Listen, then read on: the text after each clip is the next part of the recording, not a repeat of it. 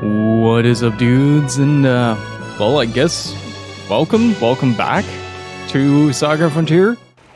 It has been a fantastic hot minute since the last time that we touched this game. It is an incredible piece of work that, kind of defied conventions for RPGs at the time. Like, there's this distinct era of games where you have, like, the pre-Dragon Quest era where most of the JRPGs were based around Ultima. And post-Dragon Quest has sort of evolved into the modern format that we see today. But what SaGa Frontier does is it sort of blends these two elements together, giving the exploratory vibe of the exploratory open-endedness of the Ultima series, a JRPG coat with like a turn-based battle system, and a unique way of acquiring skills and stats and everything. This game does not have any levels for those of you who have never played it.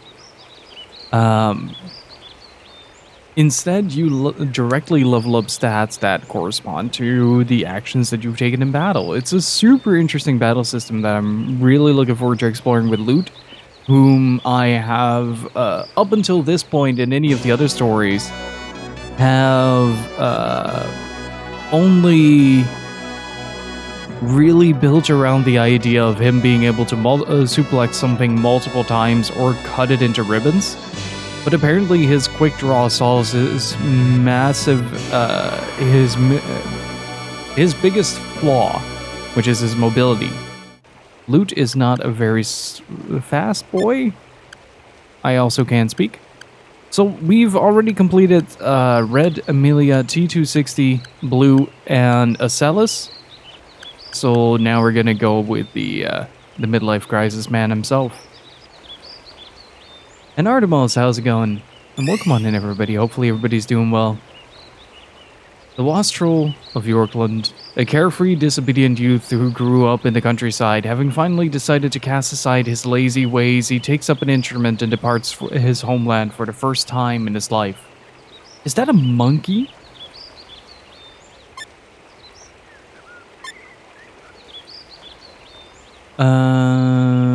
Have you heard midlife crisis? I feel targeted. See, this is how you get people into your stream. How's it going, Molotov? Let's see. Selecting with additional content allows you to play with new game elements enabled. Please note that some events and systems may differ slightly from the original SaGa Frontier. We've been playing mostly with the original one. System data. I think it's previously created. Yeah. Okay. So this game does have an autosave. It also has a manual save. It has a save anywhere. Oh, it's been a while since I heard this.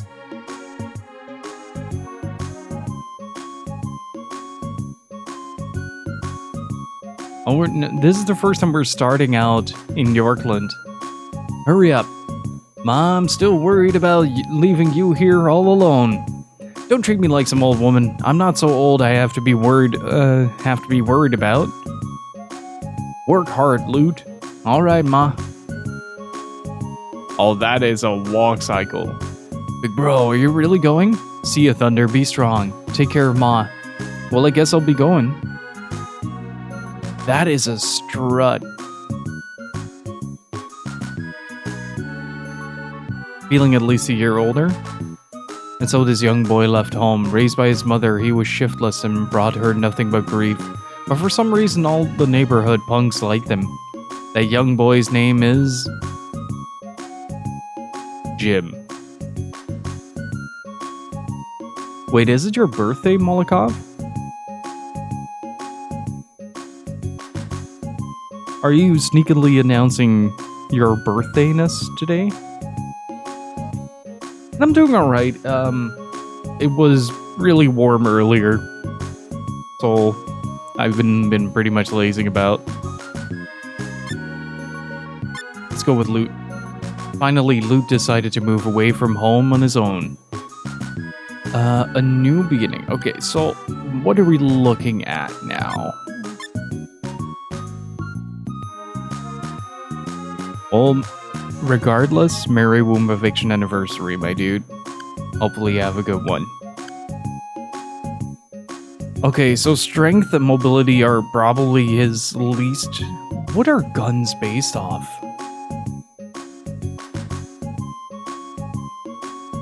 Treat yourself to a nice meal. Have a good time. It's such a swanky walk. Look at that. Just works really well with the beat. Don't forget about me, big bro. Take care of Ma, Thunder. Hey, Steve, how's it going? So this was a community goal, which of which the total I've estimated was largely overshot. Basically, I said like, hey, if we get 1 million channel points, we'll do the loot playthrough of SaGa Frontier, which took about half a year to get.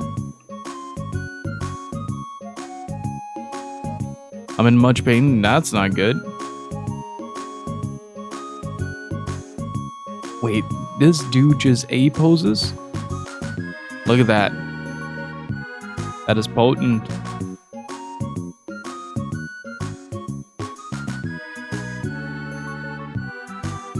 My sister braided my hair for me. I coughed too much and broke a rib. Oh! Oh, that sucks, dude. Oh, get well soon. Our billionaire ran away the other night. Our billionaire still ran away the other night. My husband loves it here, but this dry weather is a murder on my skin. We have nice weather every day. It's a little too dry for me. Aw, dude, you pulled it? Aw, that sucks. I had that once when I sneezed way too hard.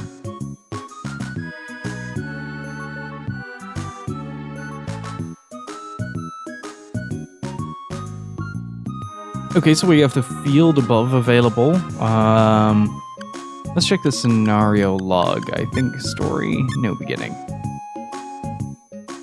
Although you have decided to embark on a journey of independence, the docks are currently closed. Speak with the person at the docks. One of my favorite new additions to the game next to being able to flee from battles. In the original, you couldn't flee from battles, so there were often situations where you would just simply game over. Dad eats snacks with me every night. He says he needs something to munch on. Now that we've got twin girls, I guess we got to give up the liquor business. I am indeed looking for some sailors. Do you know of any places where sailors might hang out? I want to open up an all-natural juice place. I want a donut shop. Okay. Oh, I guess we're getting a donut shop. This whole town is a no-smoking zone. Can't be too careful of fire around here.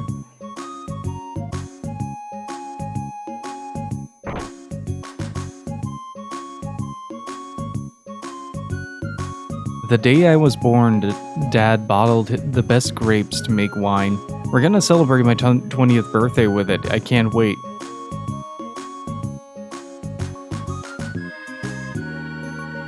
Hi there, been drinking?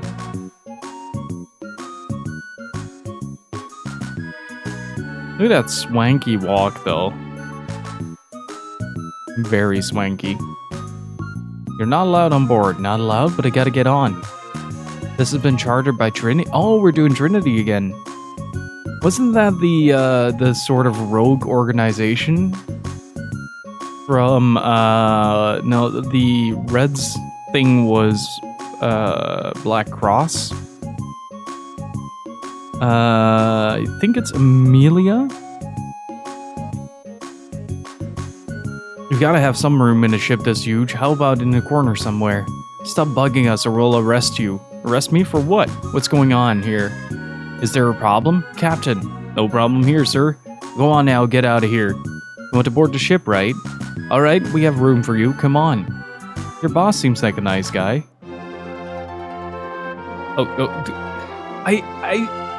I sort of forgot the ludicrous pacing of this game sometimes. It just kind of goes like, oh, well, you hit the parameter for the next scenario. Here's the transition. Enjoy. Chapter 2. There you go. Have a nice day.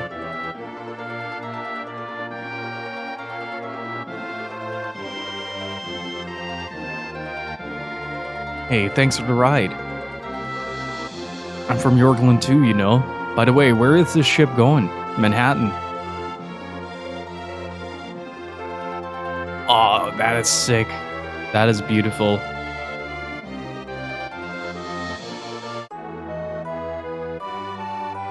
Wait, seriously? That was chapter... No, that had to have been the prologue. That had to have been just a prologue, though.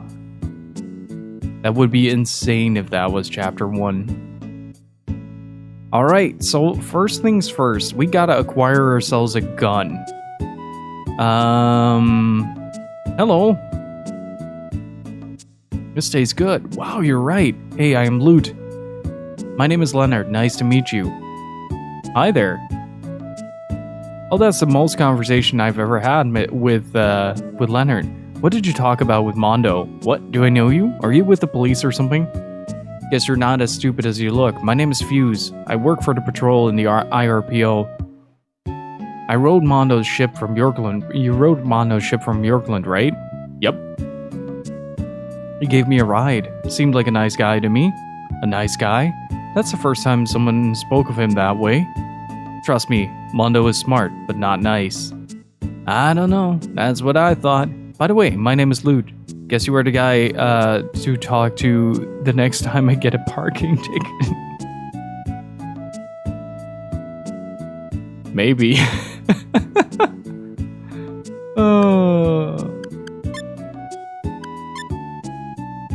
Mondo's gilded tongue has enabled you to board the Regent ship. You met a man named Fuse at the fast food joint. Turns out not everyone holds Mondo in high regard. Okay, so this is sort of like a coming of age story, I guess? What should I get? I want pearls, but I also want some new clothes too.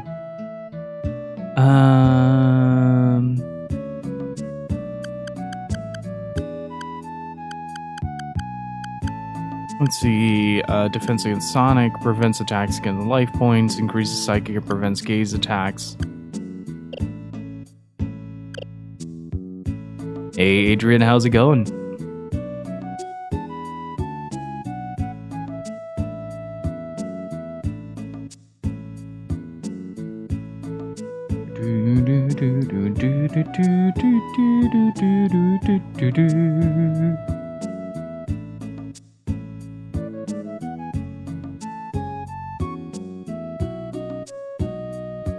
Just check this body type out. Too urban for you?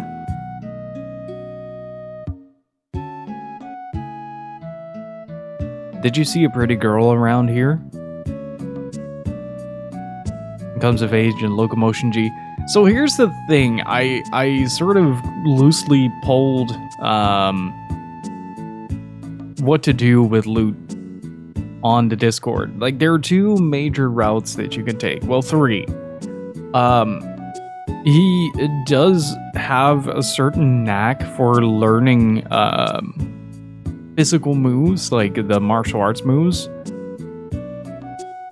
But he somehow has a very good scaling off of guns. So I told the Discord, like, hey, do we do martial, or do we just give him a gun? And everybody just said gun. So we're going with a gun. So my quest today is to find a gun. The general public is not allowed beyond this point. This is Trinity property. All right, we did a major arc in this during Amelia's playthrough, I think. One of the harder dungeons in that run.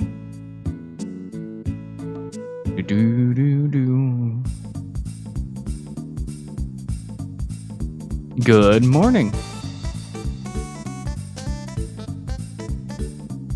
Stoic. Very stoic.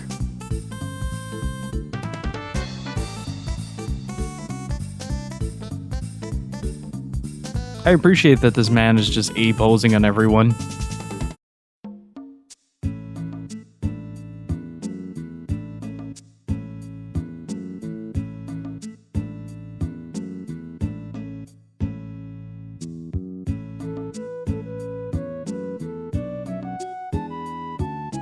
Wait, are we able to fly anywhere now? What would be the first step? Which one was it? I don't think it was Shrike. Please transfer to Kurong. Hey, Gypsy, how's it going?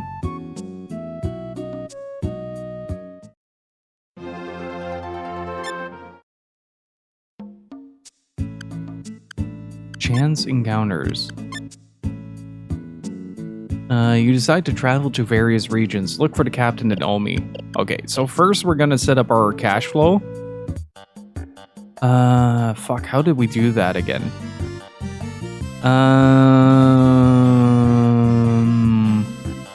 Like you need a certain base amount. 100 is definitely not gonna be enough. But after that, we basically are printing money. Stay back. Okay, so she's not very friendly. This place is pretty tough, but you'll be alright as long as you stay sharp. It's very clear I'm in no fucks given mode today work-wise. Nice. As you should. Gotta teach those kids how to do it themselves, right? Let's see. Gotta protect your head. It's really interesting in this game to see how little gear actually affects the damage that you do. Like, mostly just the weapon that you use. Yeah, okay, I'm definitely underqualified for this. So let's go find some party members. Don't want to solo into the first boss by accident.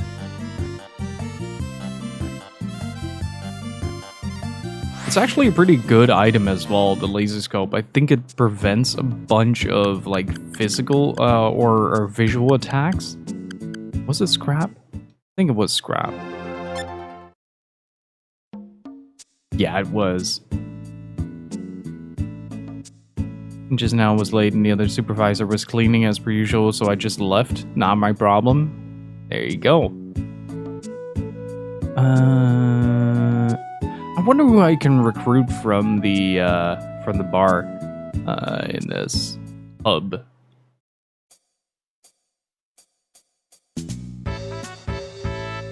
Oh, look at him go.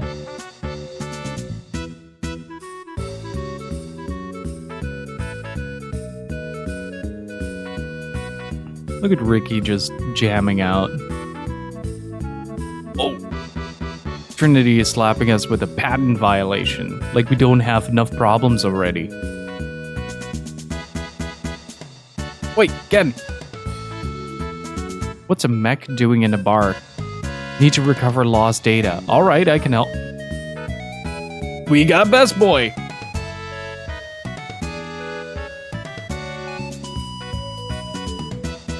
Yo, I'm Loot. What's a high-class chick like you doing in a dive like this? Buzz off. I got to beat up Caballero. Energetic, aren't you? I like that. I'll help you. Really? I am skeptical. There is a certain oddball charm about the way that certain characters join, but we now have pretty much a full party.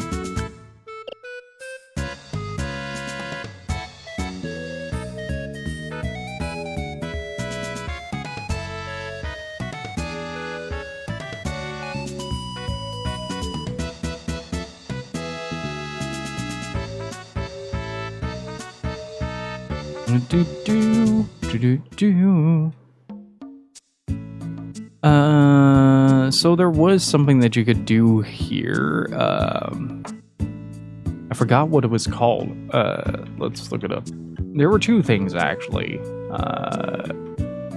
Junk shop glitch and SaGa Frontier.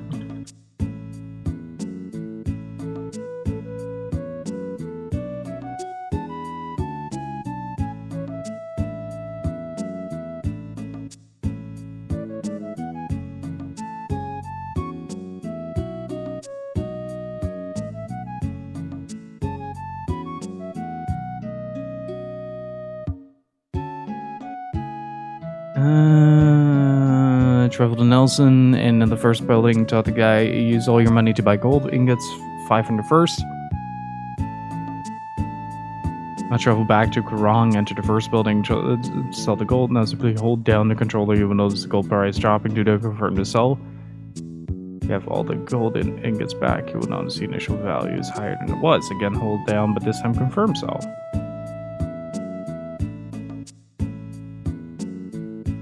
I have to redo that.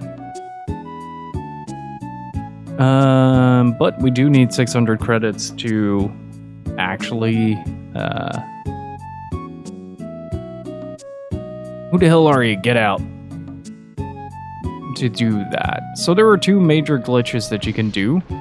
No stranger allowed. I should have barely enough. Oh boy. My credited score is now 0.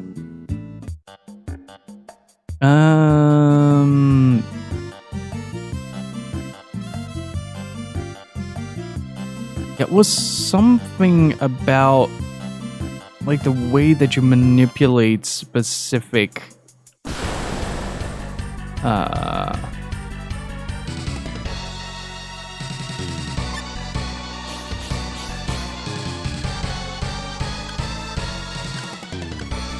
Okay, so far, unless he learns something really quickly now, it's not a glitch, it's a feature. Hey, Kikazembu, how's it going? Chill swipe. Hit the birds. Stunning shot.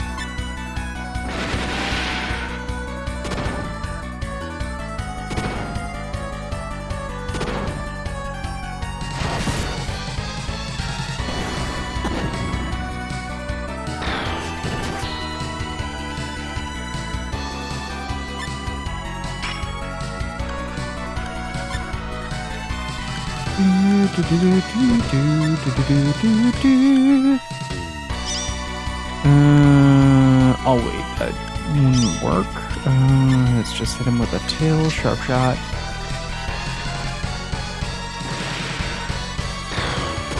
Man, it hasn't even been, it's been a couple of months since I last played this, but it feels like forever.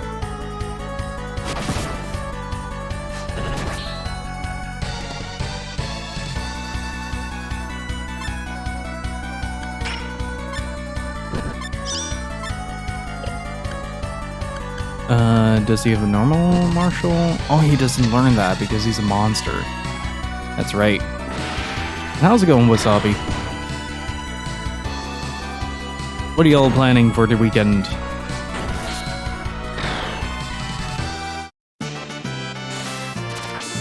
Look at the best boy wind animation. Let's start with a pick bird. Absorbed beak. Become bird.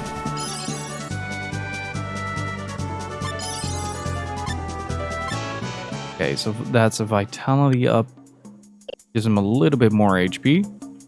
How much credits do I get for this? Oh, it's a dog! Wonder dog!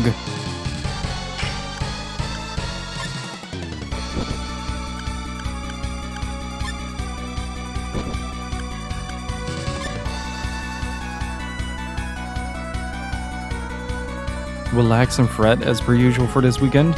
Hopefully it's a good thing. That is a flying axe.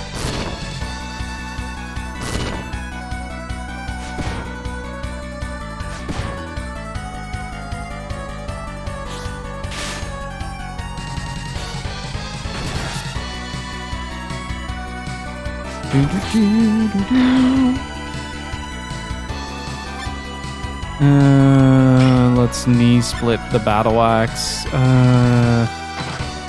Hit the battle axe with the bazooka. And then heal. Oh, it's only a self heal, right? Get that boot. My Final Fantasy 14 and yours in Encyclopedia lore books are soon to arrive, and I just ordered a PS5. Oh, hell yeah. Do enjoy that. That sounds like a hell of a good time.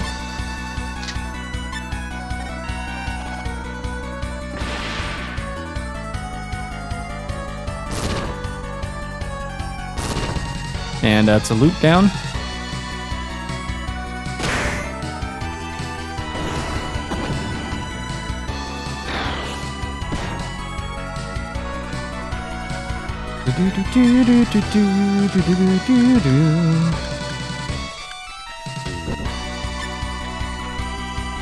It's a shame that I can't heal others. Oh, wait, what? Is she starting out with Starlight Heal? That's kind of mental, actually.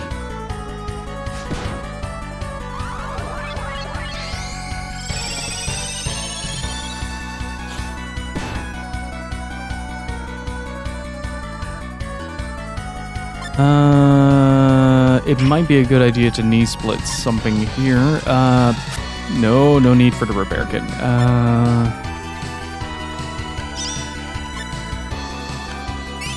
Oh geez, I didn't even notice that. But this does mean that we can give the gun to loot in this case.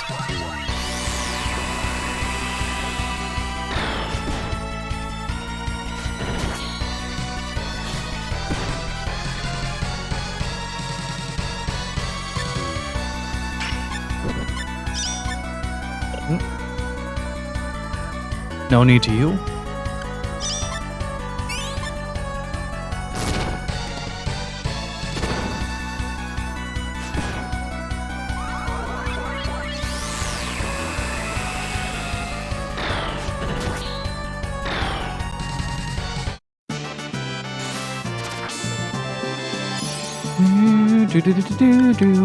Absorb Wonder Dog. Become bird. Stay bird.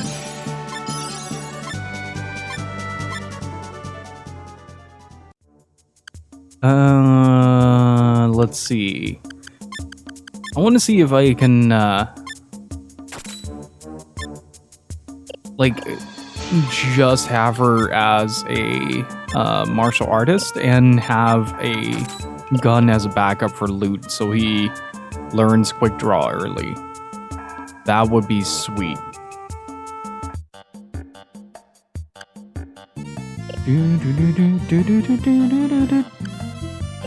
Okay, I have 47 credits. That's not enough to do what I want to do.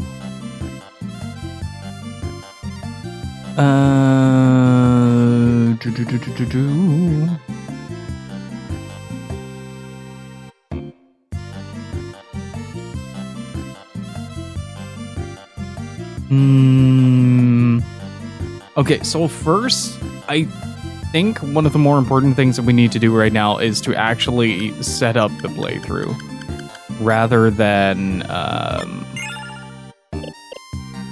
like overtly let's fight the Power Rangers real quick.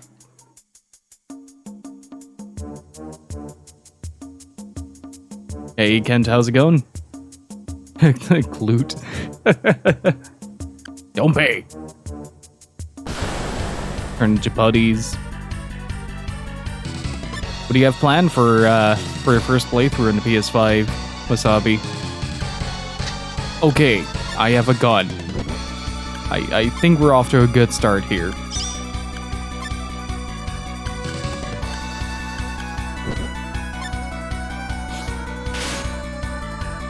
So I think I'm gonna make her a punch mage. And I'm gonna make a T260 a moral support.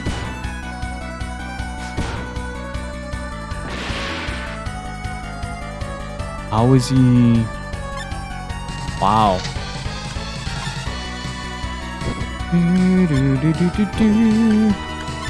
Silly questions is what I'm here for. Final Fantasy 14. Fair enough. Yeah, he's like an emotional sport buddy. The best friend you never knew you needed. The T260 is indeed friend-shaped.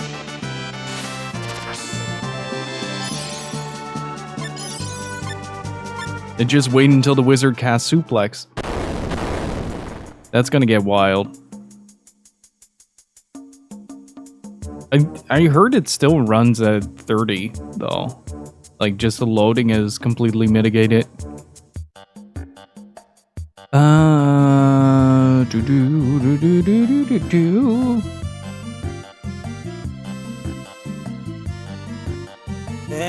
Let me through. Thank you. I think I know where to start for this run. So generally, the way it works with SaGa is that you start kind of developing this this method to set up a playthrough, where you have to pay very little attention to actually getting money or items and stuff like that, because you try to do that as early as possible. I think this was... No, that's the Magic Kingdom. Oh! I'm Rouge from the Magic Kingdom. I'm traveling through the regions, studying various kinds of magic. Are you also searching for the gift? Yes. Then let me join you. Okay, so we have our Battle Mage, we have our Suplex Mage, we have Monster in Trading, we have Best Friend, and we have Loot the Battle Bard.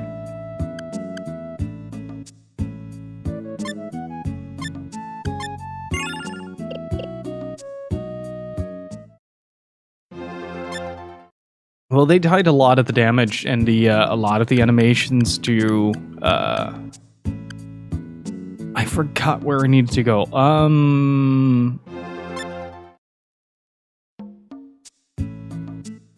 We already... What is the gift that she has? Arts, I think. Sunray and Starlight Heal. Okay, so these would be magic, light magic. Okay, so we do have the ability for rune magic and time magic if we want to. Hey Joey, how's it going?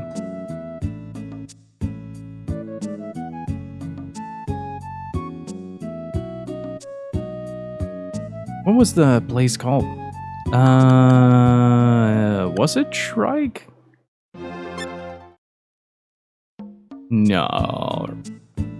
Yeah. Okay, so there's a biolab here, and we want to go there. For a couple of reasons. Let's see. The healing spot was over here. And there is a lab here that is like the primary grind spot in this game. So what I want to do is I want to get at least 700 credits. That's going to be my first step. Gonna be 2 days at Gamescom? Nice. Do have a good time? Yeah, congratulations again on the new job, Gypsy.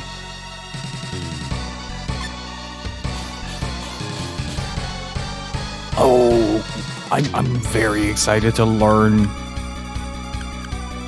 Vermilion Sands as early as possible.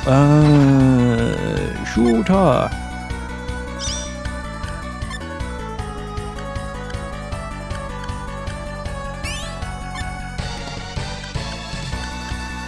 Spell Energy Chain, Psycho Armor, Implosion. Ghostly Touch immediately kills him. Almost immediately kills him.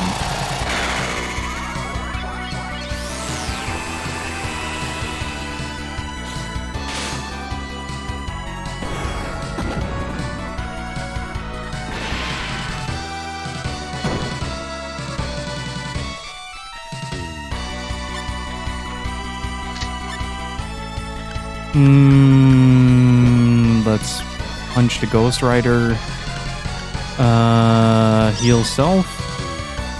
Starlight heal on loot and implode the Ghost Rider. Okay, he's gonna be fine. He's dead. Whoa!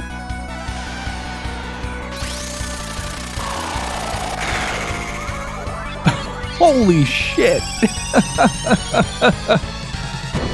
Sir, I'd like to report a murder, please. So T260 is out. It's just out.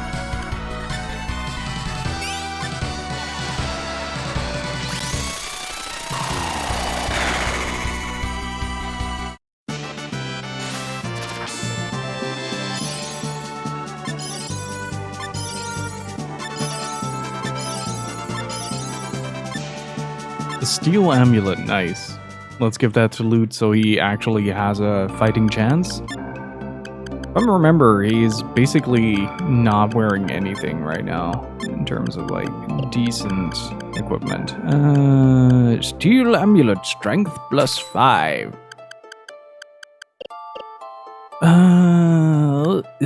There you go.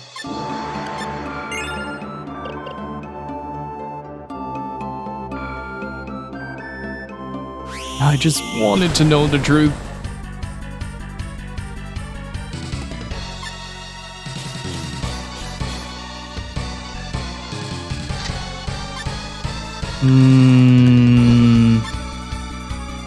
Like, honestly, we might be way too early in this. But as long as Ricky is alive... Oh, I know it was Fang Amulet. Kill it!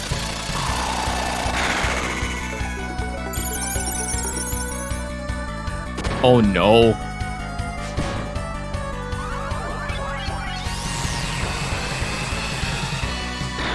Nice. Okay, properly roasted, properly shut down with a gun. Let's see if we can do that again. Beak.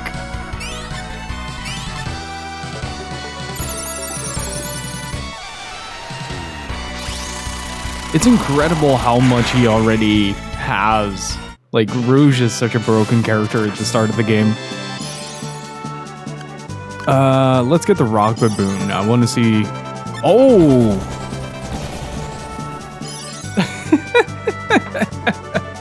Ricky just casually turned into the friendly neighborhood mascot character. Incredible.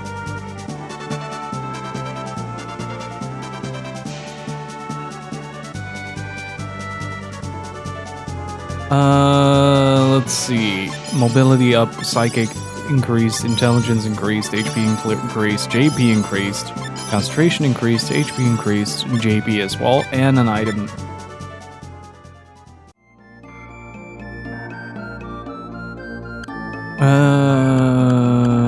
Let's see. Do I have something for him? Because No, I don't.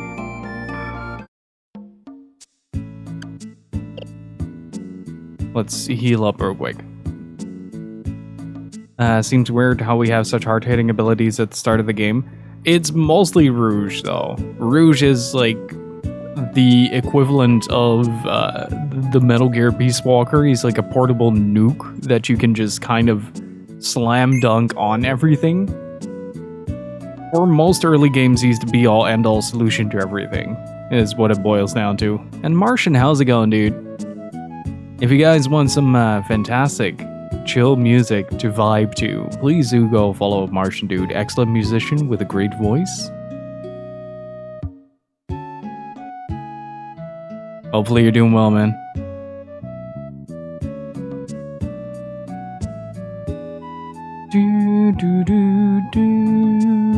God, I love the look of this game. Like, I know it's probably AI upscale to a degree, but like the way that everything looks like a painting feels almost unreal.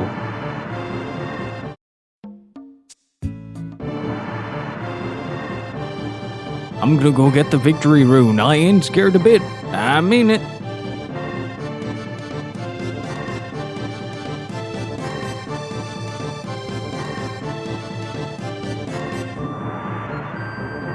The rune is deep inside this cave. Victory! Now that's the mark of a real man, don't you think?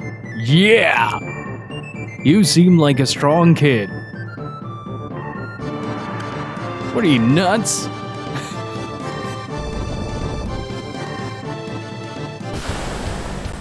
This is a dangerous room to do this early. Holy shit, those are so many Wonder Dogs.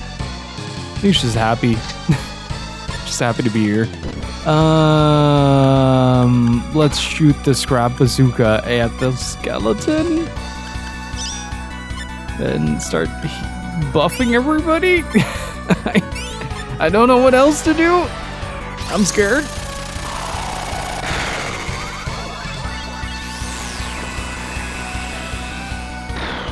But like the dumb thing with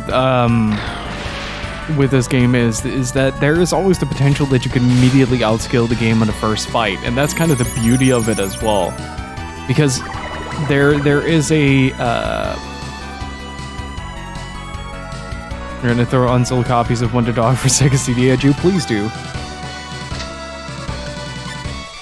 I do not know if this Wonder Dog, but I'm always down to receive Sega CD games. Defend! Just gonna stand in the corner and sulk. Wait, did I just... Oh, he healed himself. Okay, gotcha. Bark. Aww. Book.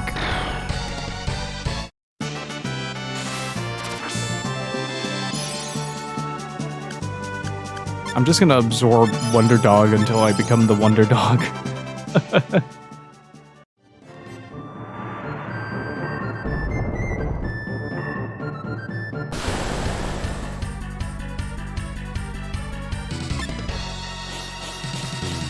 Starfish, yeah!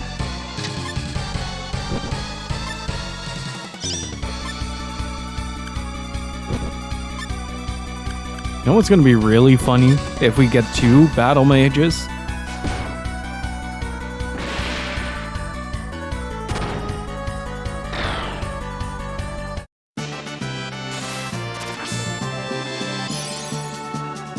Absorb the starfish, become Fang.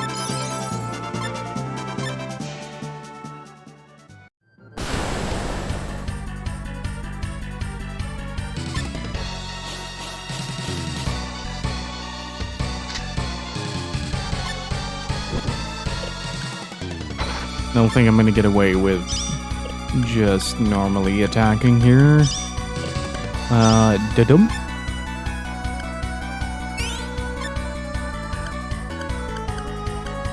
Implosion!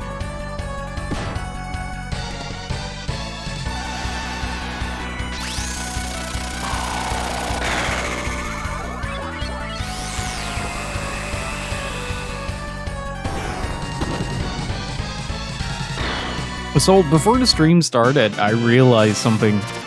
I was just kind of looking through old announcements on the Discord, and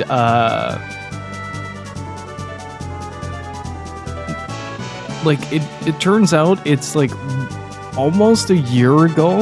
Like on the 26th, it would be a year ago since I was on the Gigaboots podcast, and it just kind of made me fall into this existentialism of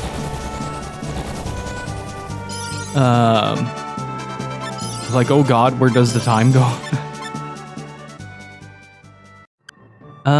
Let's see. Not equipment parts. Have you...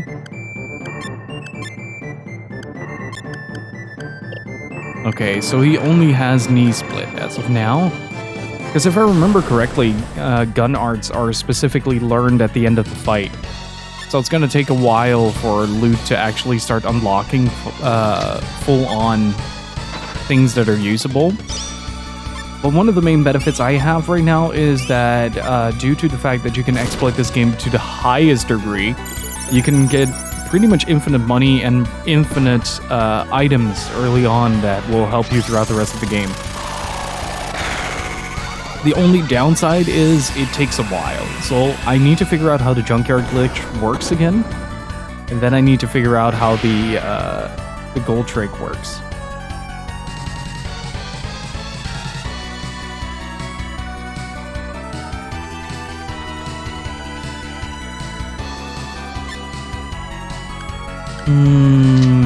Let's shoot.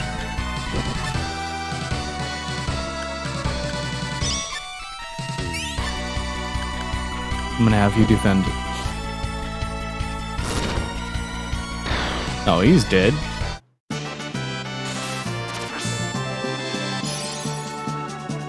Let's absorb the mini dragon. Lightning Pierce. Yo, sick! Less than an hour into the game and Ricky just passed the 400 HP mark.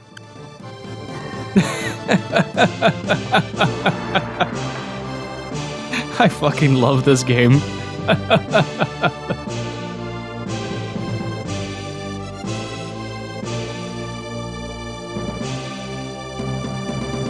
Wait, do I have enough gold though? Not by a long shot. Hey Adrian, how's it going? Oh man, I love this game. It's very silly. There are a lot of mechanics that the game never tells you about, and that's kind of frustrating in the beginning, but once you get past a certain point, it's pretty easy to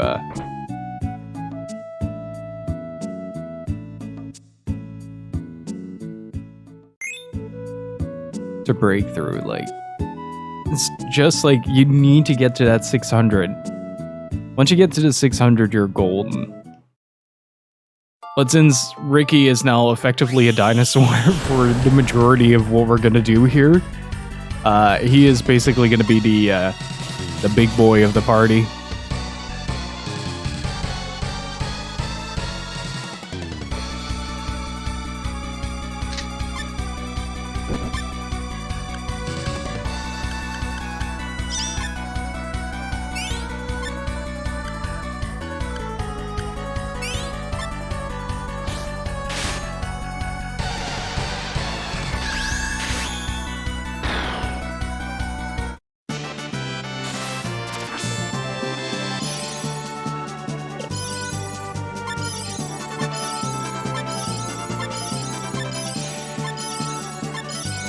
Oh geez, that is a massive increase early on.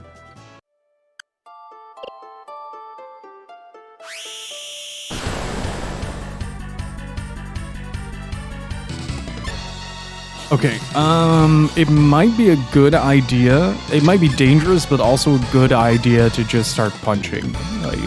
Just hit things. Don't use spells or anything, just punch your way to victory. That's basically what it boils down to, because like the higher, oh, there he goes. The higher level everything gets, the more easy it is to acquire skills. Like right now he's a little bit lousy because the gun is kind of bad.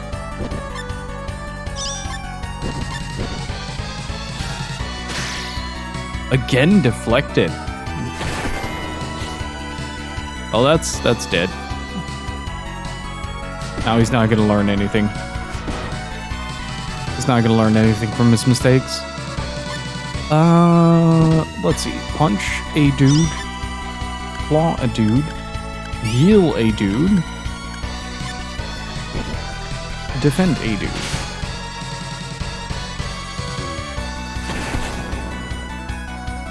Oh, that's T260 gone. I think we can upgrade T260 quite well once we get to the point where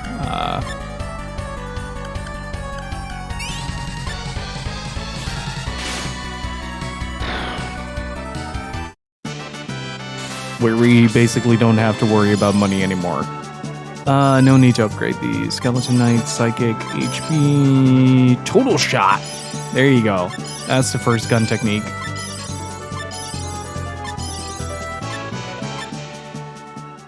I like that Rouge basically stood by and watched throughout that entire fight and just did nothing at all.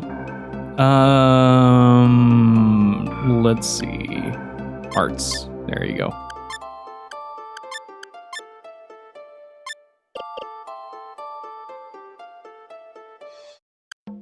Now we're doing 332.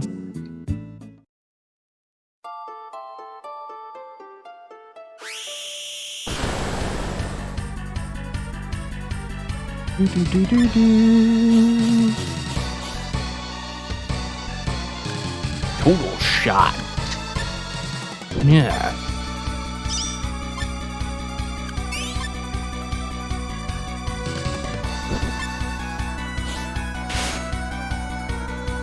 Come on. Yo! Sick moves. Well done, Rouge.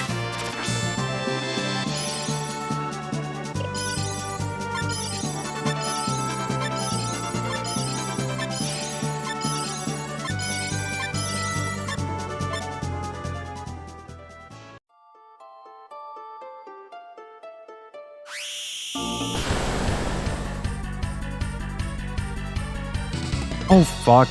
I think we upped the battle rating quite a bit. Get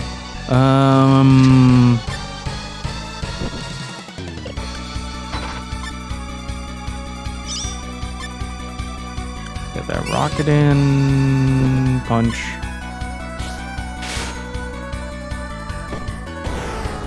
Who's dead?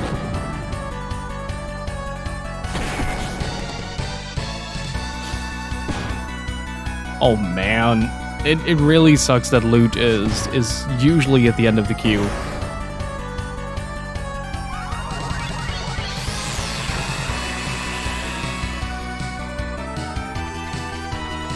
Oh, might experience a little bit of rumbling in the background, chat.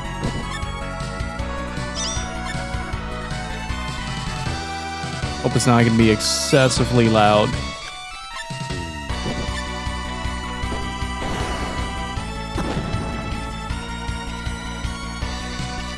Yeah, I really need to upgrade to T260.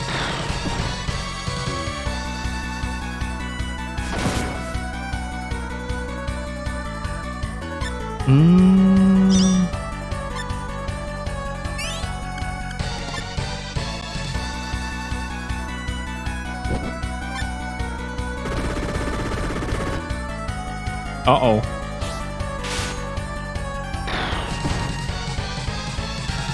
Yeah, I gotta do some spell casting here.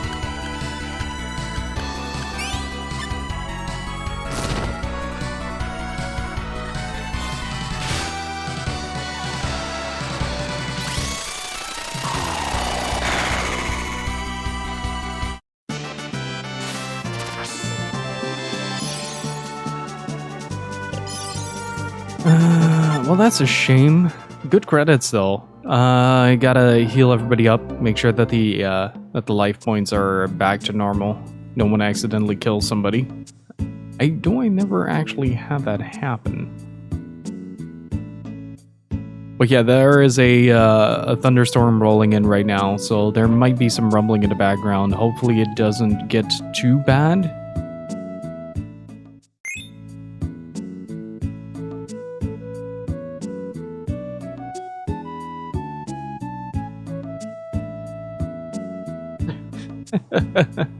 One of the fish fell asleep mid-swim and just kind of booped his head in the bottom.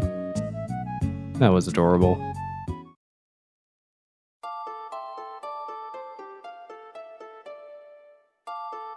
I just want to know the truth! The truth is out there, my friends.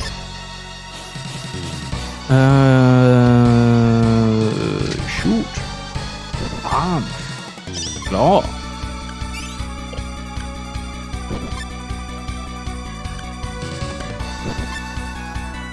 There was a big thunderstorm the other day on Jessica Flur's stream, and she just had her mic pointed at the window for a little while. Much cozy.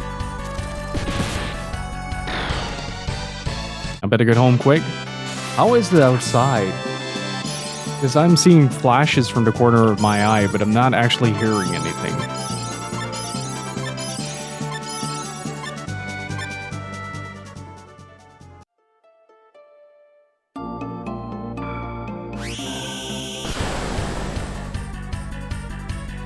I mean, it's very cozy, but if it's like right above, that makes me worry for my equipment.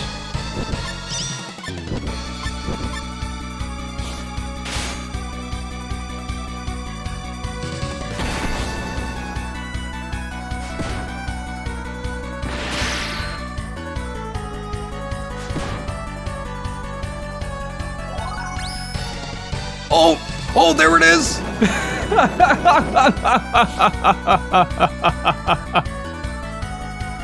Oh, incredible. We now have a rolling mage. Let's go. Oh, I fucking love this game. It's ridiculous.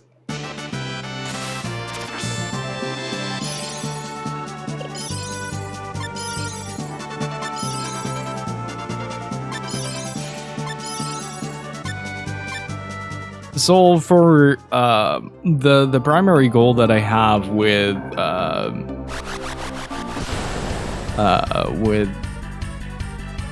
this party right now is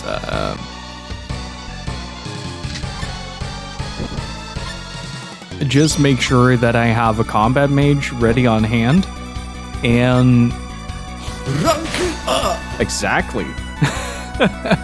Cardoppers. Naru, thank you for the 11 months of support. Really freaking appreciate it, dude. Can I get some Kevins and Riches in chat, please? Thank you so much.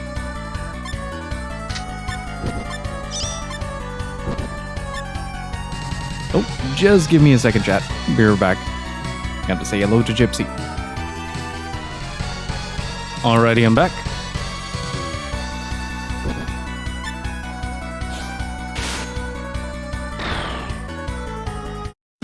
And thank you again, Naru. I really freaking appreciate it.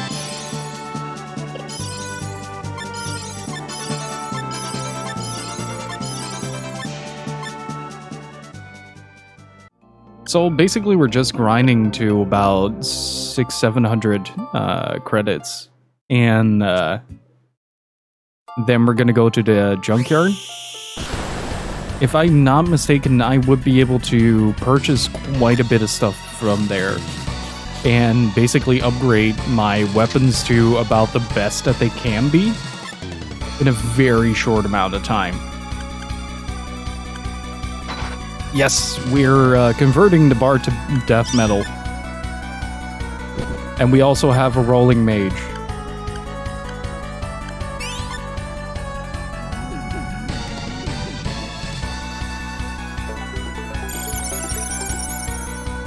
I honestly don't think that like anything is gonna top the Wild Arms 5 ending, but seeing one of the characters just roll something around is just beautiful.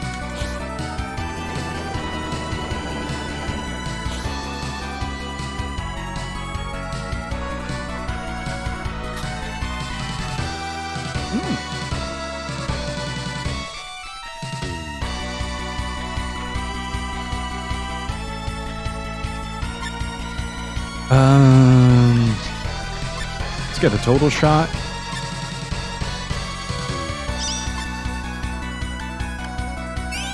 Starlight Heal. I don't remember ever doing his campaign in the original.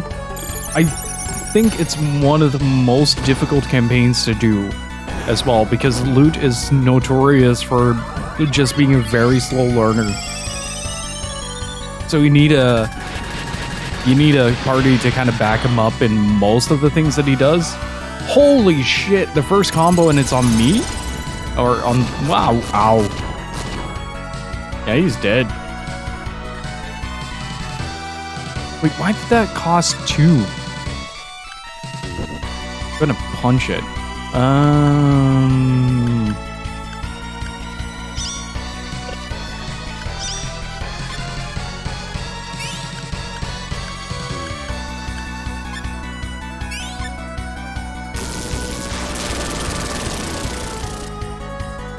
I think Ricky is also going to be quite tricky to set up, because you do want him with certain skills, and I'm probably going to consult Dino or Voxandra for his run.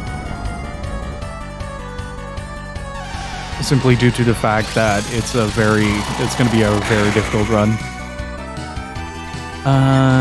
Let's see.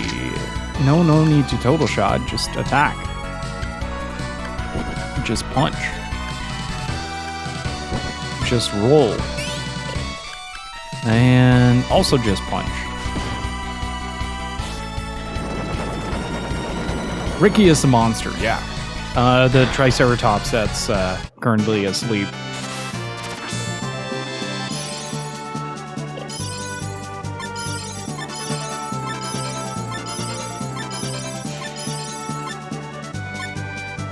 I think that puts us over 600? 651. Nice. Would I be able to sell something?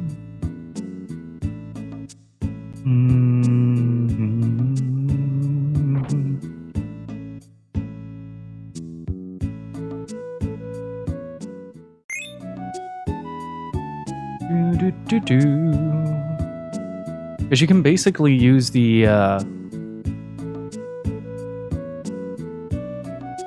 junkyard glitch pretty easily, right? Pick 3 pieces of junk, then return to the counter and choose sell, even though you don't have any Hyperion bazookas. Last item on the list, sell 2 of them, hit circle twice, go back up the ladder. And then repeat. Yeah.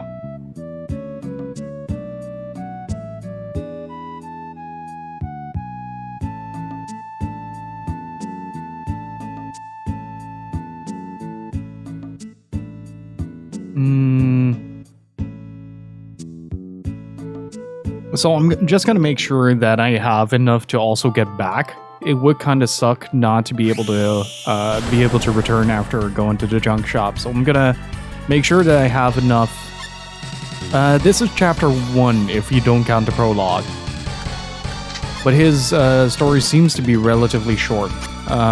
So I actually don't have a clear answer for you. It's just that I really want Vermilion Sands back. Like, really badly. Does he survive now? Yeah, wow.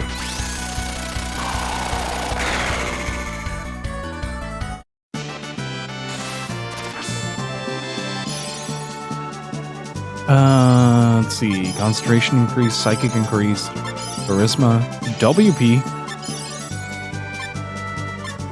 I just went into one cafe and I got T260, Ricky, and Mei Ling as a sort of group package, and then I went to Rouge because Rouge is just really freaking strong. He's kind of my go-to for every playthrough.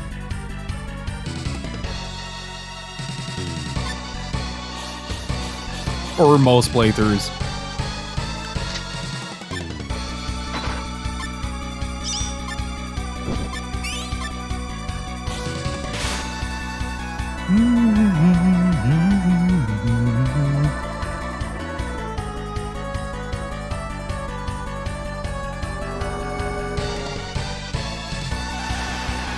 Implosion! Roll some shit. Oh. Doesn't get a chance. Can we get time, space magic, and or just his own? I don't know if we can get time and space magic, but I do really want to fight the Time Lord in this, or want to see if I can recruit him. But I don't know how that side quest works. That's kind of the big thing with. There it is, Vermilion Sands. That's the move I was looking for. This game is now over. Psycho Armor Gate.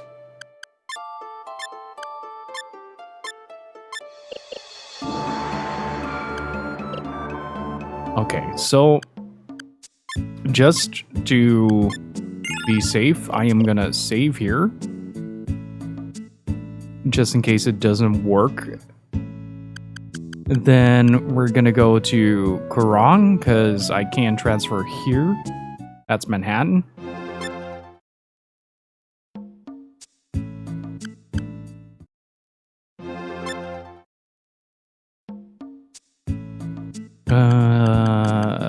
Let's go to Scrap.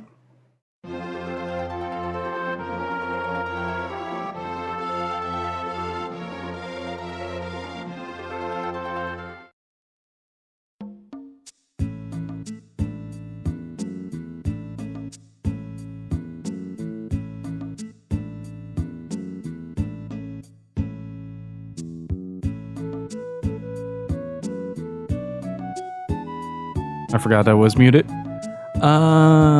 Junk shop. For a one-time down payment, you too can become strong.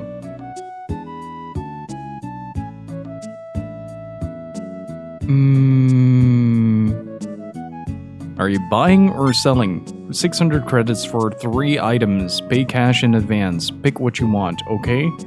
Buy. Though I'm not sure if junk armor, I'll take this one. Repair kit. Nice. It was heart leather. So, let's see. Selling? Hyperion. And that should allow me to pick up more. Yeah, 7 items left. There you go. Was really a repair kit.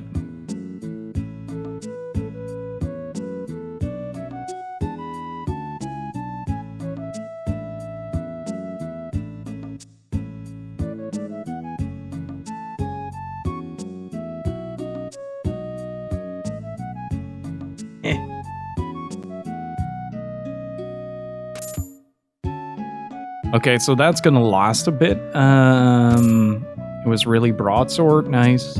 That's already a better weapon than what I have. Where was the gun thing? How many do I still have left?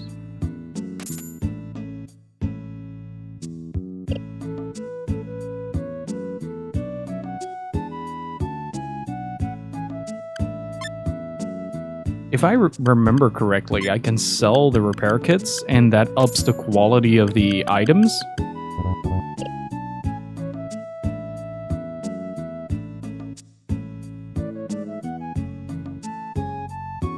Yeah. There you go.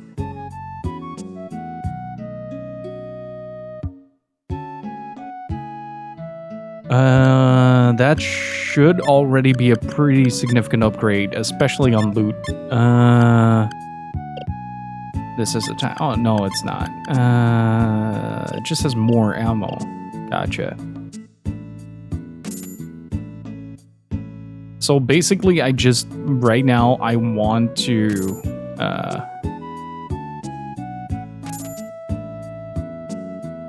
like, constantly sell the repair kits.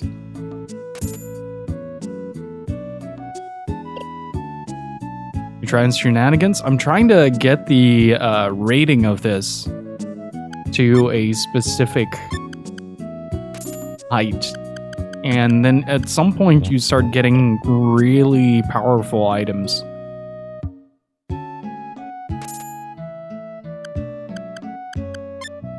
I forgot what the gun was called though. Yeah, that's already a lot better.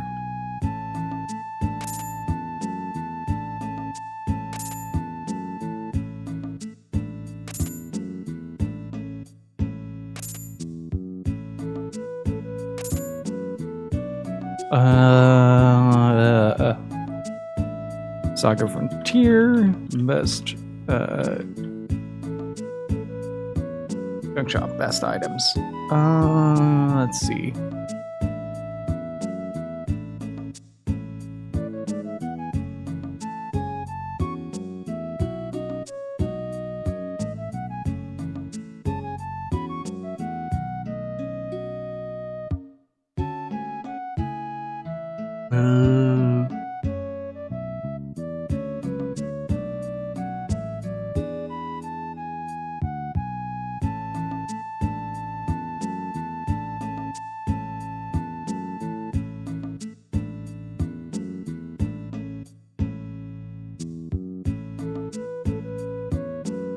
Let's see.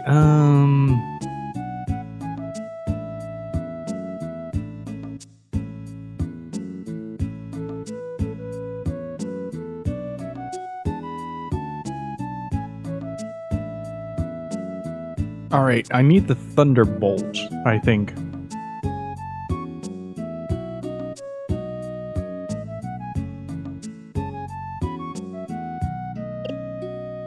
Okay, so we go back.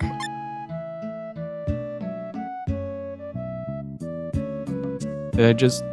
Hello.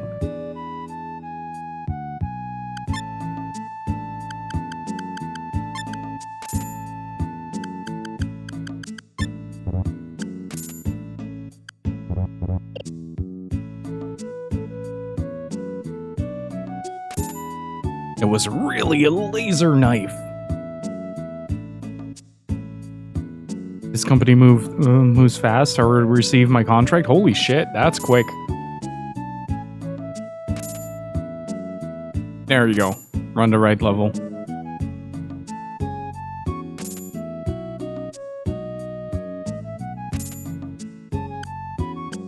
Let's see. Pendragon was a machine gun, if I recall.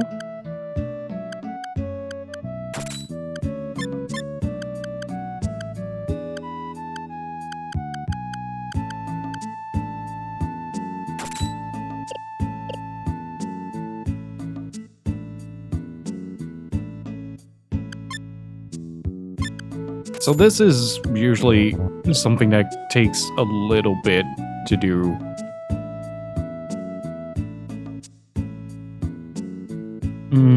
I'll take one. Was really a repair kit.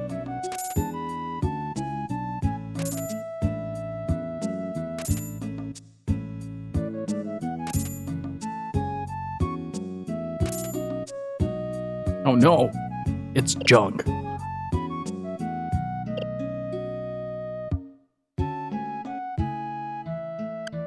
I think we spend about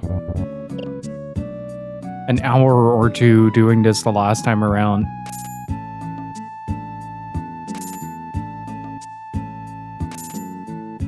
Just because you get so many good items from it.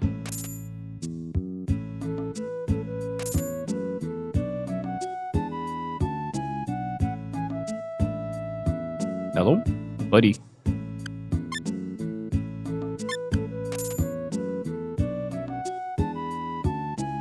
So, okay, so what are the items that I need for this?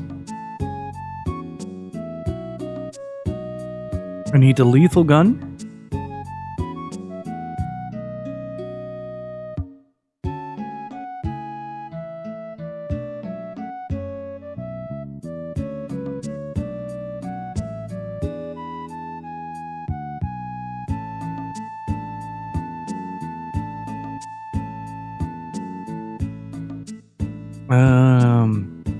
We need cyber suits, warlord armors, jet boots, mirror glasses, cyber gloves, and Excel shields.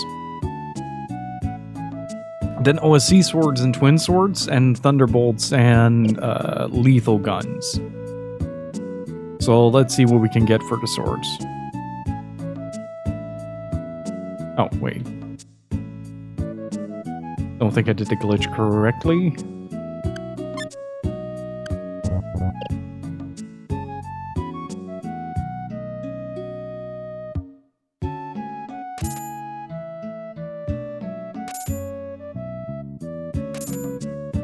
Okay, repair kits are good. That raises the item level.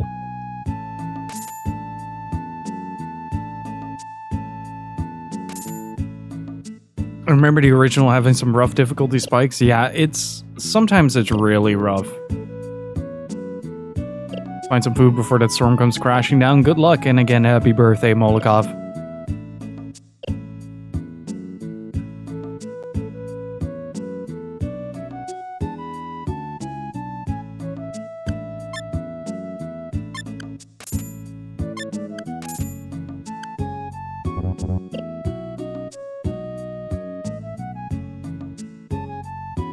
Okay, let's see. It was really junk. Repair kit, also good.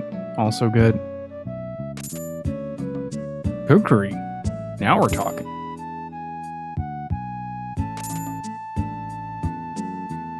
Like the more, I'm not sure if I can use the last one. it would save me one extra trip to do so, but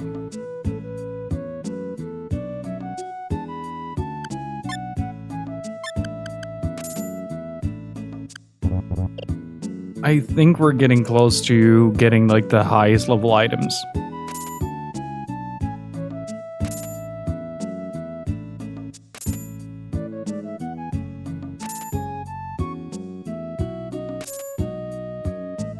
Unless you just roll junk. Let's see.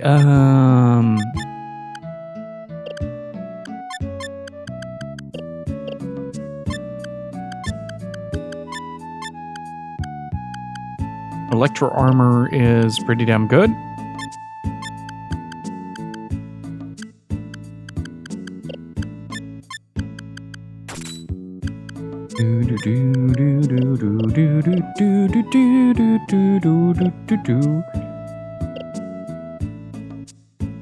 But like the game has some really strange ways to work around all of this, and frankly, I've really fallen in love with it.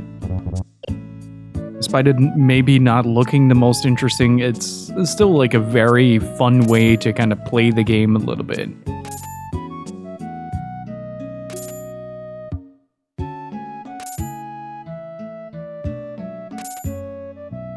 Ooh, samurai sword, that's new.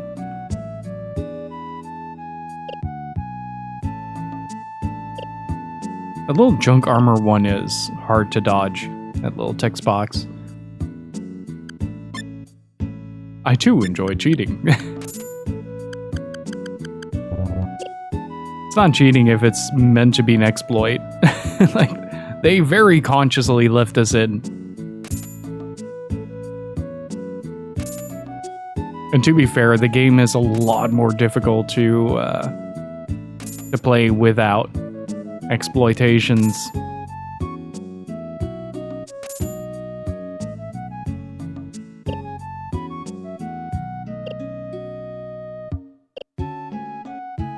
Wait, why am I stuck here? There you go. I am free from the shackles. Well, at least I've earned most of what I spent on it back. So, there's that.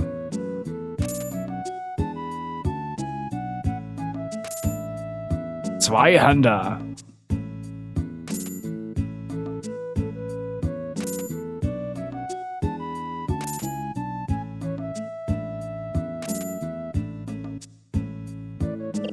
But especially just with the relaxing music, it kind of feels like a nice little vibe to chill out to. What if I do like 3? What happens if I do that? Okay, so it does only let you have 7 attempts.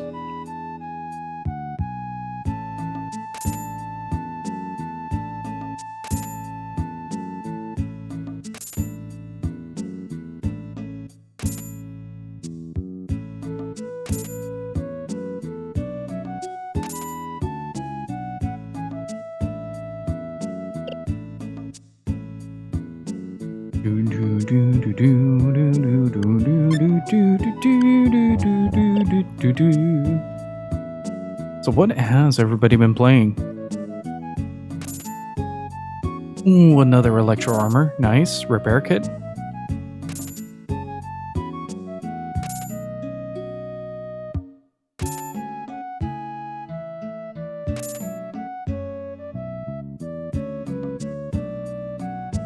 Lots of... I did not expect Overwatch, honestly. How is that game these days? I heard it's in pretty rough of a state. Hey, Okaketsu, how's it going?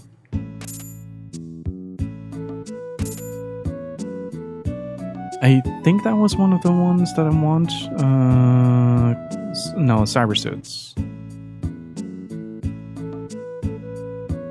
I feel like it's a near impossibility to play through when it comes to solo queuing. Like that game is made to be played with a group of friends.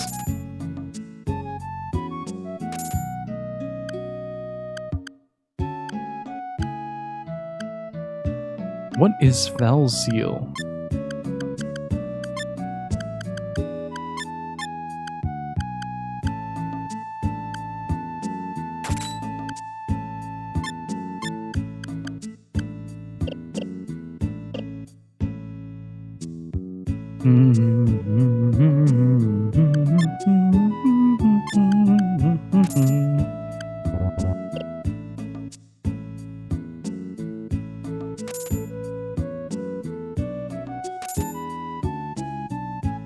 I was having a good laugh before the stream. We got ourselves an Xbox One X the other day, and I was trying out Gears of War 4, and it's really funny how, like, I want to say almost tone deaf the push is from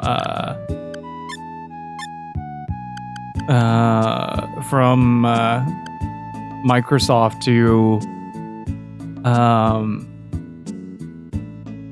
kind of push that Game Pass to the forefront, because like when you open the game it says like, thank you for choosing Game Pass. I'm like, but I did not. This is like the actual disc that I put in and that you took way too long to install. And then it's like, okay, but have you heard about Gears 5? You should really play it. This is Gears 4. Yeah, but Gears 5 is also a video game. Like, okay, Microsoft, I'll play Gears 5 when I'm done with Gears 4. Did you know that it's accessible with Game Pass? It's like, the Game Pass is fucking everywhere. It's really funny. But it also will say, like, if you put in the disc, if it's available on Game Pass as well, it will, like, pretend that it's part of the Game Pass. It's ridiculous. And I am just having the best time with it, just with embracing how stupid it all is.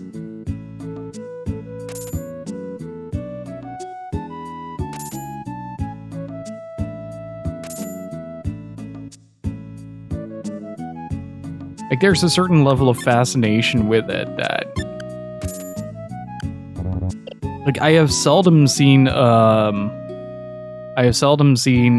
console be this user unfriendly. I have no issues with Gears 4 5 ads, but Forza ads are insane.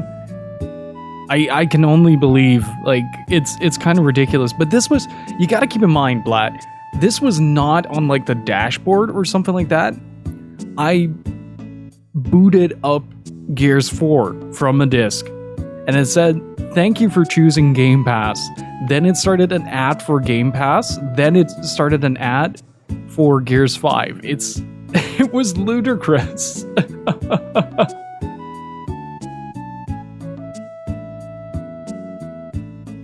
But how's it going, Blatt?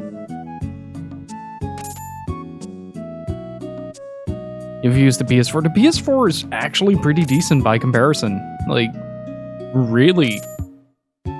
When it comes to the user UI, I'm having more trouble to adapt to the PS5 user interface in comparison to the PS4 one. And it's mostly because the PS5 has like a couple of really weird hidden menu thingies that I tend to use frequently. That kind of trip me up, and that's like most of my experience with PS5.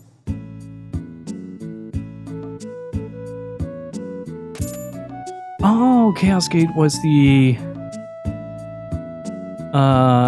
that XCOM style game.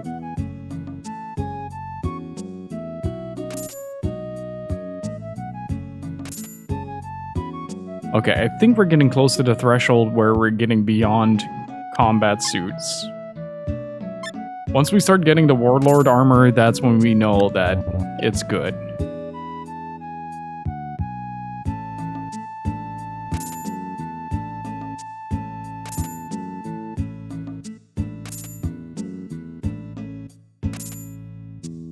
Wait, was there another armor spot? Yeah. Oh, wait. These are the gloves. Yeah, gotcha. So if I replace this with the glove, Yeah, look at that. That is a very nice looking stat sheet.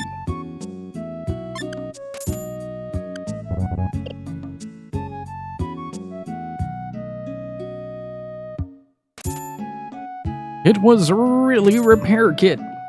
It was a repair kit all along.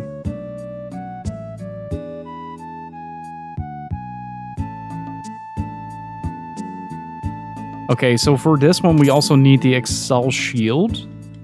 Remember having a really good time with that one. Nice, that is 2.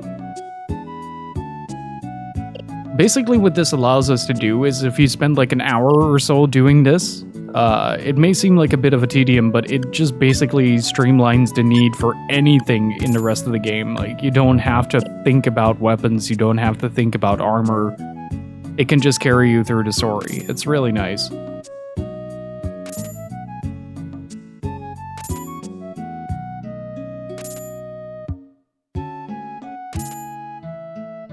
You can speed up this process. I'm doing it fairly slowly, but you can speed up the process by just buying a bunch of repair kits.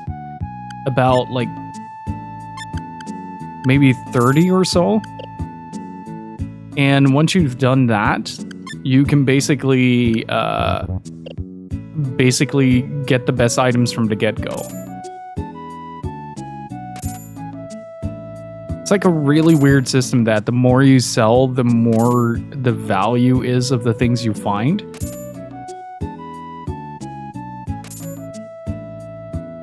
So things like finding repair kits is not a bad thing in this situation.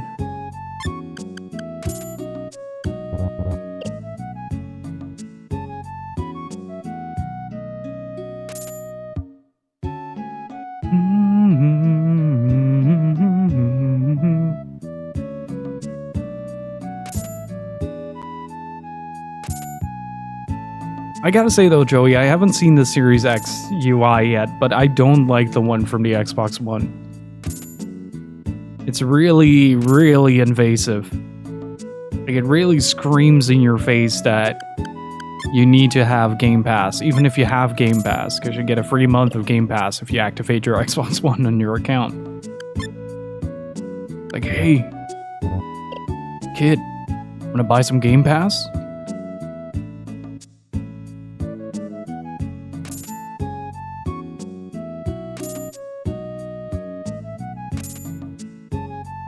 Come on, game. I only need, like, 5 Warlord suits. Give me those.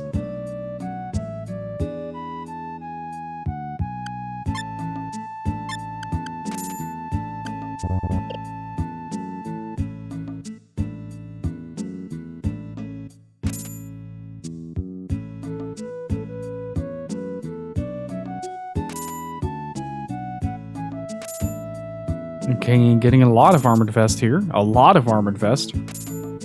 A lot of armored vest.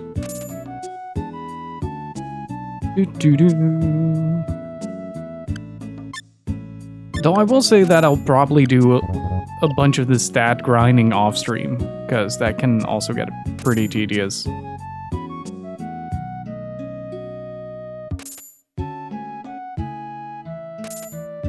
There it is. Ah, there's the first one.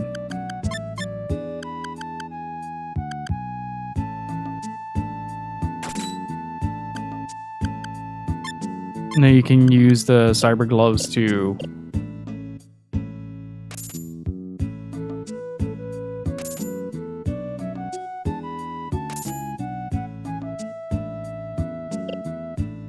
I'm still not sure if you can use the last one, though. Might need an expert opinion on it.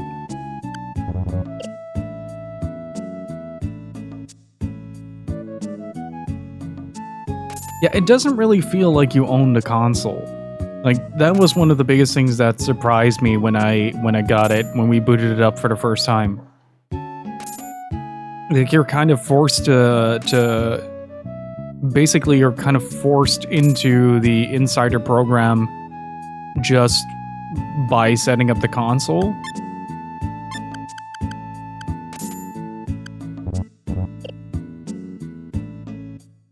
And it creates this really bizarre, disjointed feeling between you actually interacting with the console and the console basically yelling in your face to buy Game Pass. To be fair, the 360 did that with Xbox Live Gold. Ooh, that almost cost me.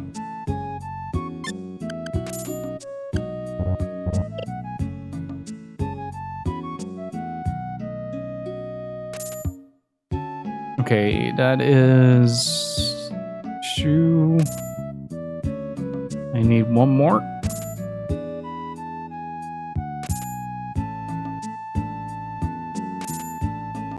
Repair kit, nice. Okay, so that is a Warlord's armor for mailing.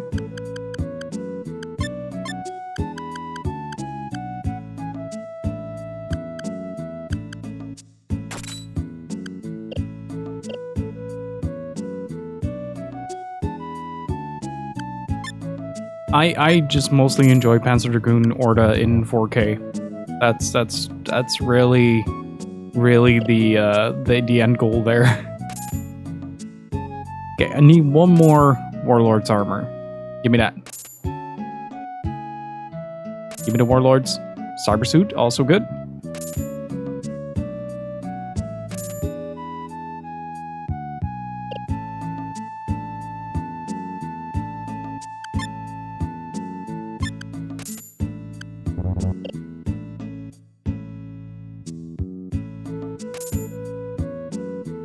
Come on. 1 more. Or just give me 5 repair kits. That's also good. Cyber suit, nice. We're getting that more frequently now. Instead of the jumpsuit. Oh, I didn't say a thing.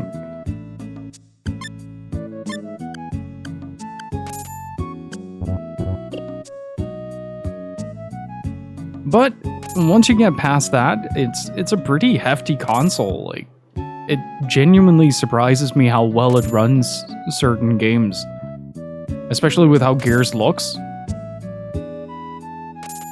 So that makes me really excited to try out Quantum Break and check out some of the other exclusives that are on the platform.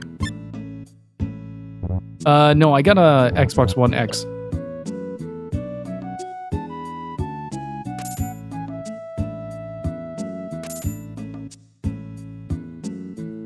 The Cyberpunk edition. It beeps.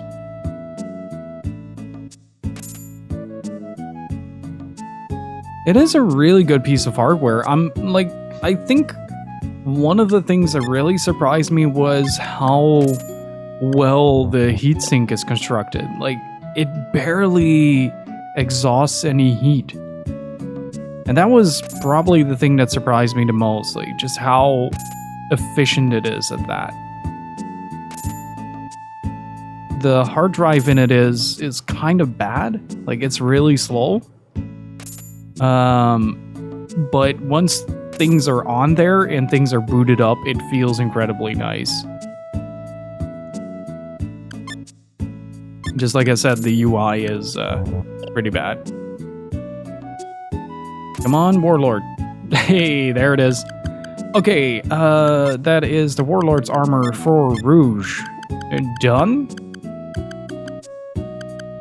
Look at that. That's insane. I don't even know if I have any places where I can get that. Then for the shields and armor, we need cyber gloves. We already have the cyber gloves for 2 of the characters, I think. You can only wear those because you can't wear anything on your hands. Replace that with the cyber glove. And then we have Excel shields that we need to get. Then for the head and foot armor, we need the jet boots, because the jet boots, I think, allow you to levitate over quake attacks. Which is really important for a lot of fights, because like any tremor attack will instantly kill a party, no matter how strong you are.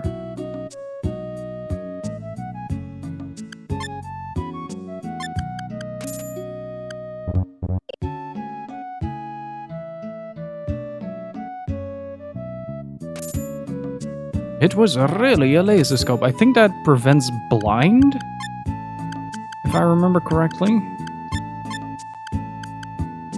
Yeah, that prevents blindness. Then for the guns, I need the lethal gun and the thunderbolt.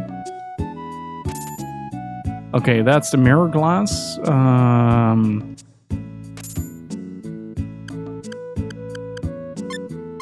Feathered greaves. I don't think I've ever seen those. Let's see. Also resistance to blindness.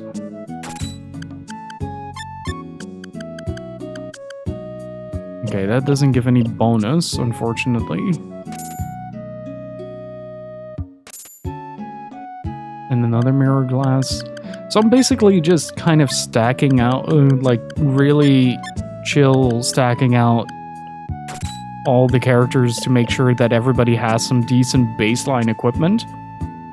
And then you can start varying with what you want to do when you get a certain amount of money. And especially once you start getting the swords, I think you can sell them.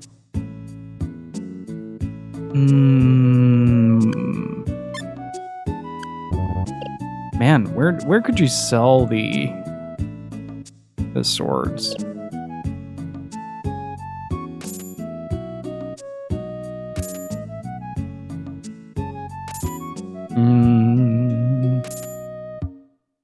Okay, the mirror glass, check. It was really repair kit. Excel shield, nice. That is especially nice considering the fact that I can just do this. Greatly enables the evasion. And then I need to get the... Oh, I still need to get the greaves for that. Nice. It's getting there. We're getting there. Patience is a virtue.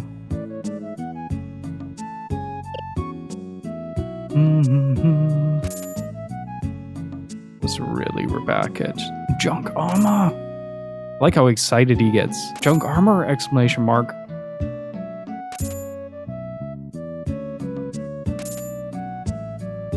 Cyber gloves also nice.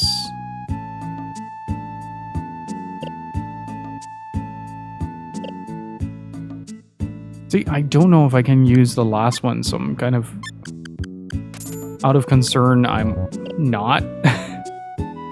So Jesus Christ, how many repair kits have we sold at this point?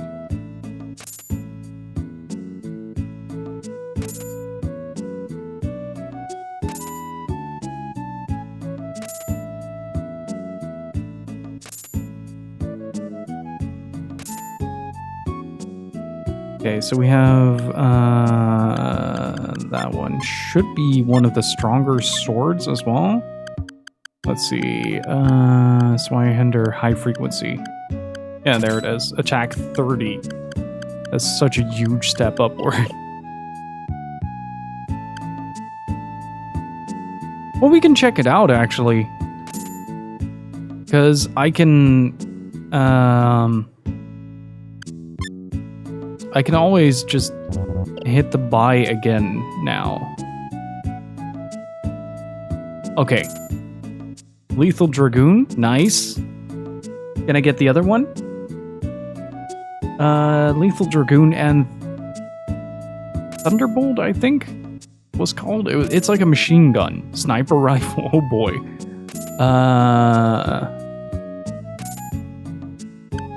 Let's see, what are we dealing with?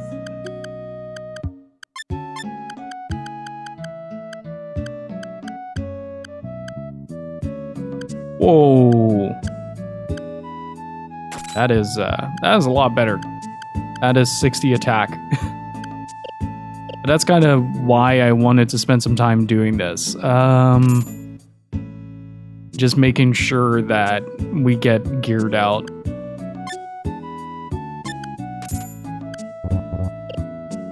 And after a certain amount, I think we can start playing the market a little bit.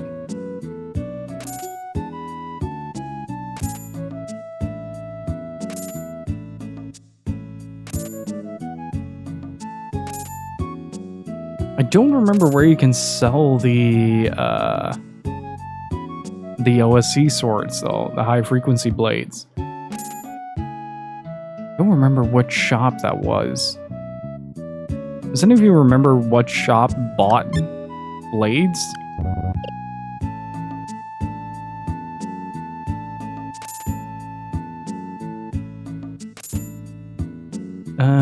Wait, do we still need the... Yeah, we need 2 more Excel shields. 1 more. Another junk. There we go.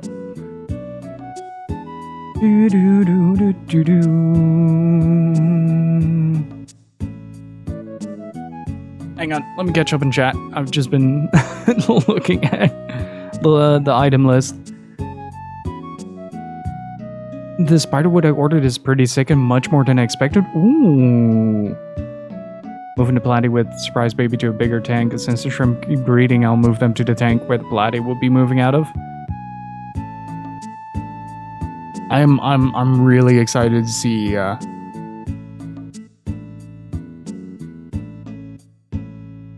see what happens, like how it's gonna look. Like the tank that you got for that is beautiful.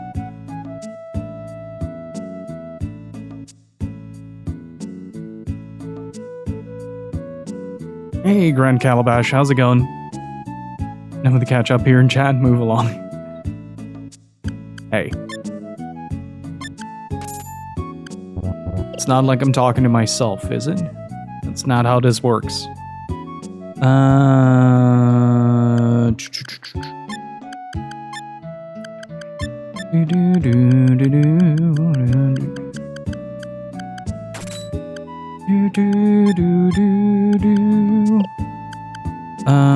I'm gonna do something strange and give Rouge the backpack. He's usually like my go-to for massive damage. So he can replace that with the mirror ass as well. Let's see.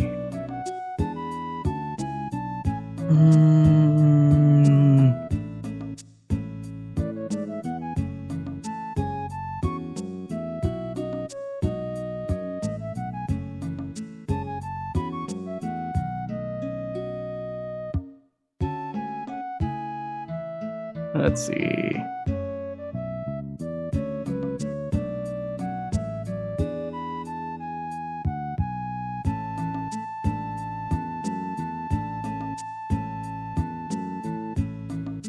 Okay, now I just want to grind the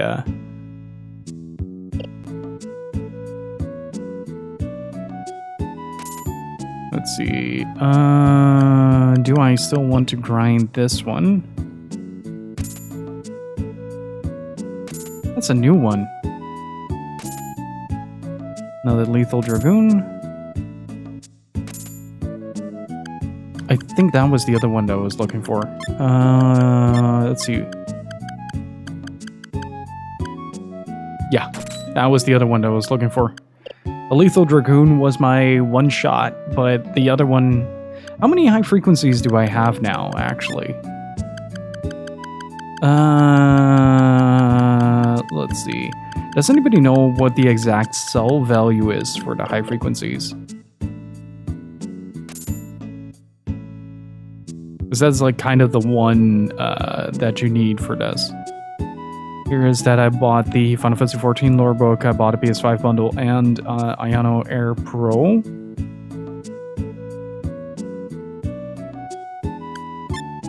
What is the Air Pro? I just play a lot of Final Fantasy and do a lot of overtime. From what I've heard, like the big good part about it is that from what I've heard, Final Fantasy XIV runs like a dream on the PS5. So you're in luck on that one.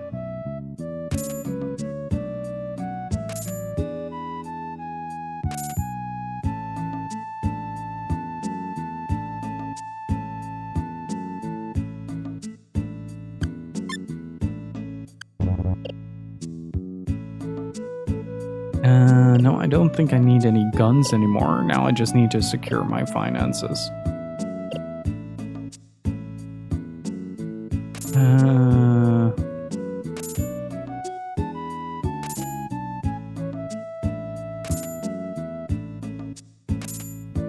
I'm always down to get another repair kit to up that.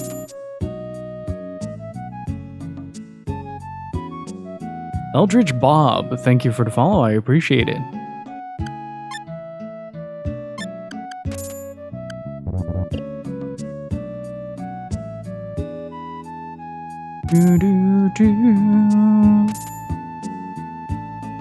Is a handheld Windows PC gaming device. Think Steam Deck, but it's the size of a Nintendo Switch Lite. Oh, that's actually kind of nice.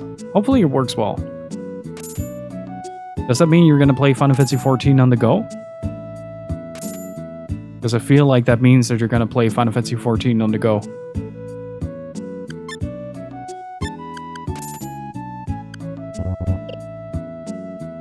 It sounds like you're going to play Final Fantasy XIV on the go.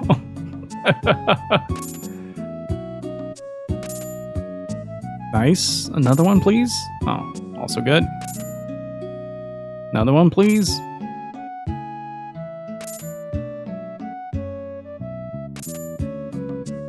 $110. Okay, so it's not as much as I wanted to, but it's 800. That's not enough. How much did I need for the gold trick?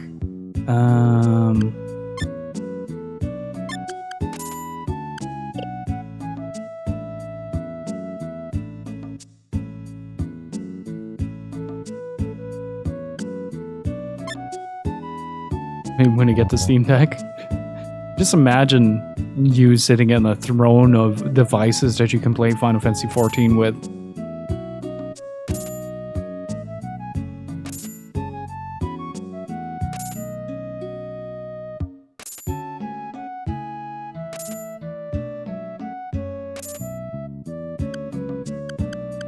I feel like at some point you're just gonna get a bunch of high frequency blades.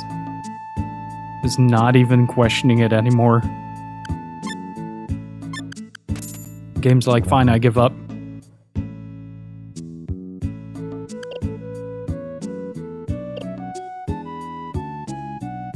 Now that is a funky little device. That is a very funky little device.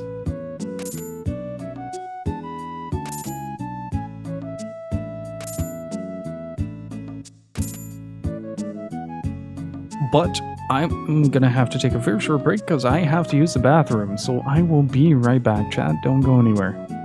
You know, I just realized how little widescreen games I play. I have like 2 dedicated scenes, like this is the scene I usually use, but because this is the remastered, I get to use the widescreen version, right? And I'm so not used to it that every single time I go from a scene to another scene, I have to think about which one I have to click. Good luck at work, Wasabi. Thank you so much for stopping by. I really appreciate it. And how's it going, Eldritch Bob?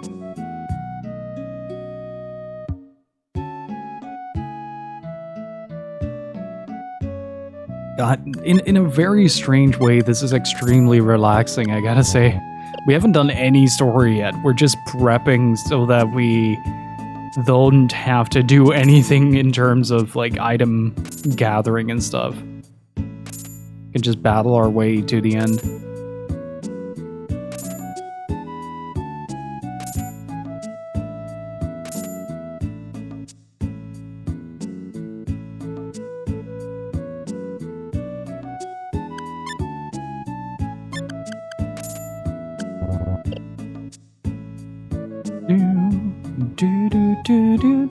I just really like this theme. It's really good.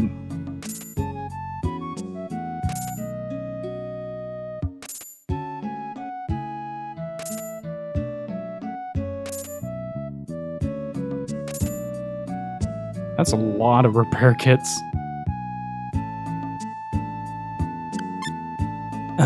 Then the only other thing we need is the boots.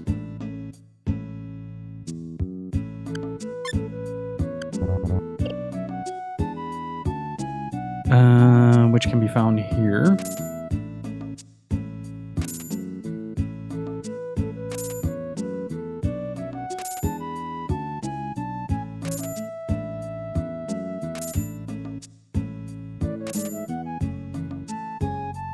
I feel like that's about the only thing you can find there. Good lord. That was a lot of mirror glass.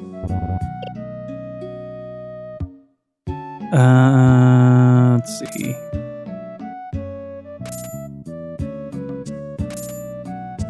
Okay, repair kit. I'll take that.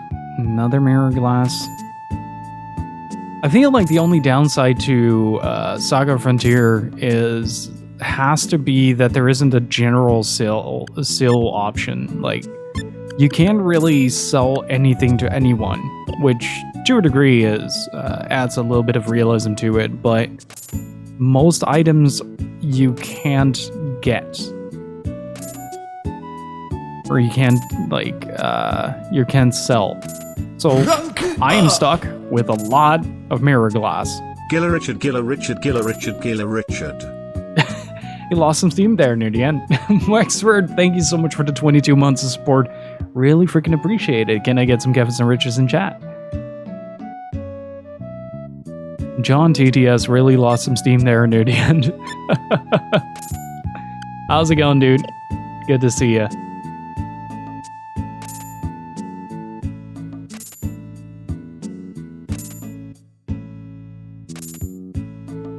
I don't think I'm going to find anything other than mirror glass.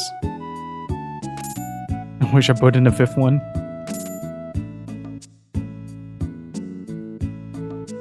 Yeah, it's kind of funky. Like, John TDS just kind of tends to kind of veer off and slow down at really random intervals, and it creates like the funniest little reactions. Hey, Felly, how's it going? Good to see ya. If you guys want to check out some comfy retro streaming, please do go check out Felly. And Miss Wexford, how's it going?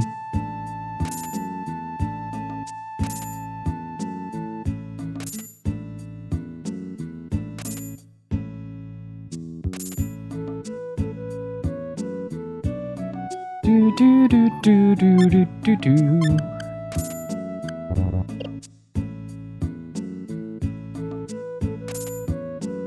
You know, this is probably the strongest break screen music that I can get.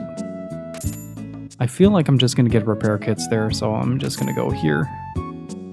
Hopefully get a bunch of high frequency swords. Hey, got a bunch of high frequency swords.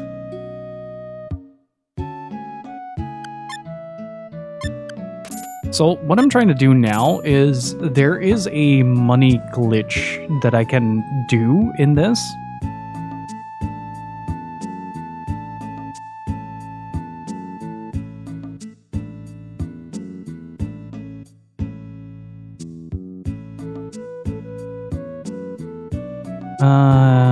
Let's see.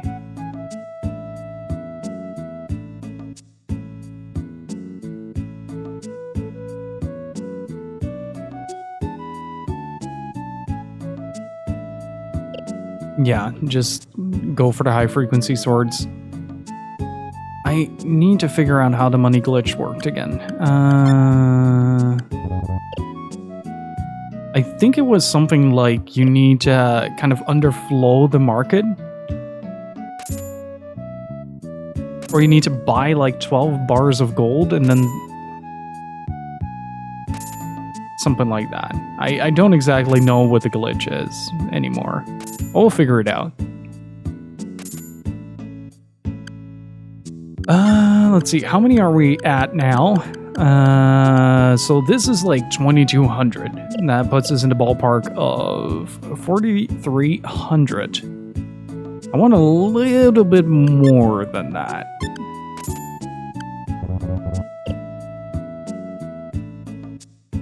Yeah, it's kind of amazing that they didn't fix both glitches, but it also makes playthroughs on subsequent characters a lot more bearable to do. Because I do think like having to kind of figure everything out from scratch is a very difficult process in a game like this. Because like the more time you spend in combat, the more you inevitably screw yourself over near the end if you're not prepared. Like sure, you can definitely over prepare for a boss fight, but the bosses kind of skill along with you. So I feel like this sort of community glitch or community found glitch was kept in for that reason, to kind of streamline certain bits and pieces of the process. That is 27 blades. I'll take it.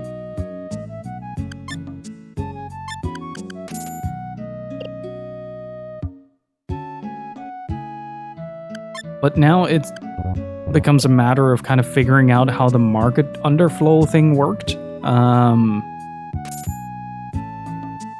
And so it is kind of vague how it works.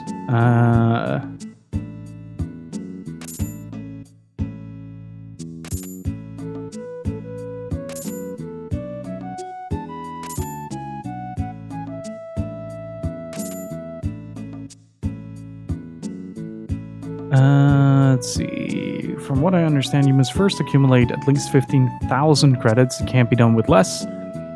Travel to Nelson, and on the first building, talk to the guy in the corner. Use all your money to buy gold ingots, 500 each. I think you can do it with less.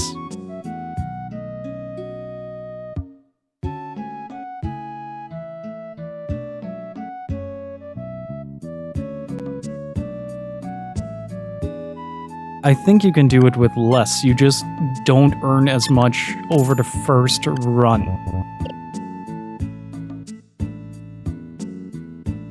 From what I remember, at least.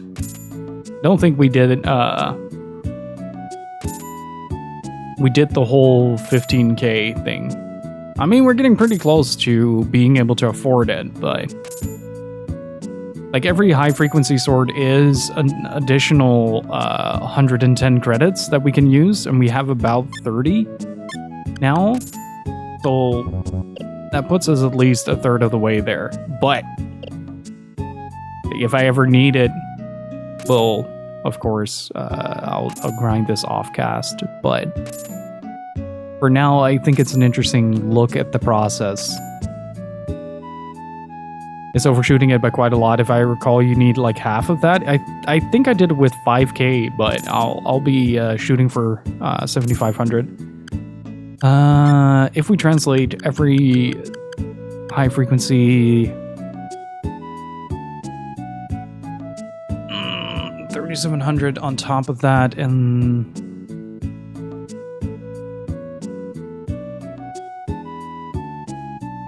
wait. Let's see. That's a bit more.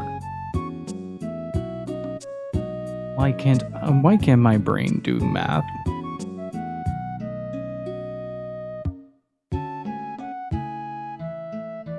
$4,000.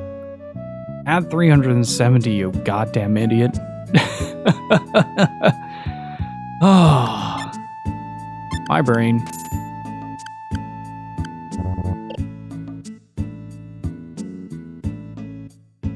Rules of nature. Yeah, it's kind of like that. Okay, so...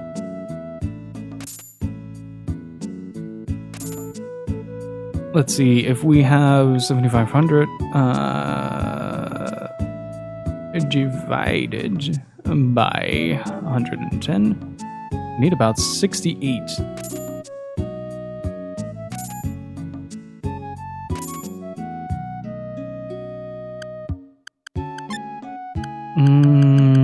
And we have 40. So what if...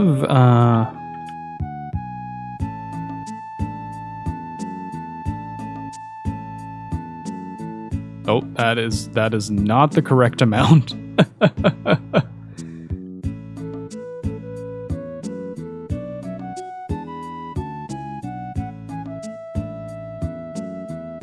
Oh, come on, dear keyboard.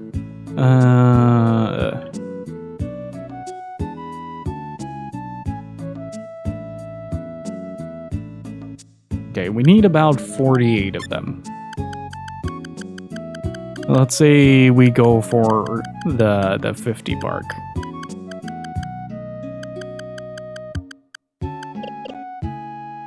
I feel like going for 50 might be the safer route. Like, we still get like little bits and pieces from all the repair kits that we find, but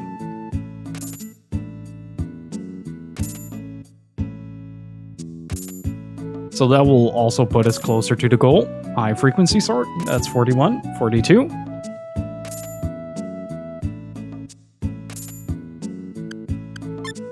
And puts us at 42, right? Yeah. I think I did this the same way. Yeah, Sunsoft is re-releasing, what was it? Gimmick and Euphoria? On, what was it? Like, the whole bundle is on the PS4? That is incredible news. Those games are really cool. Hirameki as well? That is really freaking cool. I've always wanted to try Euphoria.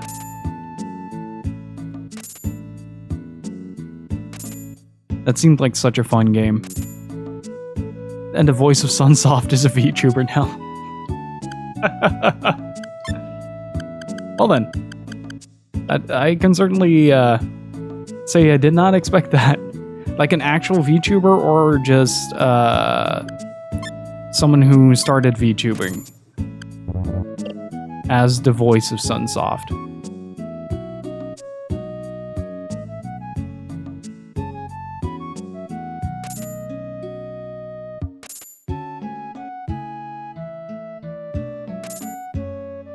I need to see the presentation for that. That sounds incredible. Okay, what I'm gonna do is I'm gonna save here, because this allows me to actually feel a little bit safer on the inside. But that is 51. Let's settle this.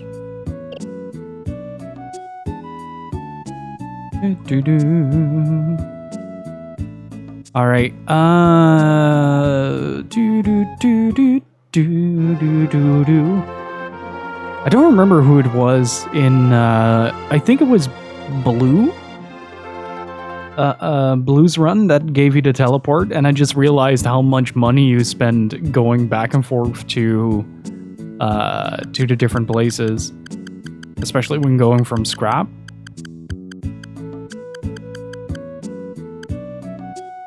Wait, why can't I access... Was it Mossberg?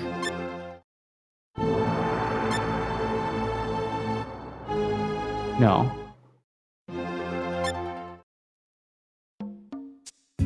Wasn't that due to the company that originally owned Zero Wing being bought by Embracer? Like, a lot happened in the industry over the last couple of days.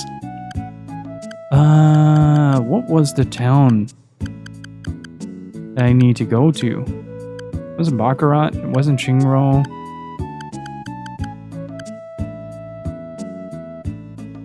How do I get to Nelson again?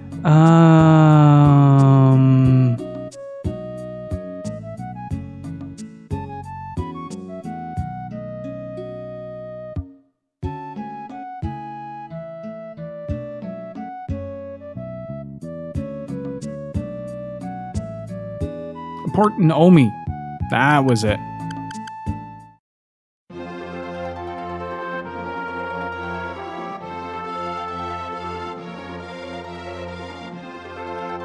Yeah, Embracer is basically the holding company behind THQ Nordic.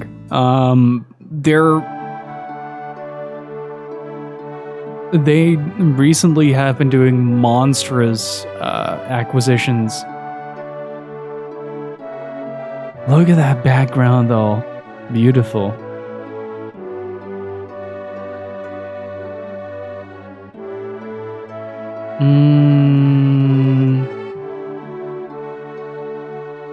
This was to the mansion. And how did I get there? Well, that would be sweet, though.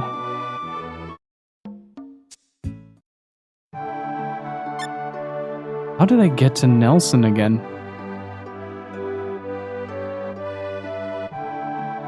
Was it from here? Like, I'd be... They have a Japanese branch now, acquired Tripwire Interactive, Killing Floor, opened up a branch for retro games and preservation. Ah, there it is.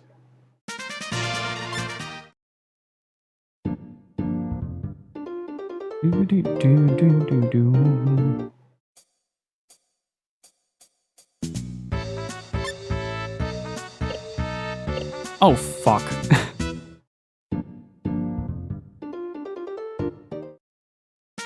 Yeah, I think that that a large portion of the industry nowadays is starting to notice that there is a sort of outcry for preservation going on right now.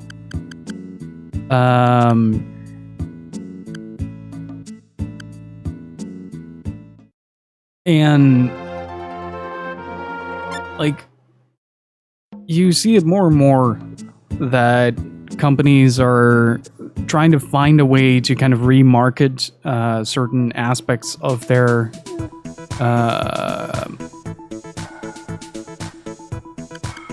hang on. No, I don't want to buy something, I want to sell something. Oh, this changes a bunch of things.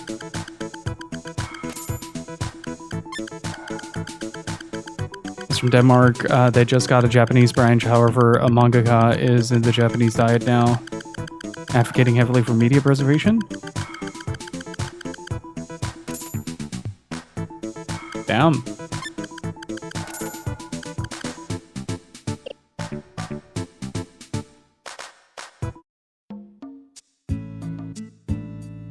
But it's really cool. Bless you, Gypsy. It's really cool to see that that more and more companies are aiming to preserve or like re-release to varying degrees of success. Like for every SaGa Frontier remastered, there's also a Chrono Cross remastered, which wasn't very good.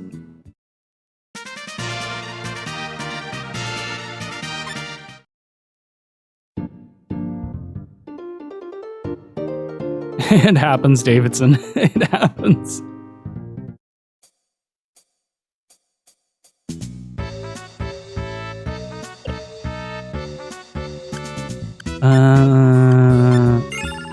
It's still a very good remaster, though.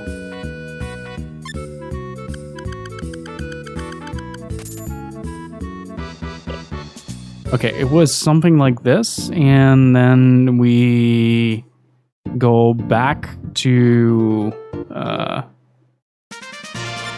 wait, am I able to use gate to travel around?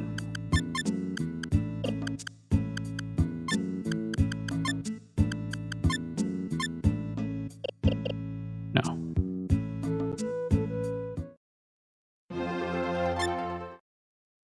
Not just the speed features, but just a lot of quality of life, like the autosave, the ability to flee.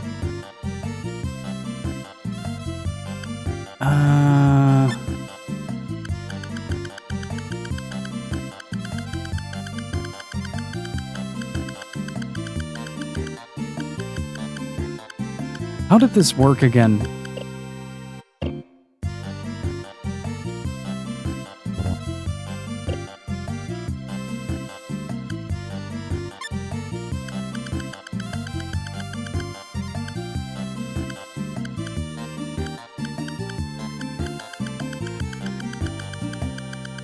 Oh, right. There you go.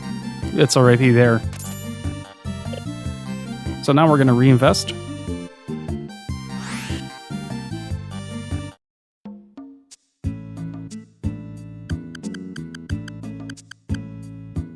Head back to Omi. This is kind of the rougher part. Like the traveling back and forth takes a while. Akamatsu won a seat after campaigning in person in all 47 prefectures, becoming the first manga editor in the national diet. Holy shit. Didn't he advertise using his own art as well? Or didn't he run using his own art as well?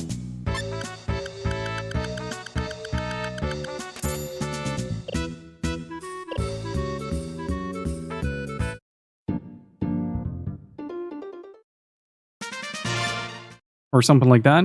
I remember his campaigns had the Lavina art.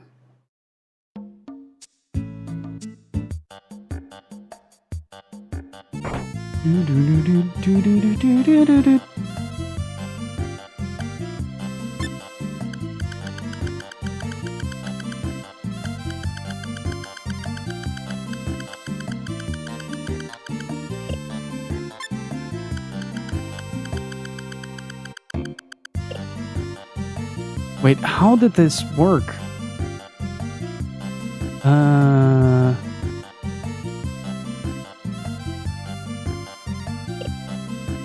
Okay, 1360.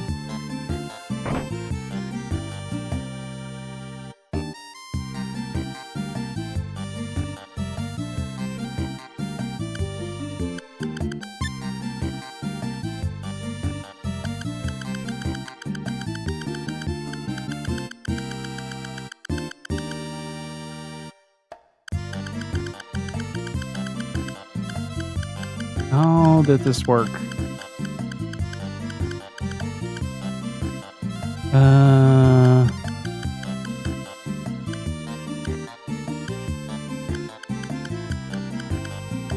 I think I'm already... God damn it. Idiot. I think this is... about...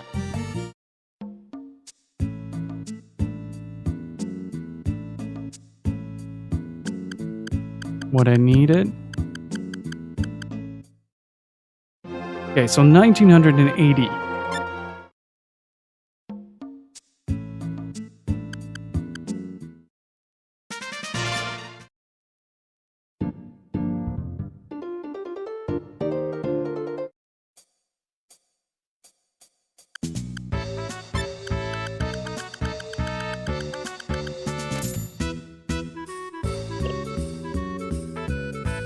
Do.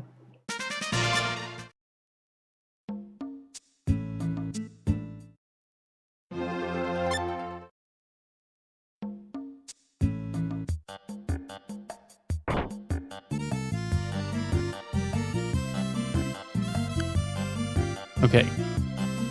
We had 20,000.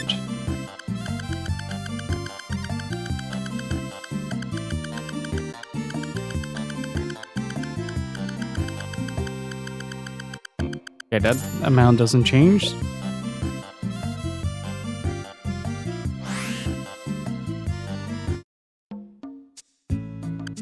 I think we're good now. So basically we're printing money now. It took me a bit to figure out how the actual glitch works, but you're basically resetting the market value by buying gold at Nelson.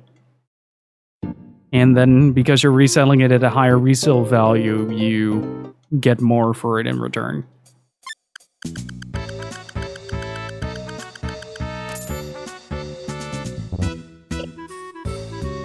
And you can do this with a maximum of 50 each time.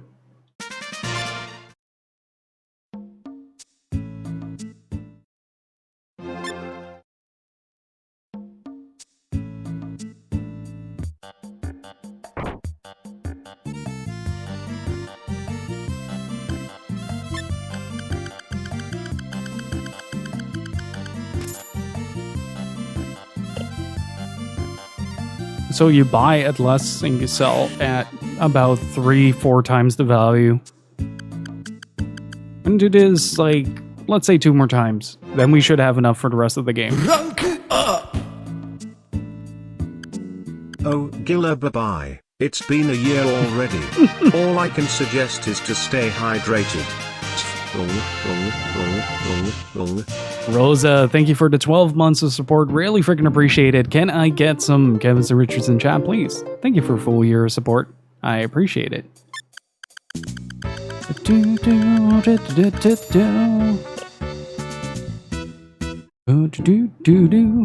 So remember how much trouble we had gaining like 600 credits? Like we're now at 63,000.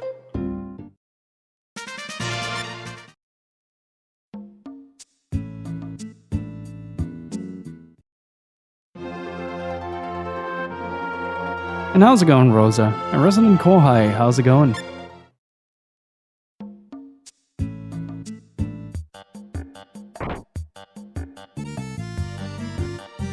You got the highest honor. You have become the Richard.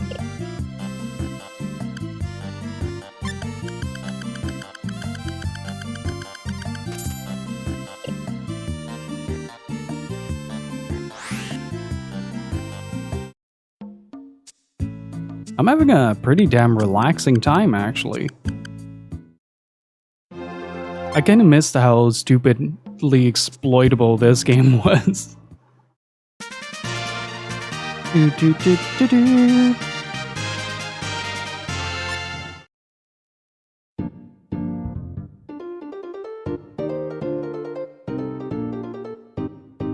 Also, to get back on the Embracer Group thing, they bought the rights to Lord of the Rings and The Hobbit. Which, that was probably the biggest thing that kind of came out of nowhere for me. Now I should be able to buy some really good items here.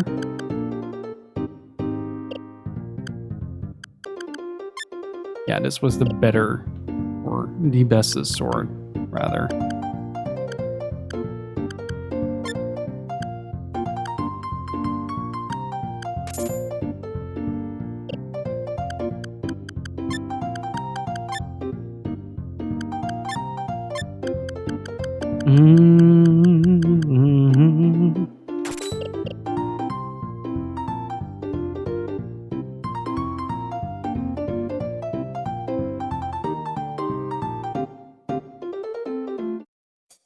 Because I was supposed to go public domain soon?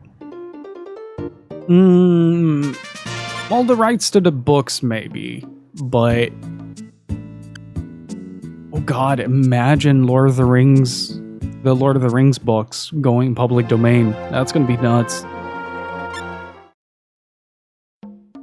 I hadn't thought about that yet.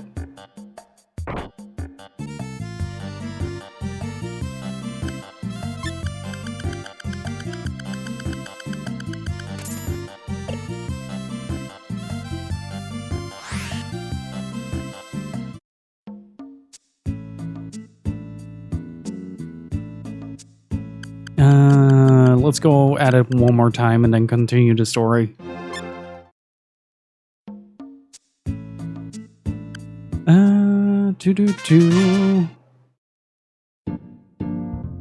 Actually, 2049.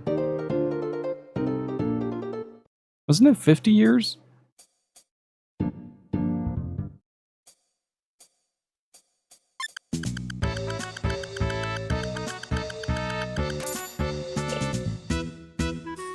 Do.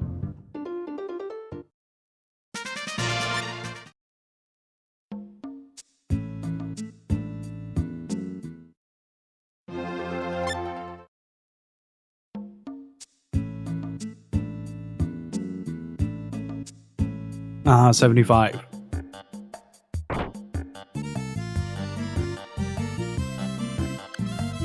Would be interesting though to see what Lord of the Rings would be like in the public domain.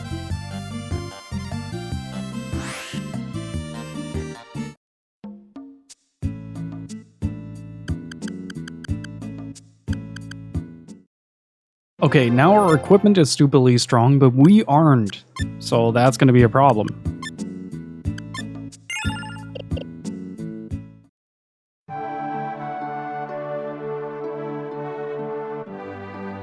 On the tapestry in the mansion is an image of a beautiful lady. I wonder who she is. Lord's Manor is this way, but no one lives there anymore.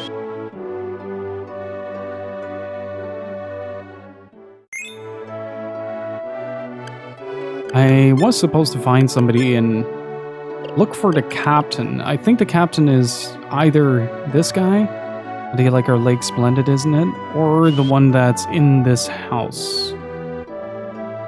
No? I just love the food here. I always come here for a bite whenever I'm in Omi.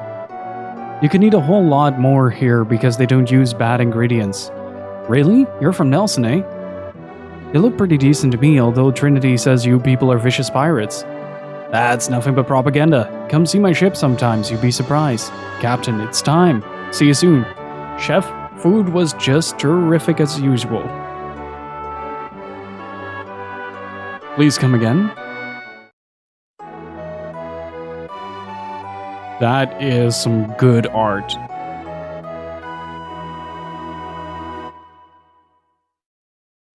That is some really good art. That would take the story to...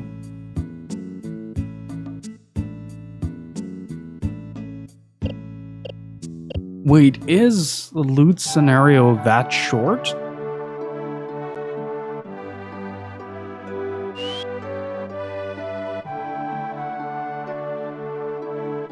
Because that would kind of be madness if it is. There should be some items here that I can pick up.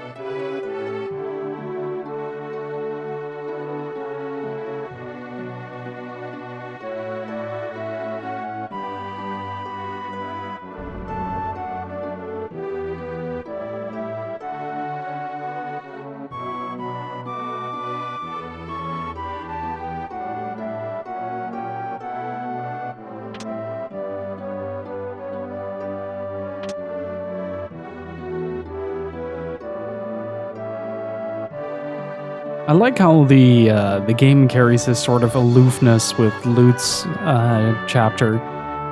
Like even the little dialogue boxes and the little interactions are much more aloof than they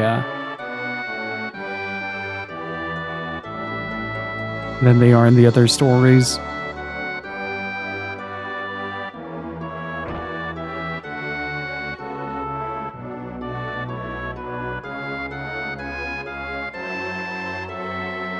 Also, where can I buy power suits? Where was that again?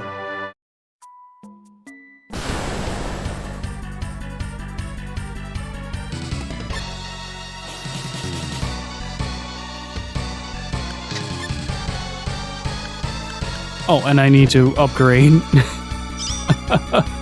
the child.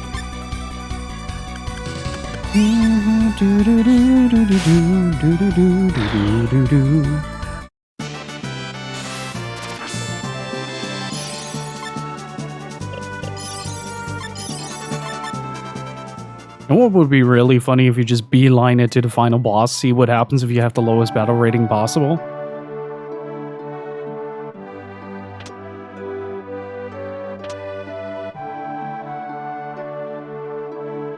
Food has been ordered and Monster Hunter was launched. Time to have a good evening. Nice. I'm gonna look it up real quick where I can buy the power suits.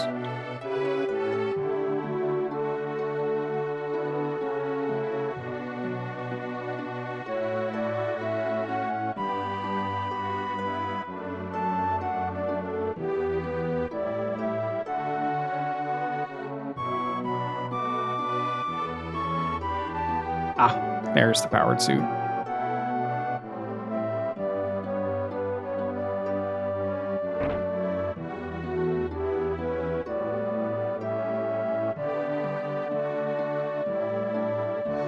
I wonder if the gun shop will actually buy some of the guns that I picked up.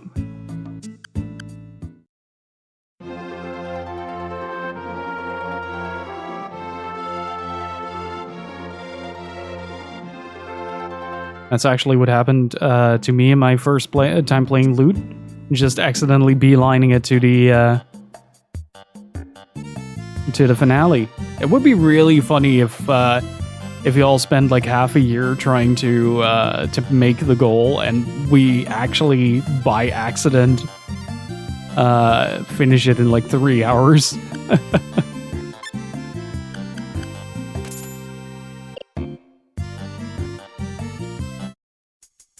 That would be fucking hilarious. I mean, not gonna lie.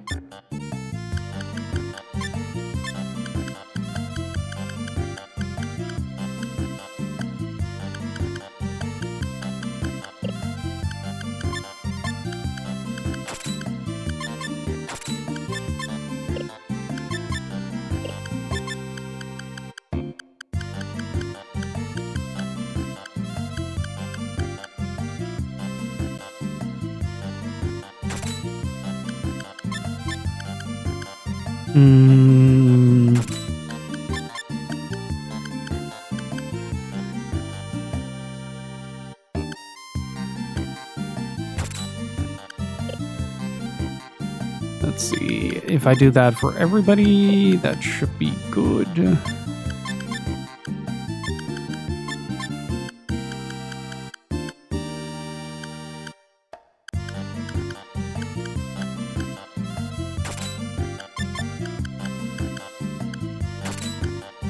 I never thought I was being really stealthy about that. Everybody quickly wish Molokov a happy birthday. It's important.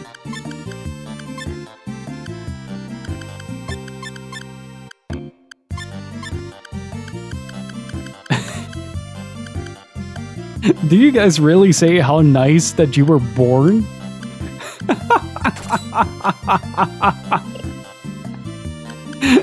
Is that for real?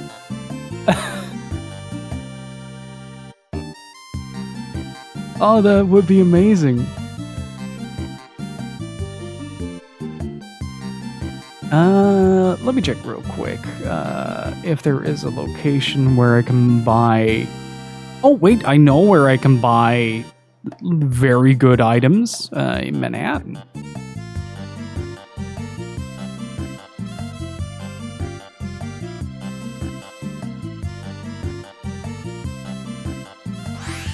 It's actually a birthday song. That is beautiful, not gonna lie. That is beautiful. Just how nice that you were born. You exist. Bravo.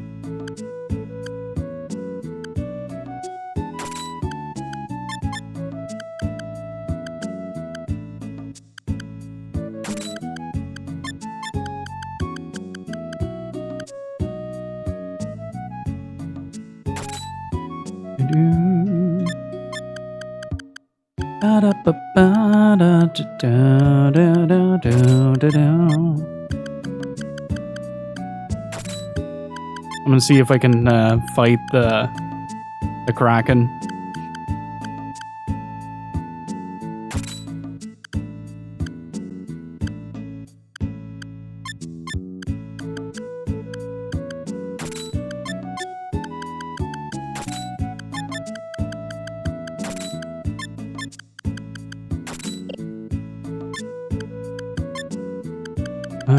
Let's get rid of the silk shirt.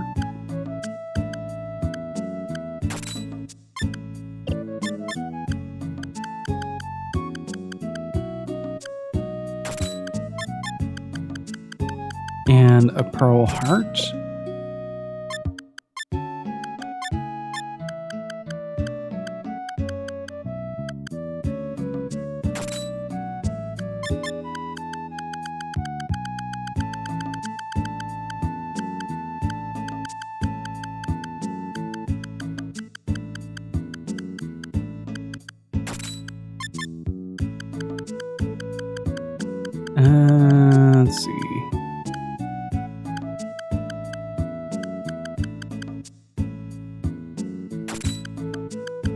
He isn't able to get the power. Oh, wait, no, I don't have another power suit for him, so I'll need to get that.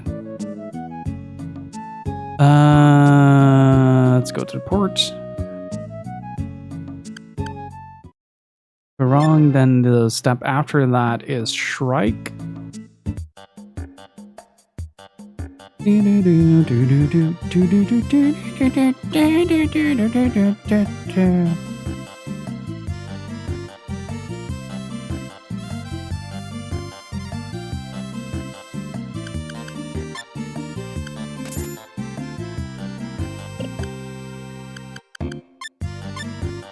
Let's see, I should be able to put him in that.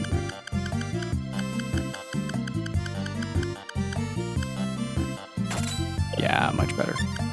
I can't put Ricky in any of that kind of equipment, right? No, I can only give him accessories.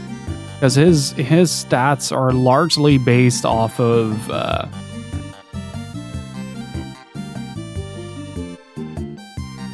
off of the monster abilities that he has.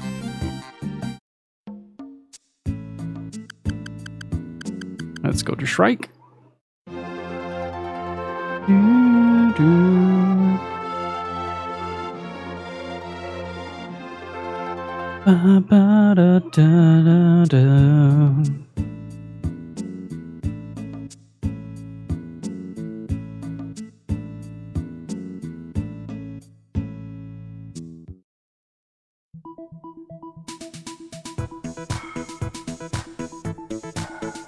Help us. Now I can finally work. Yay. I don't need to buy back those items. Where can I actually buy stuff for T260 though?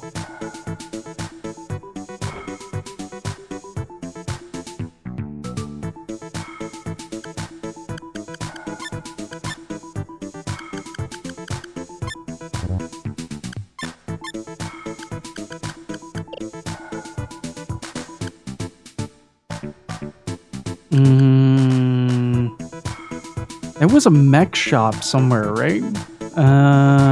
Let's see.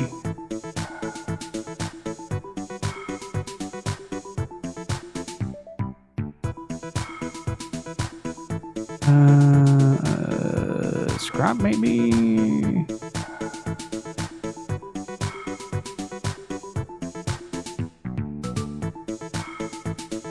Let's see. Zero sort.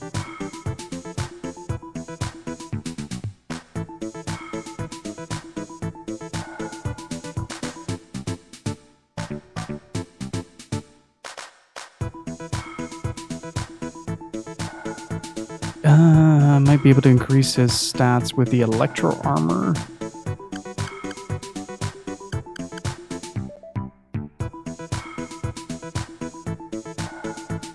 Okay, so Nelson is off the table, Shrike is off the table.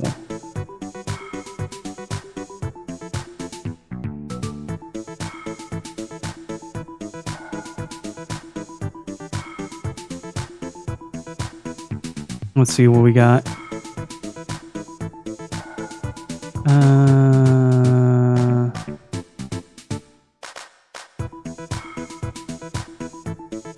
I forgot how robots work in this game. That's kind of the big problem that I'm having right now. Like, how do I robot?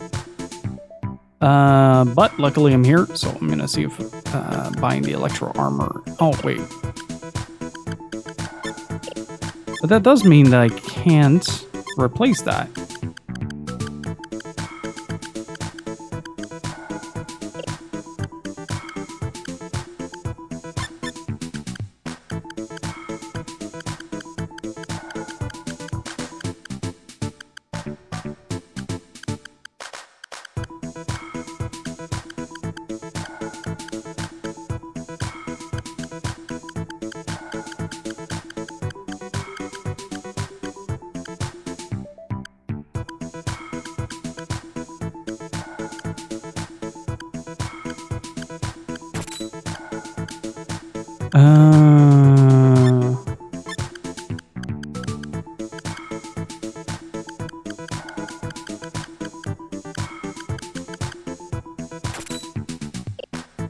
Apparently that significantly boosts his HP. Would I be able to buy repair kits?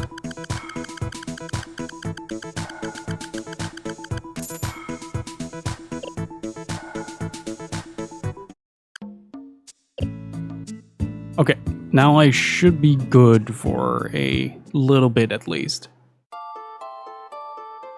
Let's see. Oh, this is gonna be brutal. Good lord.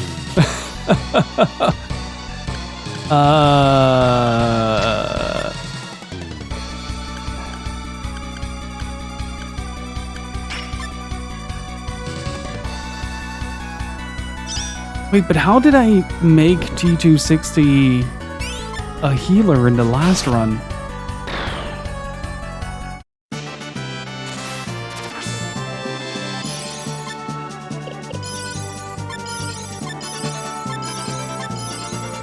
Oh, I learned something and I clicked it away.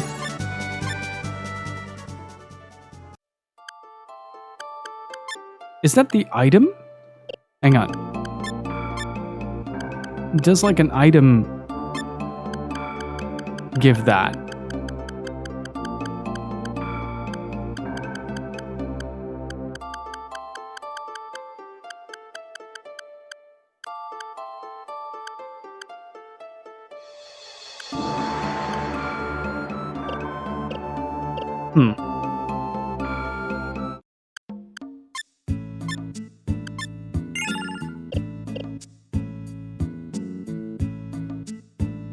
Alright. So, basically my plan for this game is to do the rest of the playthroughs through the channel points, so that you guys have like the community challenges, but I'm definitely gonna lower the amount needed. So instead of 1 million, it's gonna be closer to like 150k or something like that.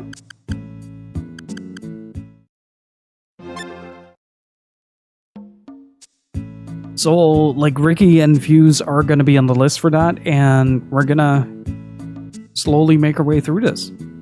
If you guys want, that is.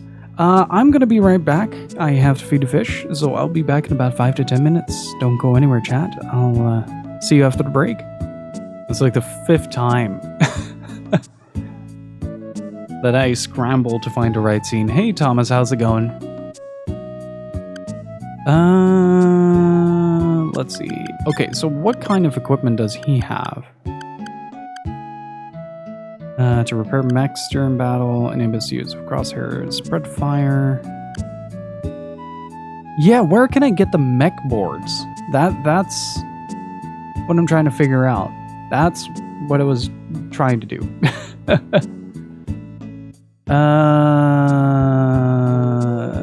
Maybe there, maybe there, maybe there. Just gonna check. Just the power bangles. No.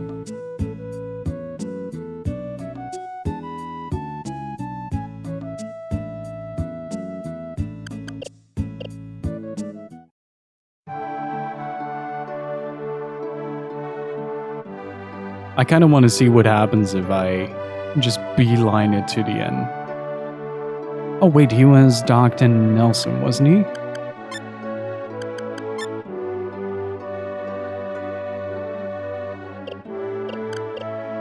In the Omi docks? How do I get through the Omi docks? Oh, this is the Omi docks, isn't it?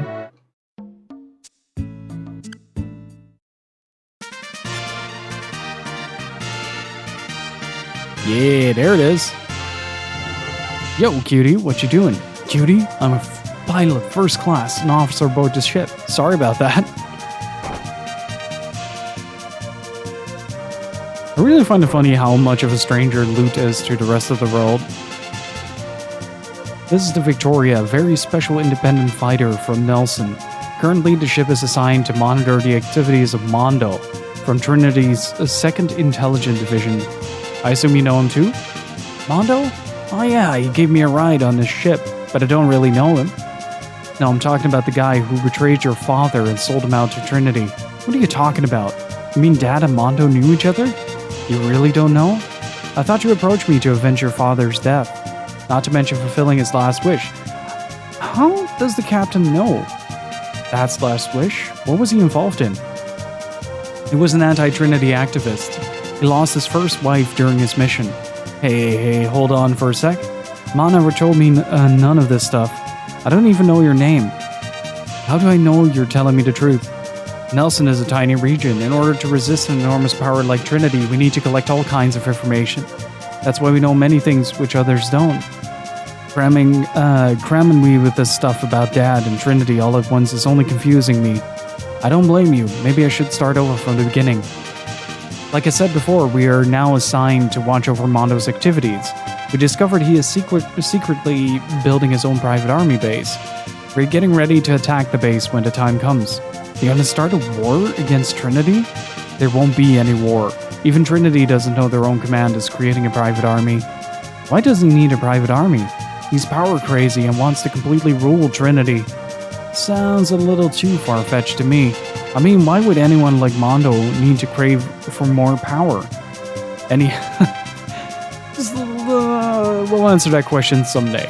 Anyhow, we are ready to attack his base. Let us know when you decide to join us. I don't really like violence. I'm really a scaredy cat by nature.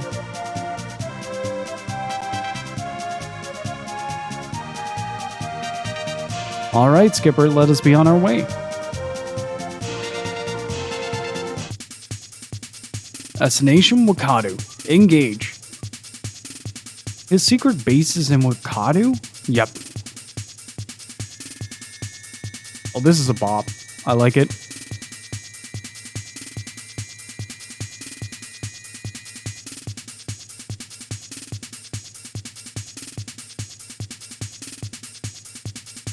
A Trinity ship's approaching. It's a combat type.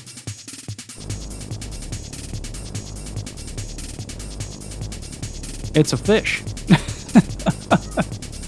That's a big fish. Must be one of Mondo's. You gonna fight that huge ship? Just sit back and enjoy the ride. This is Nelson's secret vessel. Maximum speed. Change to a collision course with the enemy vessel. Maximum speed reached. Maintaining course. Collision with the enemy ship in exactly 7 seconds. What are you gonna do? Ram into them? Get ready to fire. Oh boy, those are a lot of cannons.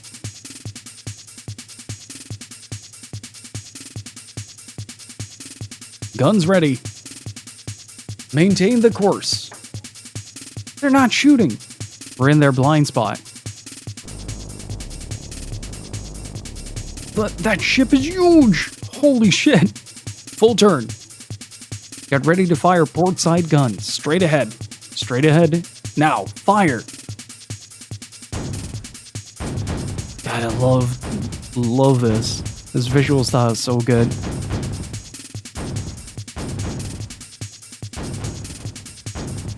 Good. We heavily damaged them. All personnel report to battle stations. Now what? After the firing has ceased, we'll board the ship. This is the pirate way. Our radar has detected a small vessel leaving the ship. It's heading towards Wakadu. Mondo's running away. Cease fire. We're going to pursue the small vessel. How this story is just blasting.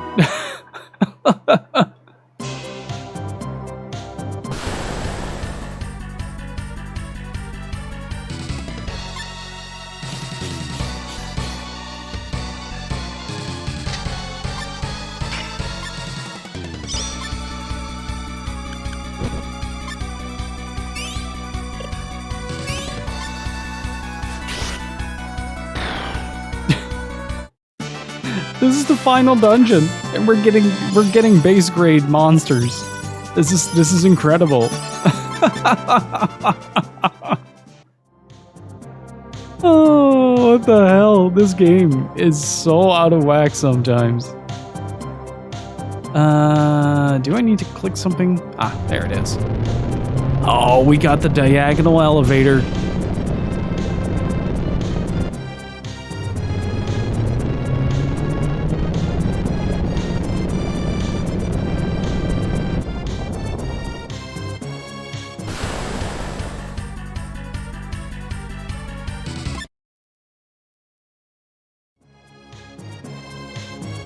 Yeah, it's just a PC Game Pass from what I saw.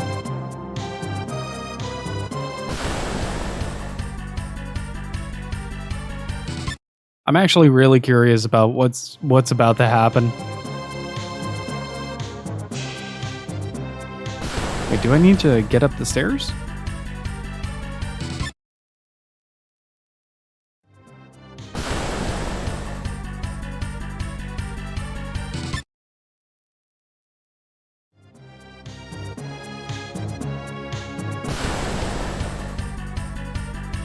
Yeah, I feel like the battle rating is shooting up just by... Huh? Wait, what is going on? What do I need to do here?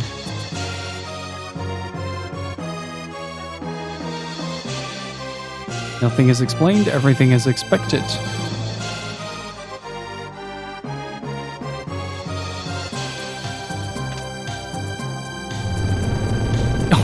Okay. You can just go to the bottom. This is going to be super interesting. This is kind of like my joke approach to the ending of this this scenario, but like you have to take into account that most of what we've been doing so far has been just grinding out stuff.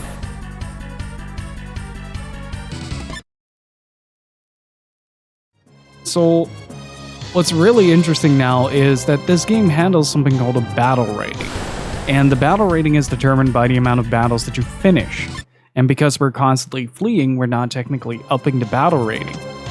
So the boss himself is also kind of decided based on the battle rating. Like his difficulty changes in like 3 tiers. You have like the easy fight, the medium fight, and the hard fight, and it depends on how fast you can get to him. So now we're going to see whether or not it is actually possible to do 3 fights, get a whole lot of gear, and then fight the final boss.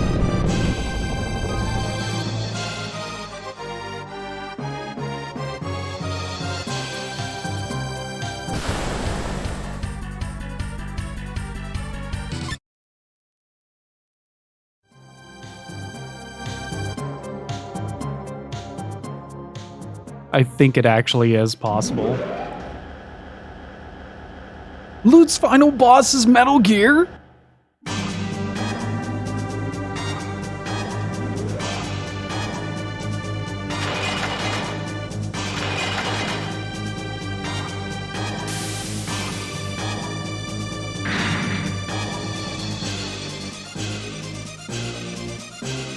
Only brute force can rule the regions.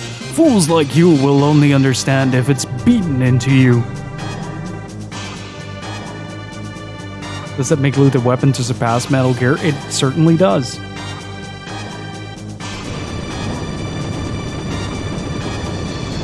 He schmoos into frame. Oh my god. What is that thing?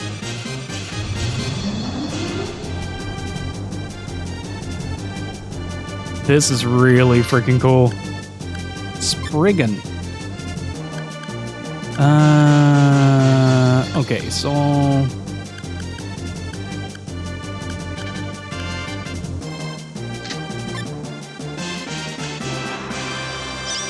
let's start with that. And then Rolling Cradle of Vermilion Sands.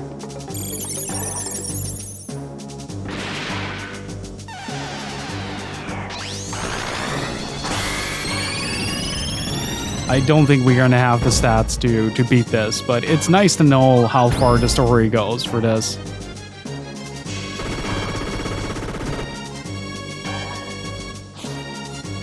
It's no way that this is actually doable.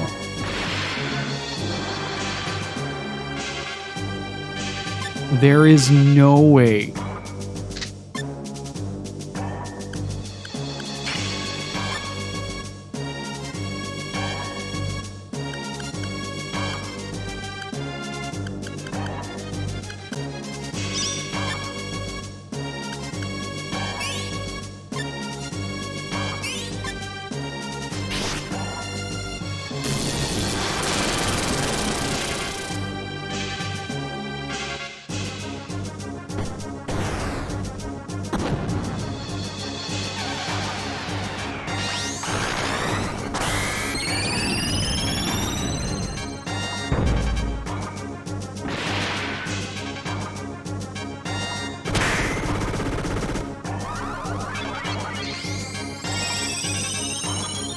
This is incredible.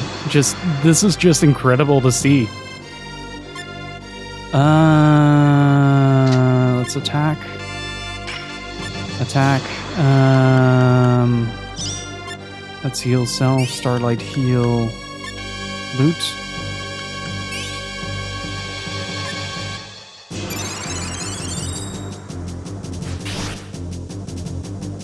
This is ridiculous. How am I doing this?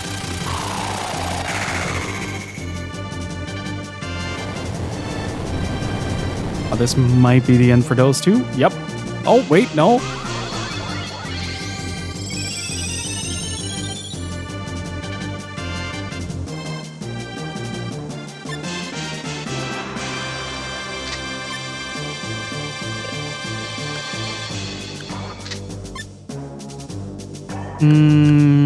Let's repair kit. I'm gonna have him heal. Starlight heal.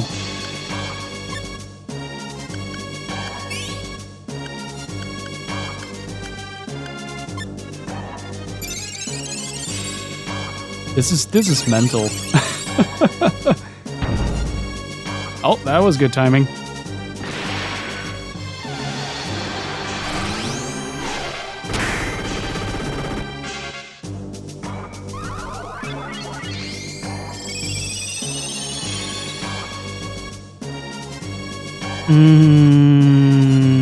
Yeah, she needs to...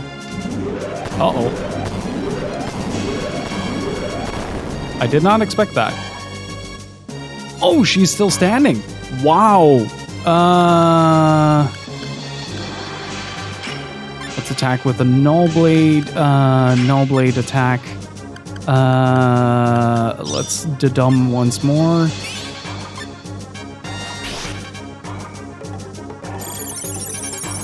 Guess that gives me bonus strength. That might kill him. Yeah, shit. Well, she is at least healed up, so that's good.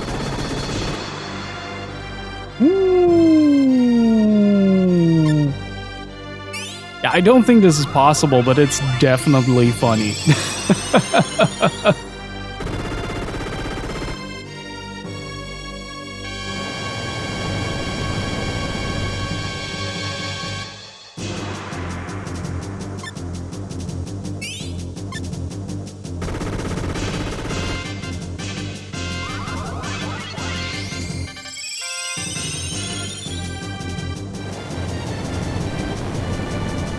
Okay, what if I am able to actually revive loot?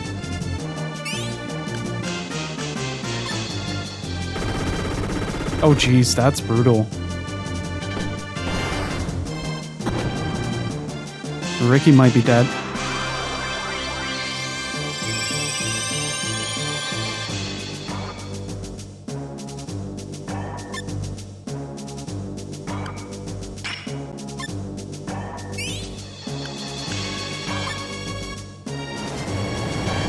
Yeah, that's him down again. That's him dead. Worth a shot. Oh, that was really funny though. That was really funny trying to do that. That does make loot like one of the least interesting fights to do though. That's kind of a shame, really. Like, if that's really all there is to it, to the mechanics, I can just do the rune victory, the rune quest after this, and be fine.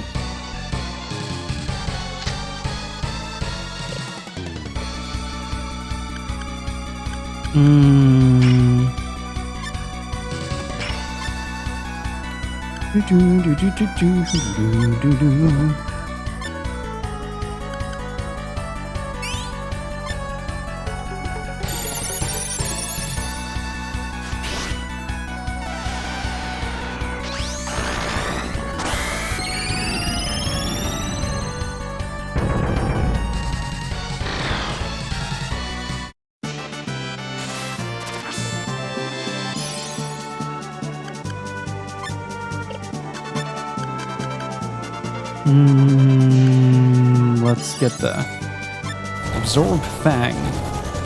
Oh no! Oh, right, that was it. That was it. You can basically salvage stuff from other mechs.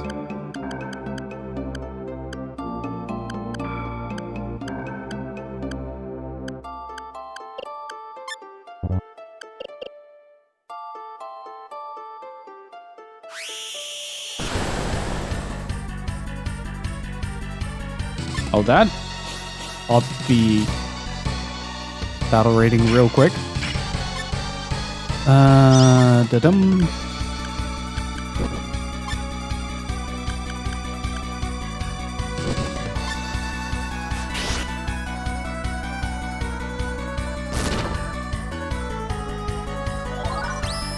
Oh. We got them combos.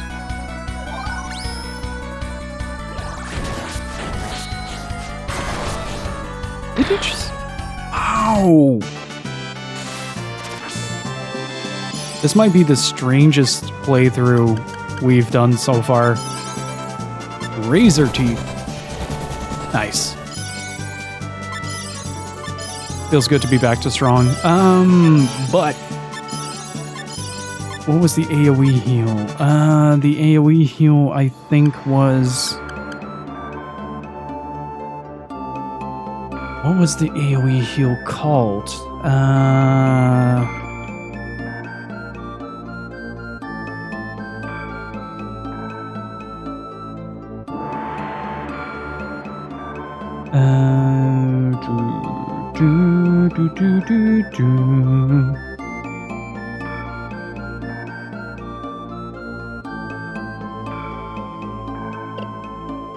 Let's start the victory. Let's start the rune quest then. I think we might be able to get something out of that.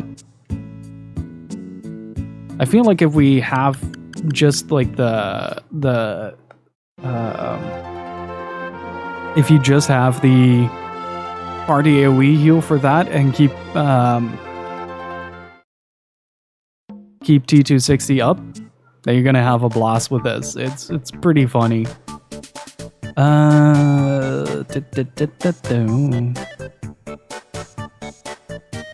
Think you're the one for the rune? Yeah. Ask about rune magic. Protects its users by wrapping them in rune light. To master higher spells, you need to acquire the gift. Since the rune and arcane can't coexist, professors of the arcane magic must first give it up before they can learn this magic.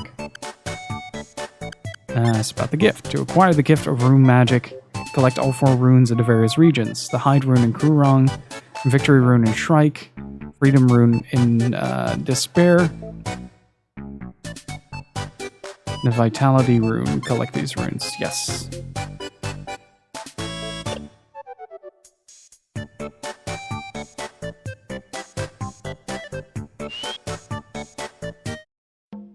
How did I go to Tanzer though?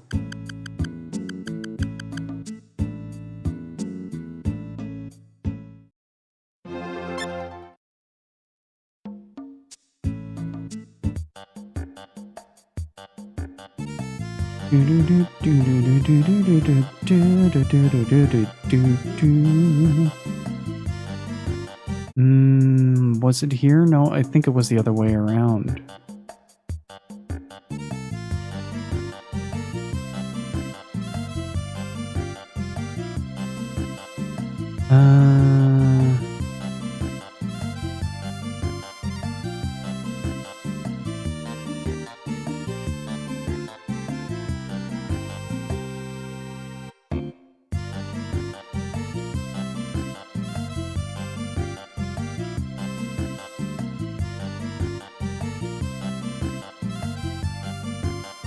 Let's see real quick.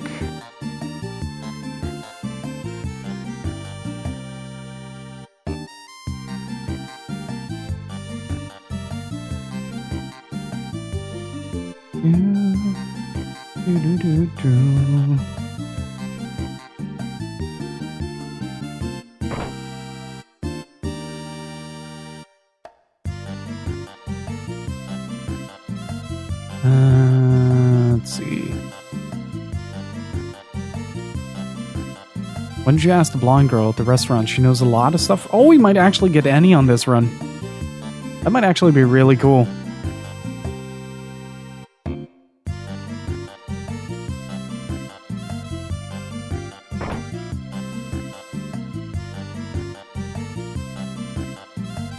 Wait, why isn't that working?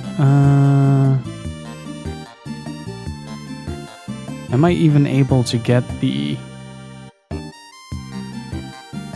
I am very confused right now. Like, that should work. That should cause her to at least talk to you.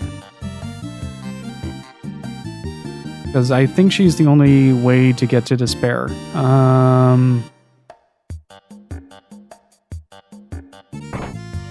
Let's just grab the one in the temple. That means that we have to go to Shrike.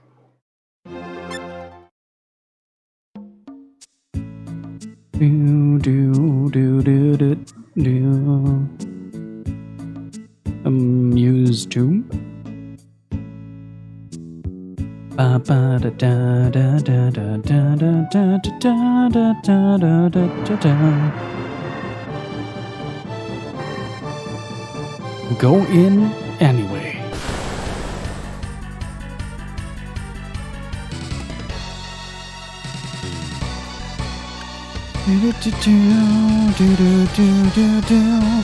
Oh, right.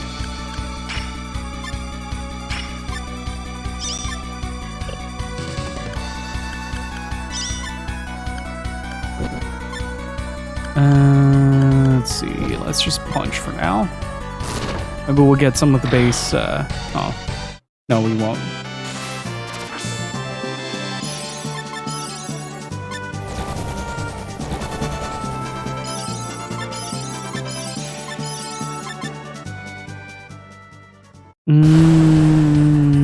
I gotta make sure not to fight too much, though.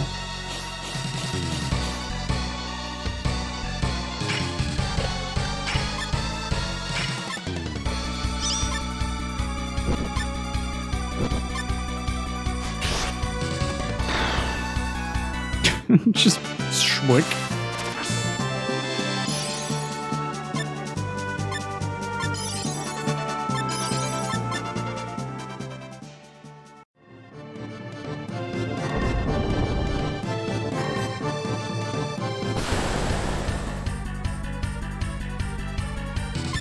Yeah, I gotta be a bit careful, and if I get the chance to absorb something bigger, then I definitely should. But in the meantime, I gotta be a bit careful. I want to try to get a low battle rating. So far, we've only ever like really grinded out a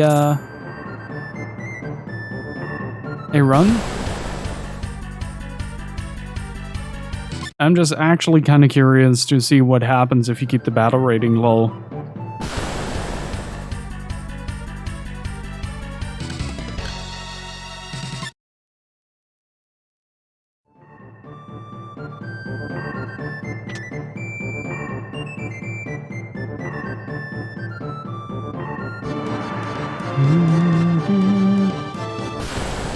It's a party.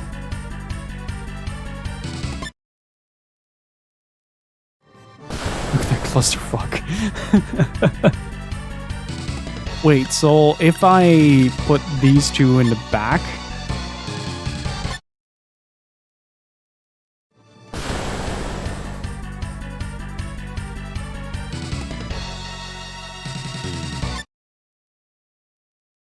If I put these two in the... Oh boy. Those were a lot more of those dudes than I thought there would be. Jesus.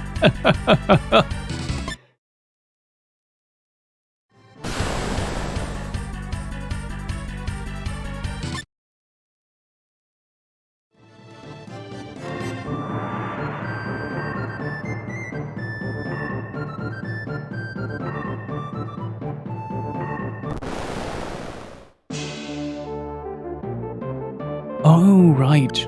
Dragon bones. I want to see what happens if I do this.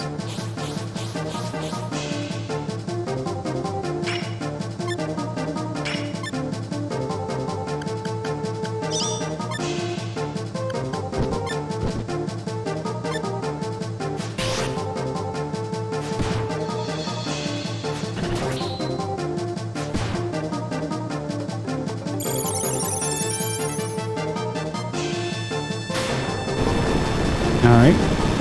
Now we fight the dragon. Oh, jeez, that's bright. Oh, he's upset. He is very upset. Let's see what happens if I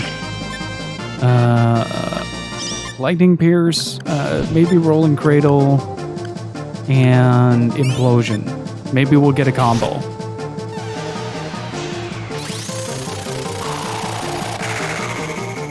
Hey Rudy, how's it going, dude?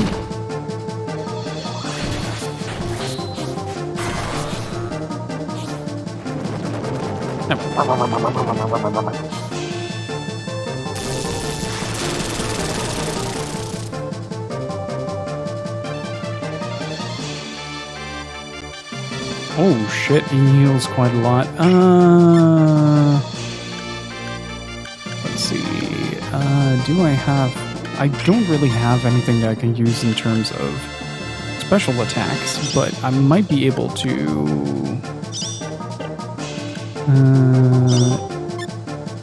rolling cradle and use Vermilion Sands as a one-up.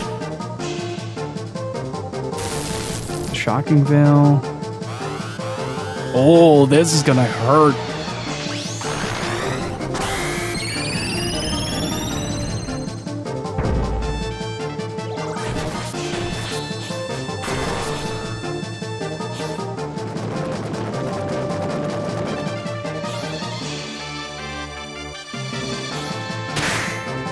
Nice, good block.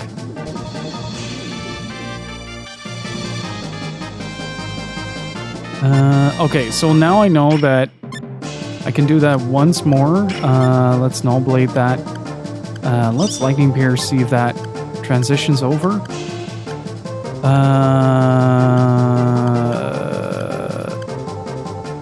Maybe use a spell? Let's see if any of this combos. No.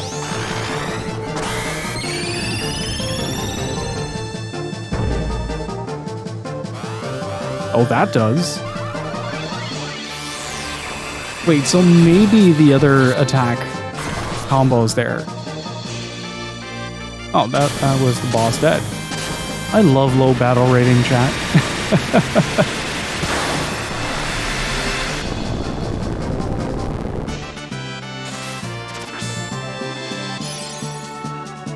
Let's get that bone.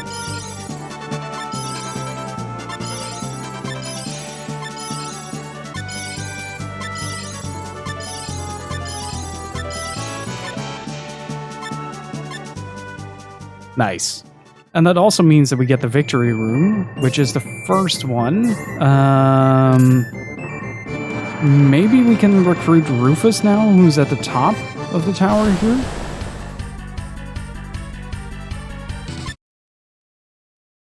But it does help, apparently, to put the casters in the back, because they did receive significantly less damage. But what if certain attacks have a certain range to their animation that allows you to bypass things like AoEs that hit in the front by putting a very large Ricky in the front.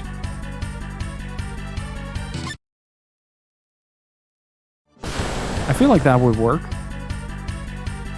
I feel like a very large Ricky could be a very fun thing to try.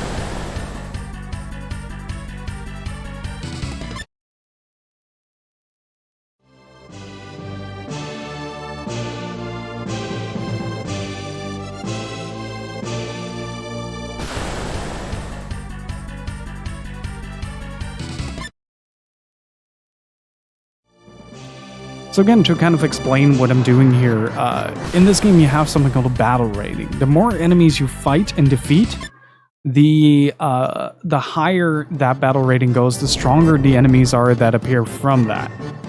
So the theory is that you want to avoid fighting as many fights as possible in order to like efficiently maximize certain stats to make the final boss easier.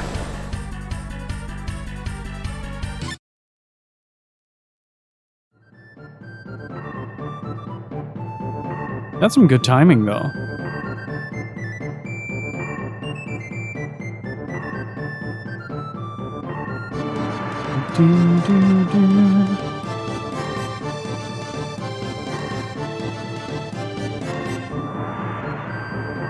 Victory, now that's the mark of a real man, don't you think? Yeah, you seem like a strong kid.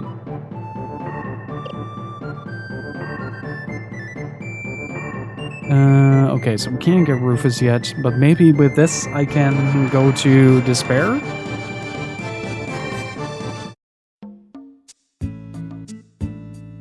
It's really funny how once you start to play this game more, it starts to open up in weird little ways that I initially did not expect to have happened. Let's see. Oh, wait. I need to go to Kurong. Kurong. I just love the way that this town looks. Kind of like a cyberpunky Kowloon.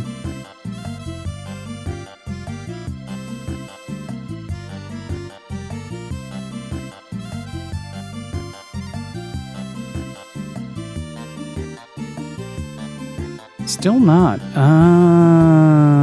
So we got the one in Shrike. Let's see.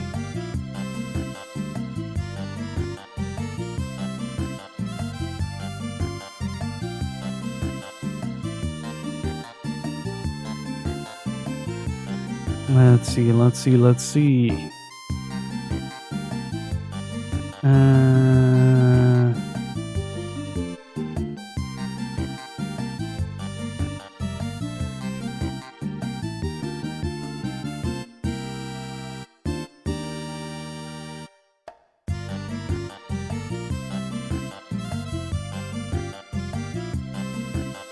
It is kind of a shame that it's quite hard to find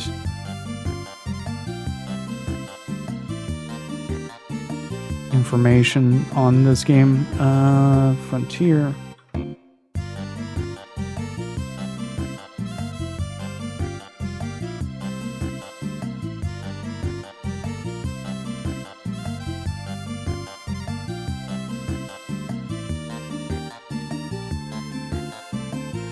Okay, so technically if we leave now, in the natural cave.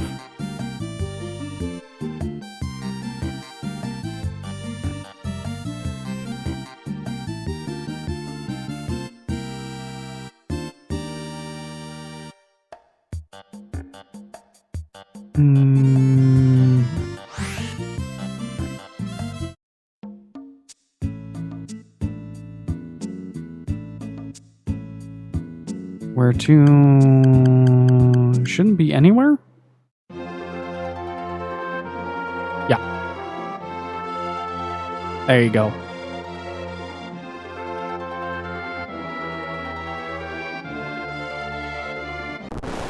This is the cutscene that I needed. You had some new characters as well. Where are we? Maybe we were swallowed by the monster, Tanzer. A ship? This is a pleasant surprise. You, bring your luggage here. Hey, don't tell us what to do. Shut up and do as you're told. Take it easy. Wanna try and make me? I don't want to fight. We all need to get along in here. Aw, these idiots won't listen to us. You are pretty tough, aren't you? You idiots. Sorry for the little misunderstanding back there. My men can act like morons sometimes. We are in the belly of Tanzer. I didn't believe there was such a creature as this until it swallowed my ship recently. We're just trying to make ends meet by scavenging whatever Tanzer eats up. You better move along quickly before this monster opens its big mouth again. Wait a minute. Don't go with her. She's the infamous crime boss, Nomad. Crime boss? Really? How scary. Good looking. He is right, I am Nomad. True, I did some rough stuff when I was on the outside, but I did that only to survive. Besides, that's all in the past. You're free to go with that man or with me, take your pick.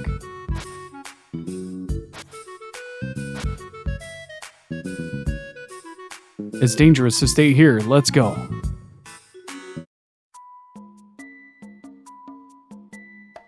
It's a little bit of a Moby Dick reference in this. God, I love how grimy this area looks.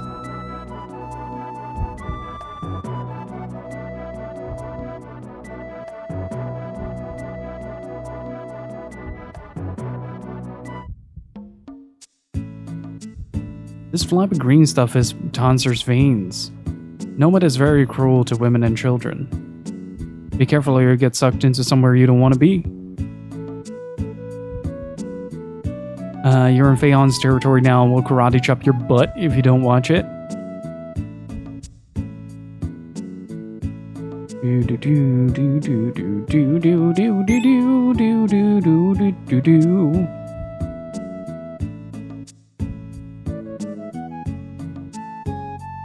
They say Nomad hates young, beautiful women. I'm afraid I might become a victim of my own beauty. Oh boy. Used to hate these yucky intestines, but now I think they're kinda tasty. What the? Then that pie, that kidney pie I ate was really kidney. Yes. How long do I have to waste my youth in this hellhole? When will my hero Alcazar come for me? Hey, Chipmunk, how's it going?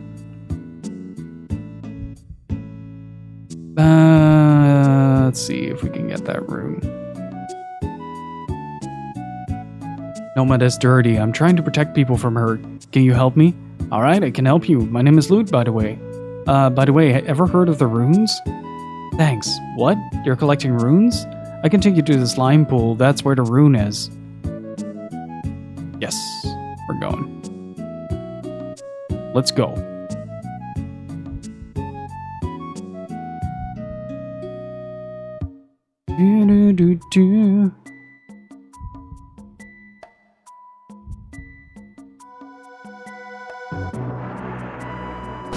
Something meatier than meat? Well, I'll be.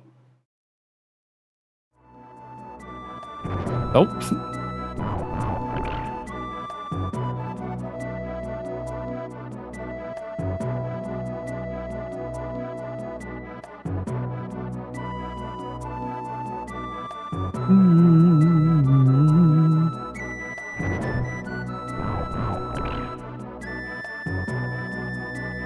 There was something that I need to take into account here.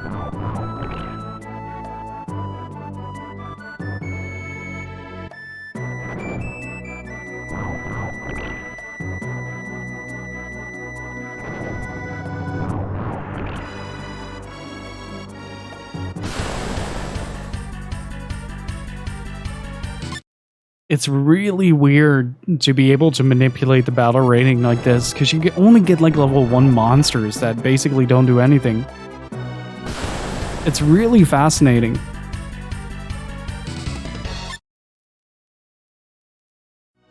The only thing I'm worried about is Ricky having a bit of a tough time.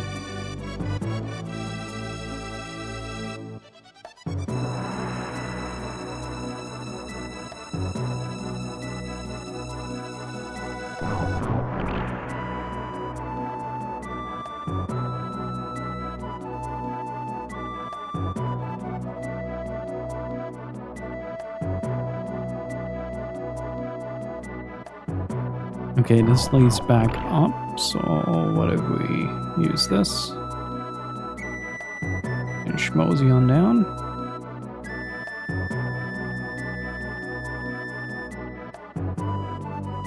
I think this was something that led all the way back, or this is the way forward. That could also be.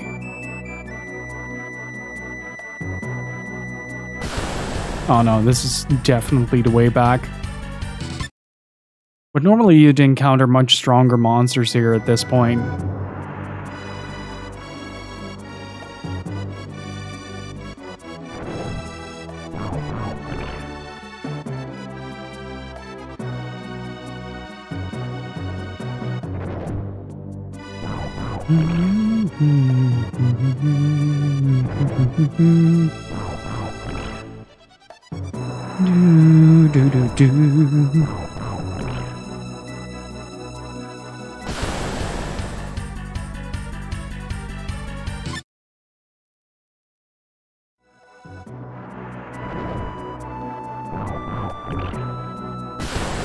Oh, that is a dirty encounter. So one of the changes that they made to SaGa Frontier Remastered is that they added the ability to flee, which means that we can now avoid encounters if we deem it necessary. But it also means that the encounter rate can be, or the battle rating can be manipulated a lot easier than it would be in the original, where you had to finish a fight or just cancel it outright, know like the enemy patterns and all that.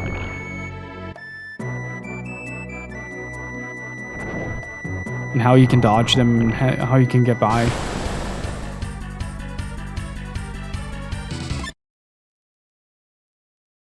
And it creates this really interesting dynamic that I really like of this game.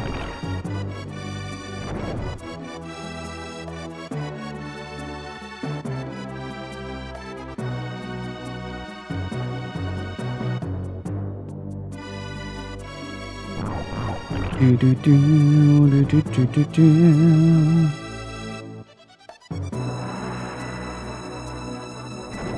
think it was this one. Or did I fall for it again? Yeah, I fell for it again.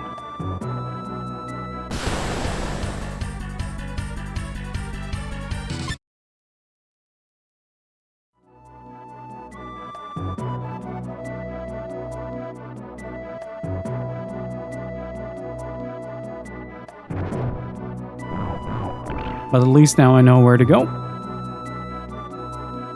I think the only one that we can't avoid is that one bird every time we emerge out of the hole. Not this one, but the one after that.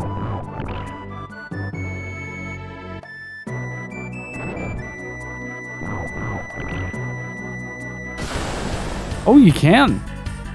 You just have to be lucky with the general position of that bird. This should put me over there, yeah. Then we go down here, and... Okay, now it gets a little tricky, because now I need to go up here, down here, down once more, down here, and then the Vitality Rune is protected by giant slimes inside that cave. Wait a second, I'm gonna make a safety save here.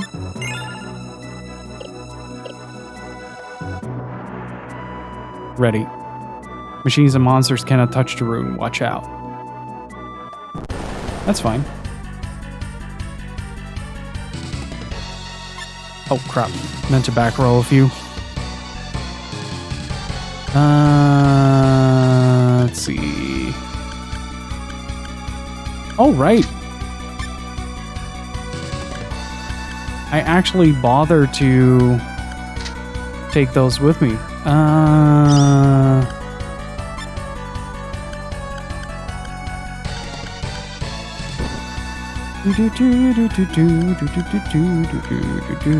wonder how Vermilion Sandsproof these dudes are. I think we're about to find out.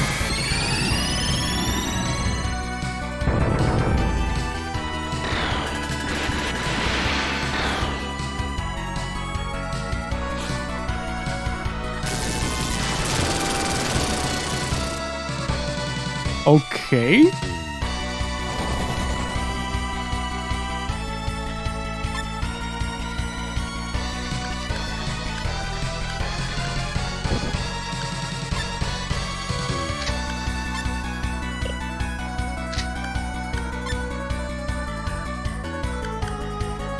That was a lot easier than I thought it would be.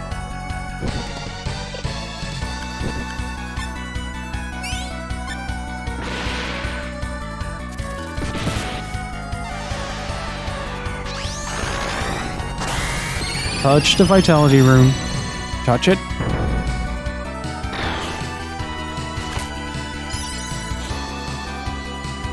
That's the fight. Wow. That is very different. That is very different.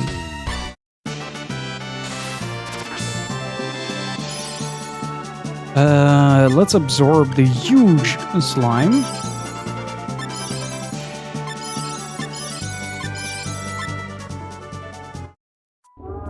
Let's head back.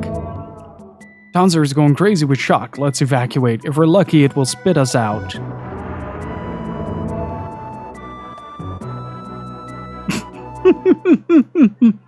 I have to admit, the effect is kind of goofy.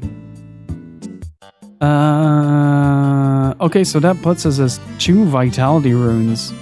We're flying by with these. Or 2 runes to begin with.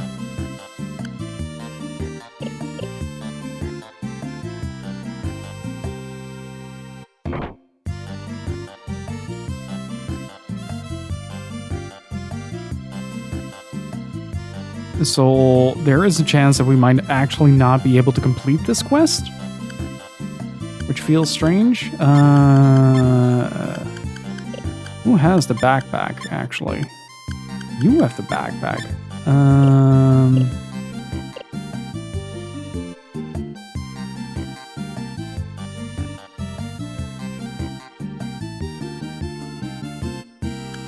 It would be interesting to try that again then. But before we get to that, I need to use the bathroom, so I'm gonna be right back. All right, let's give the boss another try. If I'm not mistaken as well, there is a item shop around here. Was it you want to sell your leather and fur? Well, we can sell, but we're not gonna.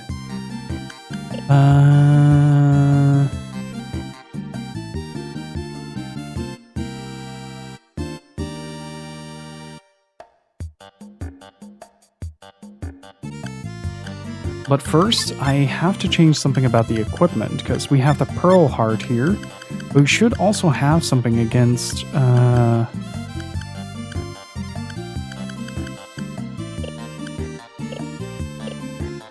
Okay, so I'm gonna have to gather a bit more money here. I'm gonna see if I can get cure-alls.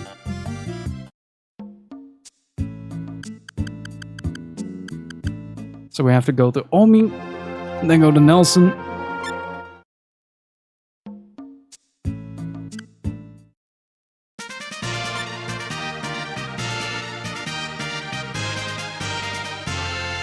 Or not.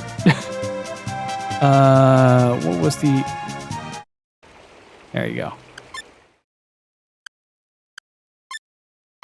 Okay, so we'll have to make do with this. Let's see. There was a list of shopkeeps.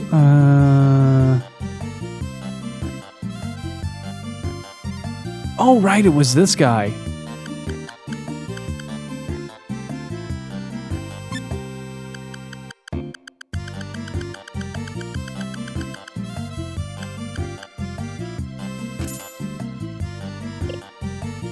Okay, now we have to get something against fire, which we might be able to get in Manhattan.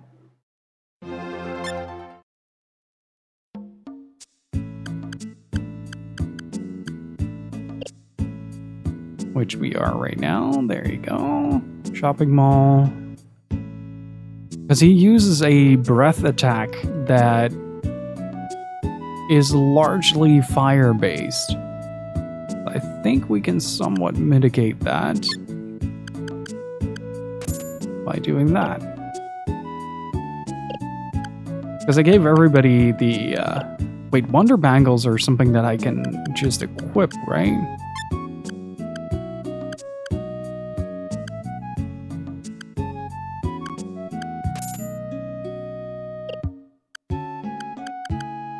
Let's see. Let's start with loot. So I'm probably not going to need the gun too much. He's going to add the Wonder Bangle there and change the Pearl Heart out for a Fire Crystal. Same here.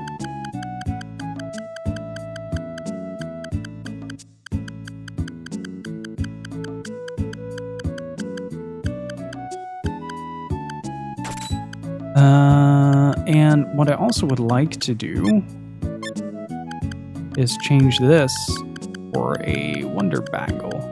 I think the only person that can't get that is Ricky, but he doesn't really need it, so... You're not using anything? Do I still have null blades perchance? No. You're just gonna do it with a little bit of fisticuffs. And... Fire crystal... And then I'm out of fire crystals, so I need one more.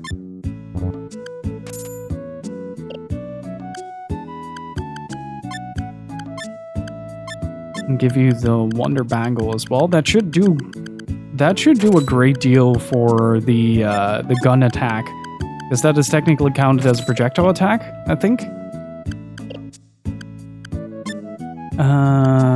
Let's save this.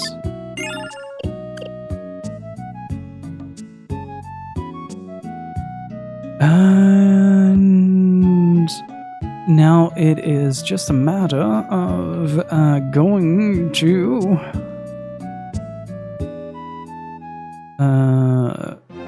well, you were wrong. Did I actually buy more gold, though? I don't think I have any gold on me, so I can't do the thing, and I can't go to Nelson, which is a shame.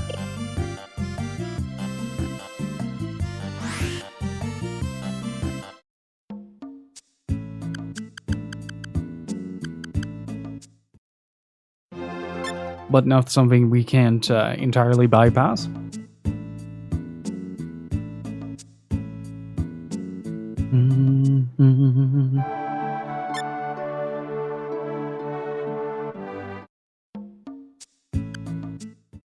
All right. I really can't believe that the chapters for loot are so damn short.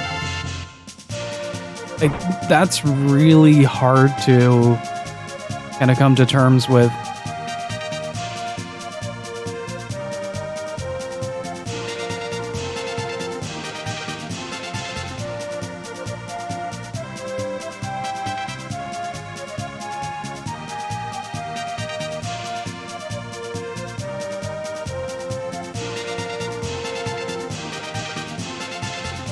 So how's everybody in chat doing? Hopefully you guys are having a good time.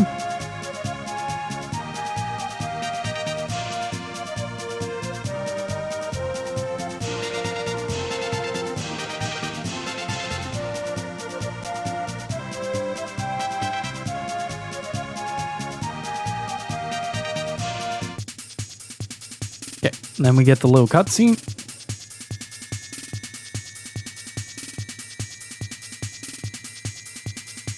With a little ship that could.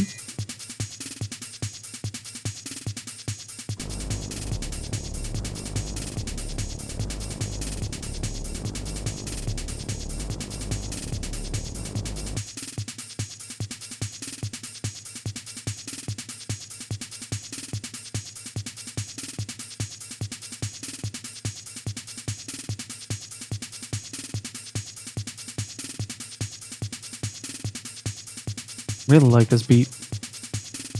Very PS1. There's like this specific type of like sort of drum and bass adjacent type of music that is kind of synonymous with the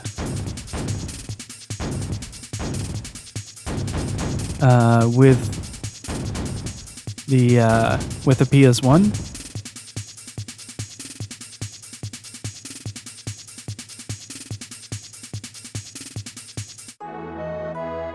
And that's the chapter already done. It's really weird. Like, you have a conversation with someone and there isn't really anything of consequence that's happening. You just end up here. But I do need to explore a little bit further to see if I can get a better monster for Ricky.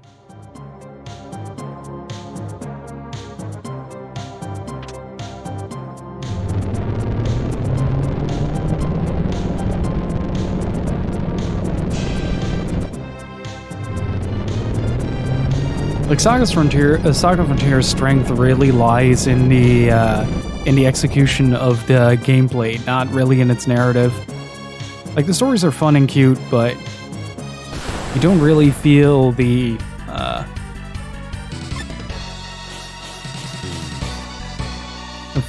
story actually happening. Let's see. Just hope for the best. Yar. Fang. Punch. Also punch.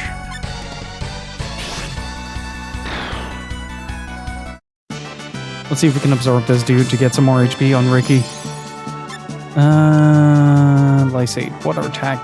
Non-dual enemy with dissolving goop. Heal stays. Maybe... didn't absorb anything, that's too bad.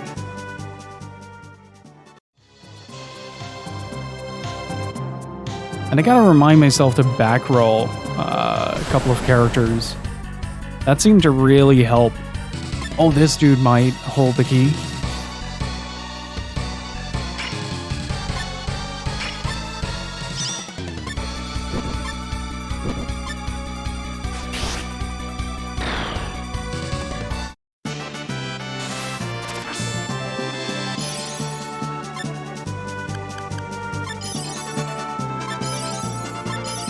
Damn it.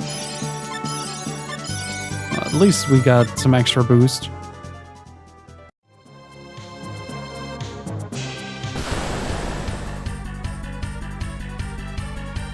Okay, Ricky is well equipped, so don't have to bother with that. Those are the keys to the elevator, I assume.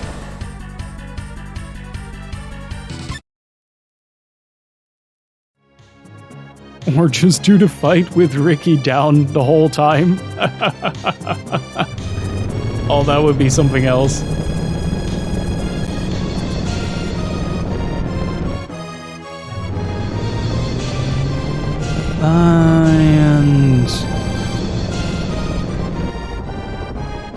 But yeah, it still might be a good idea to see if we can find a bigger enemy for Ricky to absorb. Like, Snake Man is off the table. Snake Man is still off the table.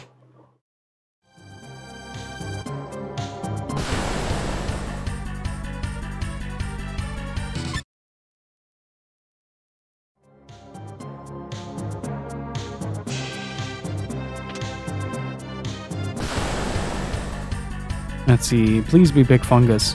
Oh, this might be interesting. I don't actually know what he can turn into from this.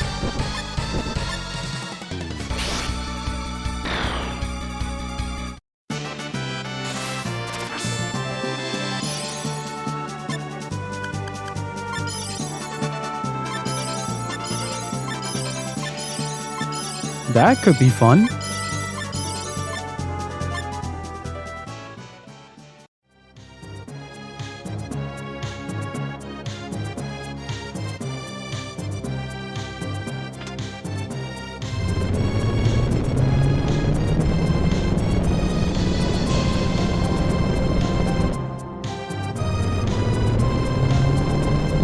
Freaking A pose.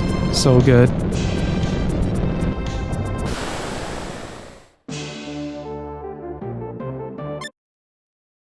Oh, you can still run away from that guy. Okay.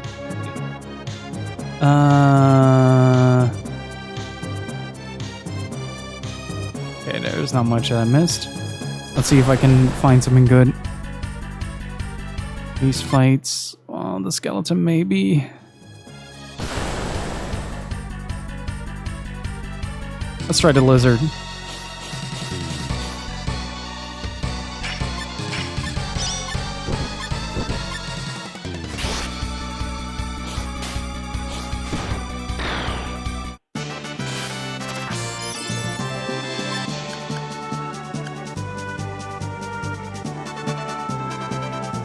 Paralysis.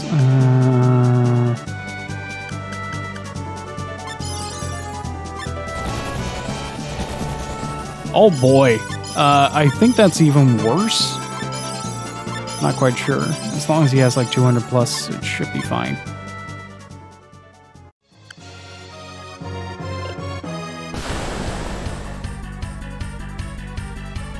Okay, we're gonna try to absorb this guy, and that's it. Then we're gonna try to do the final boss.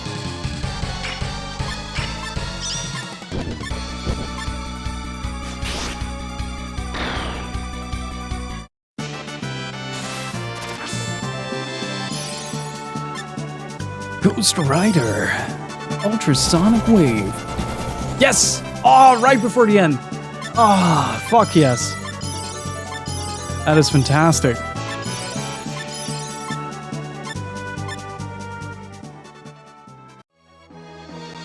Now I sincerely hope that we have the correct battle rating for this. This is going to be an interesting fight.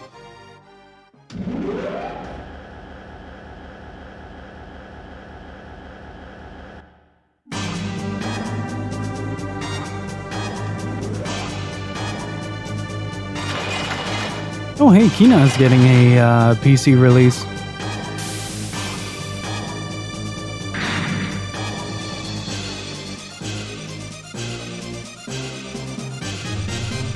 I love the presentation of this fight though. As little sense as it makes, I really genuinely love the presentation. Ah, crap. Can I still... Hang on. Load game, can I select the autosave? Yes. Hey, Webbin, how's it going? Yeah, the presentation of the intro is really cool. The enemy design as well is fantastic. Kind of like a hybrid, like a Centaur Metal Gear. But I accidentally skipped the part that I didn't want to skip. I wanted to try to back roll a couple of characters, but I didn't get around to it.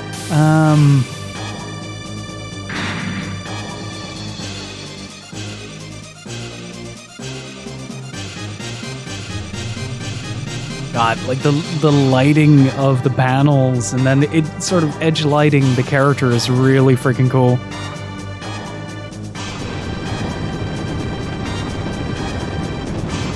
Or wait, do I not have a choice in this? Oh wait, it's already like that. I think?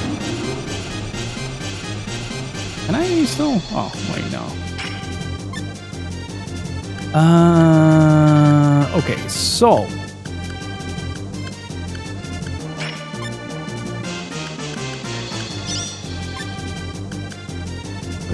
That's not gonna work, so I'm gonna backhand that. And...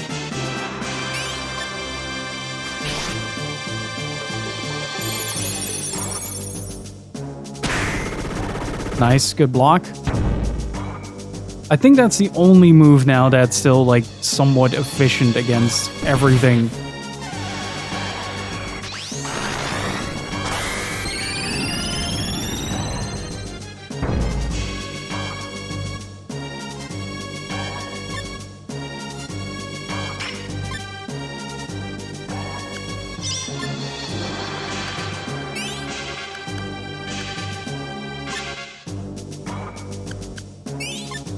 Let's see if I can get any combo going. Nope.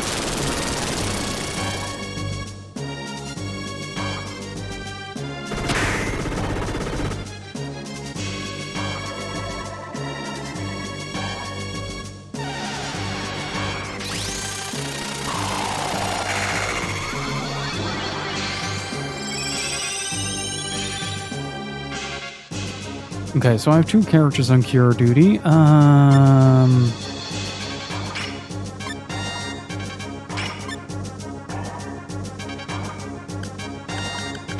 Let's see if Paralyzing Touch does something. Starlight Heal. Max Cure.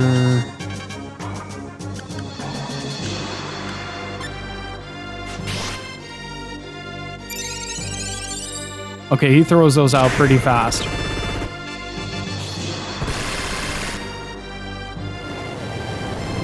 How much does this do? That is actually significantly better than what I had before this.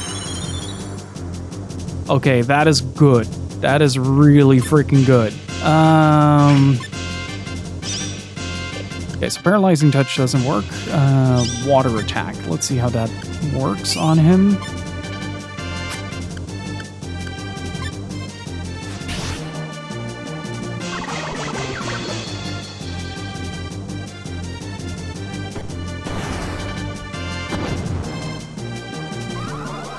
Yeah, that doesn't do a whole lot of damage.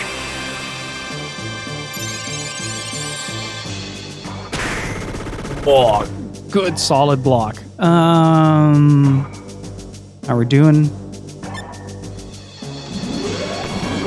Oh, right, he does that every other turn or so.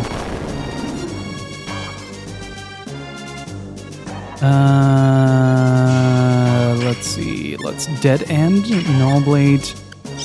What if you just heal and then Sunray, max cure self.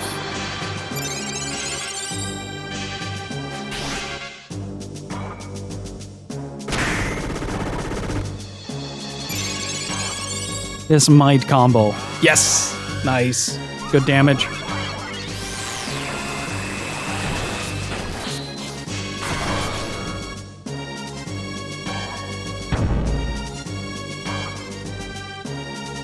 Again. He just doesn't have enough to deal with that.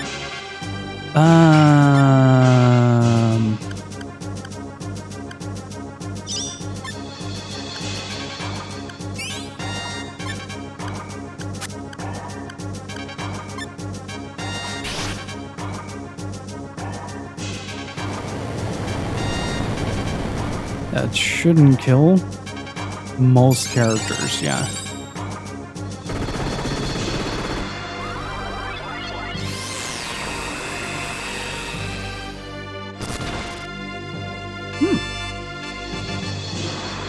These are good damages, though.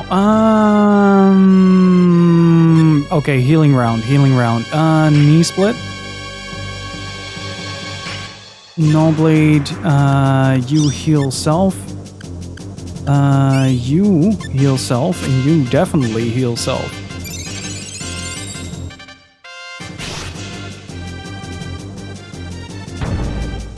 Oh, that's him dead again. He really has something against him. It's a shame that the, uh-oh, that's a problem. That is a really big problem. Yeah, he only has 2 LP left. No blade. Let's do Razor Teeth. Let's do Sunray. The Flame Blaster shouldn't do too much damage now. I was kind of hoping to get a little bonus for that. Nice, good block. Oh, that's the end of Ricky. Wait, no! He's still standing.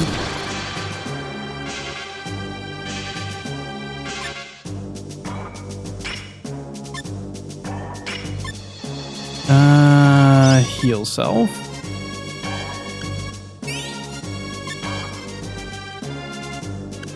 Okay, we can actually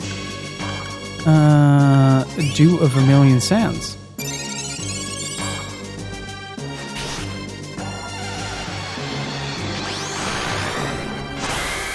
Hey, Kelvin, how's it going? It is indeed the weekend. Hopefully you have something good planned.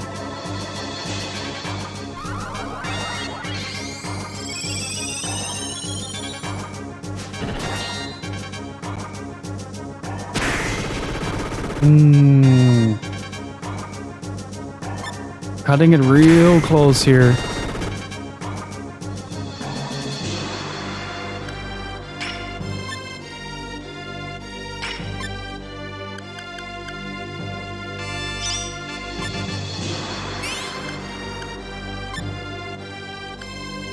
Hey, Taikuro, how's it going, dude? I think if I can set it up so that the ultrasonic wave also doesn't work, that would do miracles, honestly.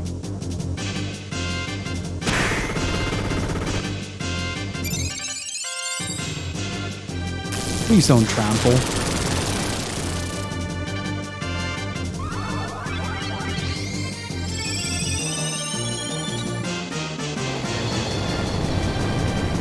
shouldn't kill them.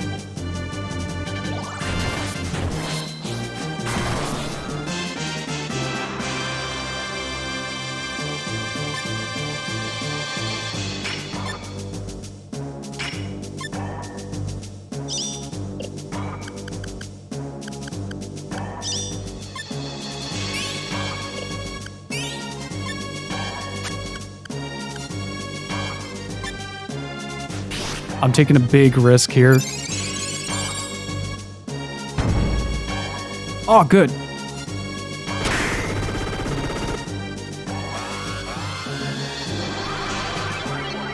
Actually, not too much. Meeting family on Sunday, but also having Monday plus Tuesday off. Nice. So big long weekend.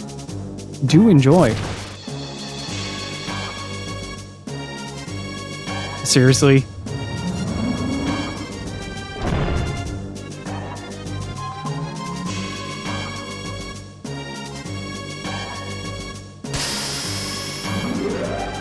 Oh, wait, there's a phase 2. I was about to say.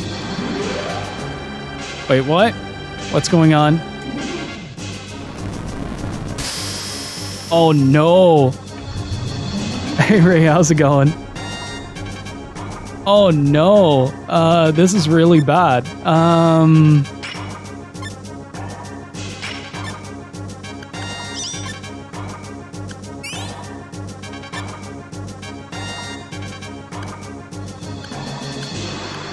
I don't know what he's gonna do. That's kind of the problem now.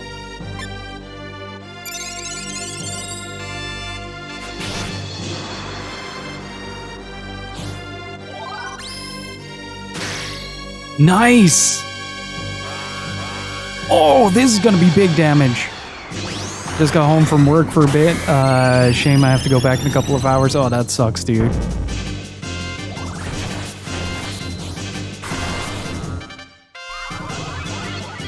That sucks.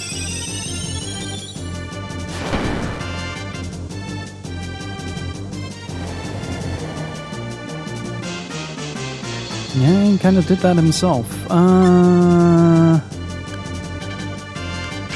Let's just attack. Let's just attack. I have a metric fuckload of WP, so...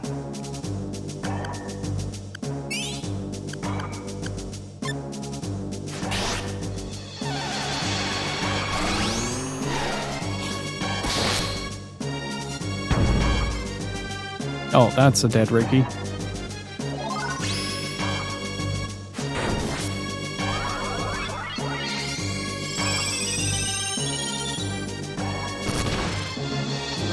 Going well, just catching up on my weekly light novels. How are you? I'm doing pretty good. Pretty stressed out, though.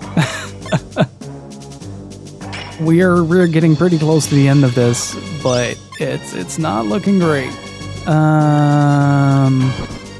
Let's see if we can rolling cradle that thing. And repair kit the boy.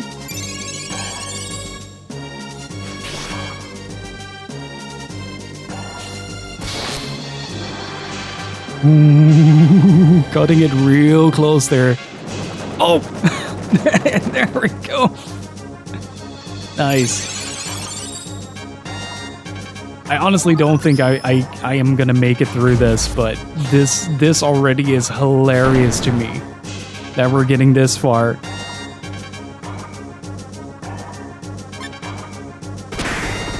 Yeah, that's it. Game over.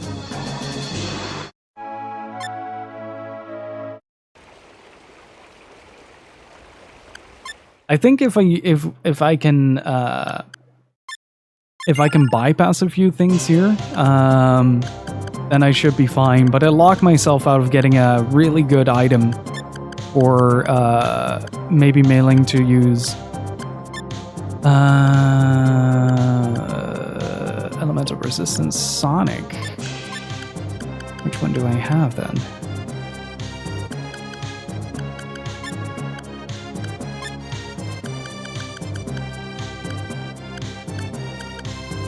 Yeah, and I'm also like, look at the stats, right? Like, I'm mostly doing this as a joke, but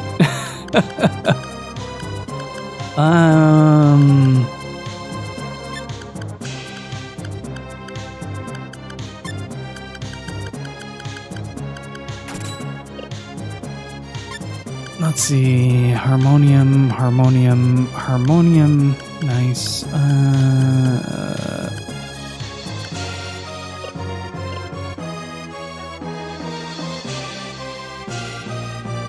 Let's see how this goes.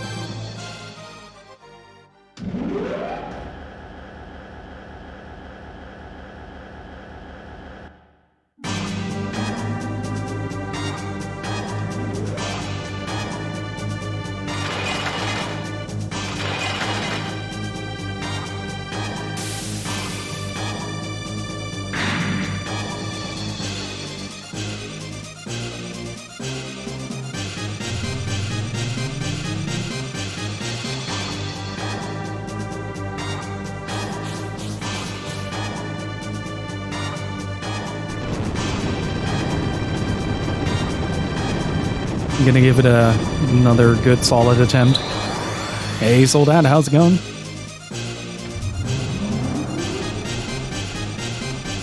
It's mostly rough because I basically stumbled into it.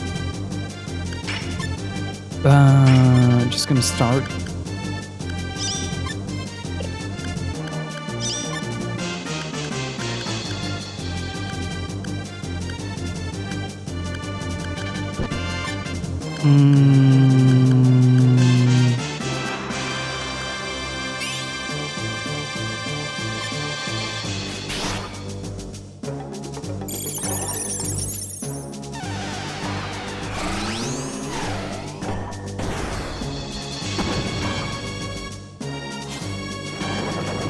I fucking love Rolling Cradle. It's one of the most ridiculous looking moves in the game. Oops. Oh, double vertical, nice.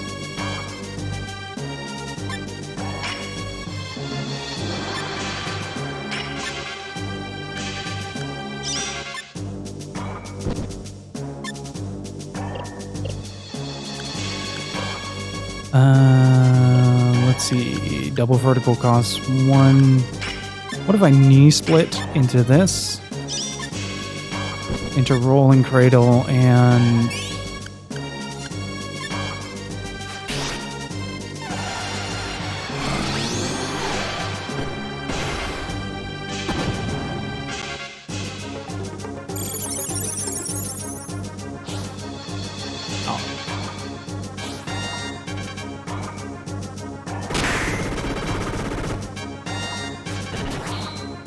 That's a real shame. Okay, I'm just gonna attack.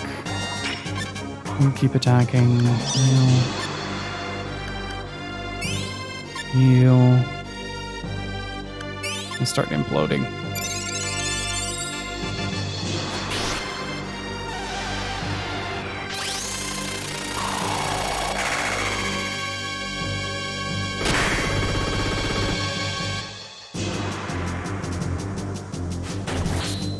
Wow. I'm starting to feel like that run that I had was extremely lucky earlier. Attack, heal, max cure.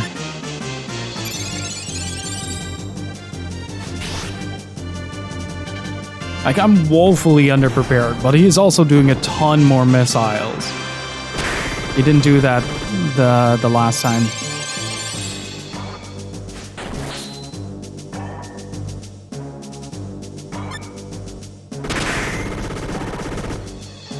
Oops.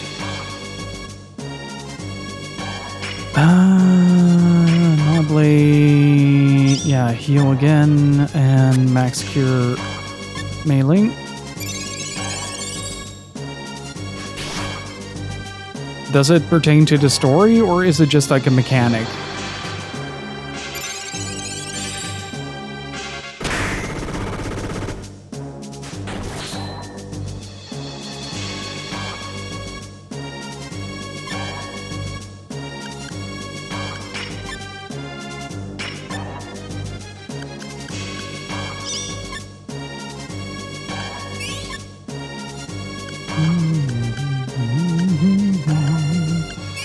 Let's see if we can combo with this.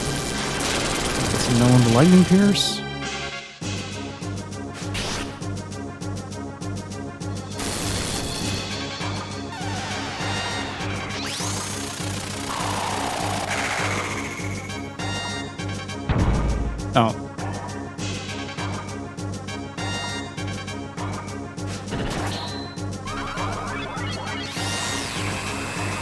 It's all basically nothing combos into one another unless I grab like the biggest, baddest attacks that I have. I feel like he's mostly really rough when you don't have any massive healing capabilities to go off of. I feel that's where this boss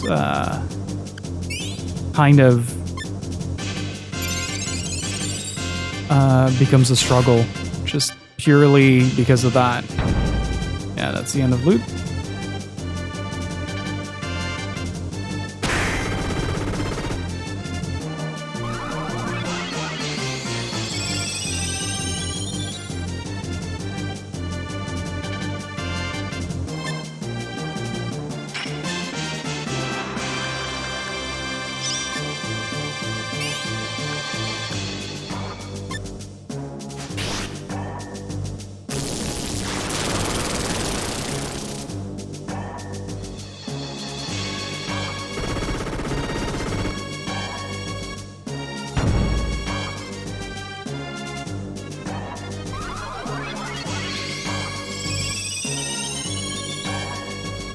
Okay, now the fight is exceptionally brutal. But I forgot which... Ray, you might know this. There is an AoE heal. There is like a party heal. But which one is that?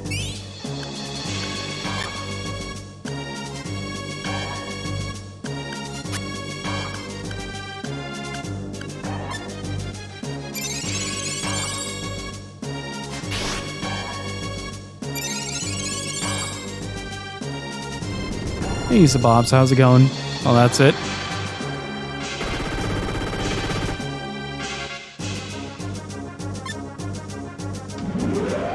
Yeah, that's it.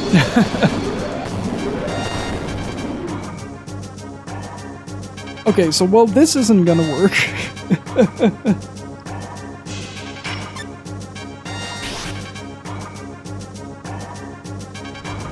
How do I get the mermaid chick in this run, though? That's kind of... I can't, because if I go to Omi... Well, I can go to Omi. Is life rain by default? But you need a Celis for that, right? Or am I mistaken?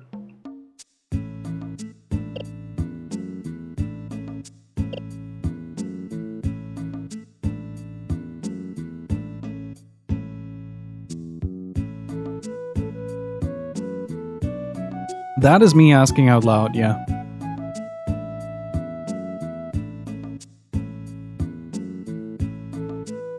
Like, we're about 100 hours into this game. At this point, I can, as long as you don't spoil stories, mechanically we can sort of speak freely when I'm asking. When I'm asking is the key in this, though. Where can I find a Mystic then, chat? I prefer a Celis because she's just really fucking strong, but any Mystic will do.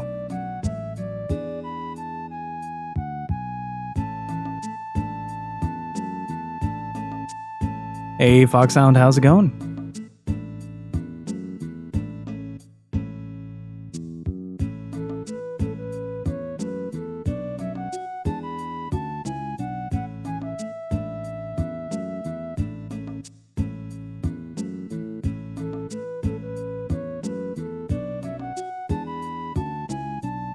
Trying to figure out which...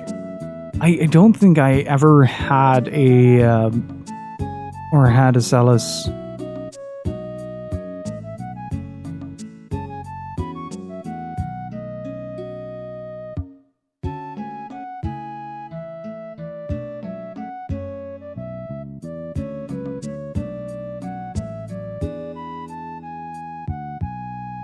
Yeah, but where can I get the characters? Hang on. I think this might be faster.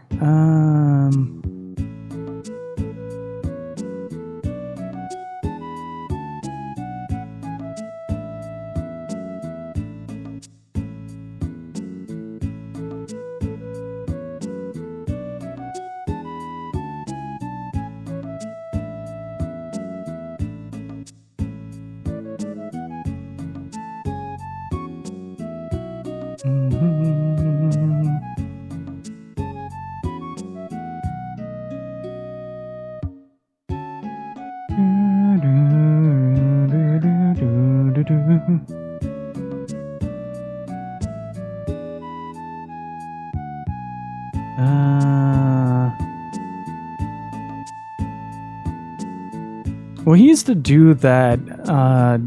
He's the creepy doctor, right?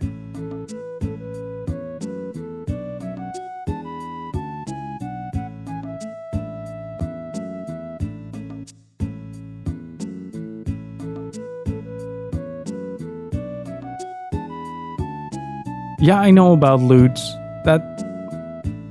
I know about Loot being the only character that doesn't have to participate in his final boss fight. How do I get to Time Lord? Fuck. These are things I knew when we did the back-to-back playthroughs, but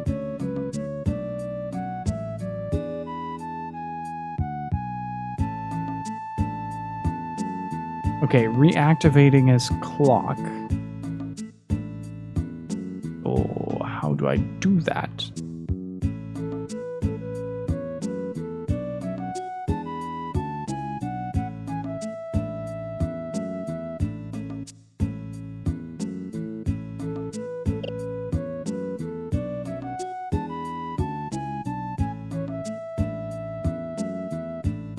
One of each competing families.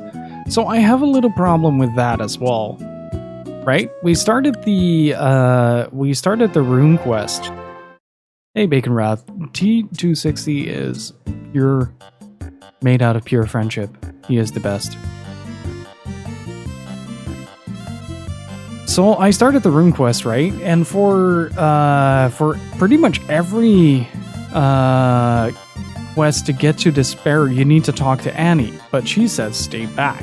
Now, to recruit Annie, you have to get Rufus, but Rufus also doesn't want to join. And I also don't know where the natural cavern is, but I think I know how to get that.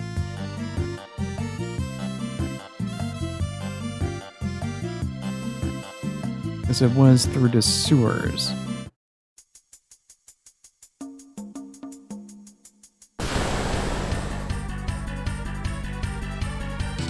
I know where he is, he just doesn't join. That's what I'm saying. That's kind of the problem that I have. So what I'm thinking is I might need the other runes in order to get there.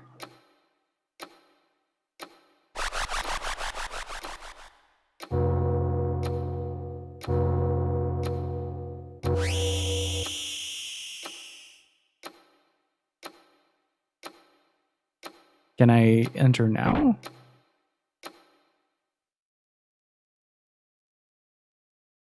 Yeah, okay. So the doctor is off the table.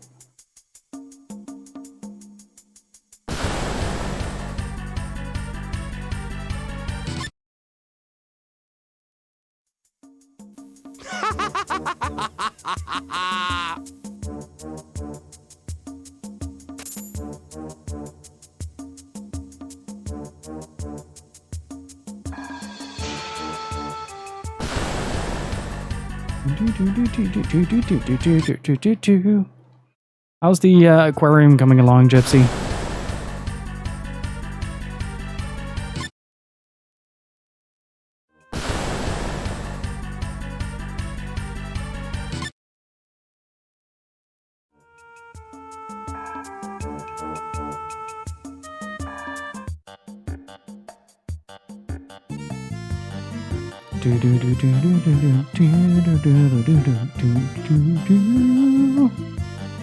Okay, let's try getting all the other runes first. Because I did get the victory rune and the other one already.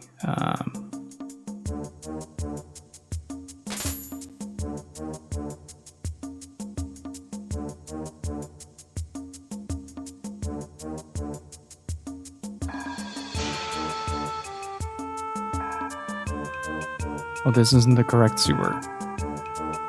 Because there was one here.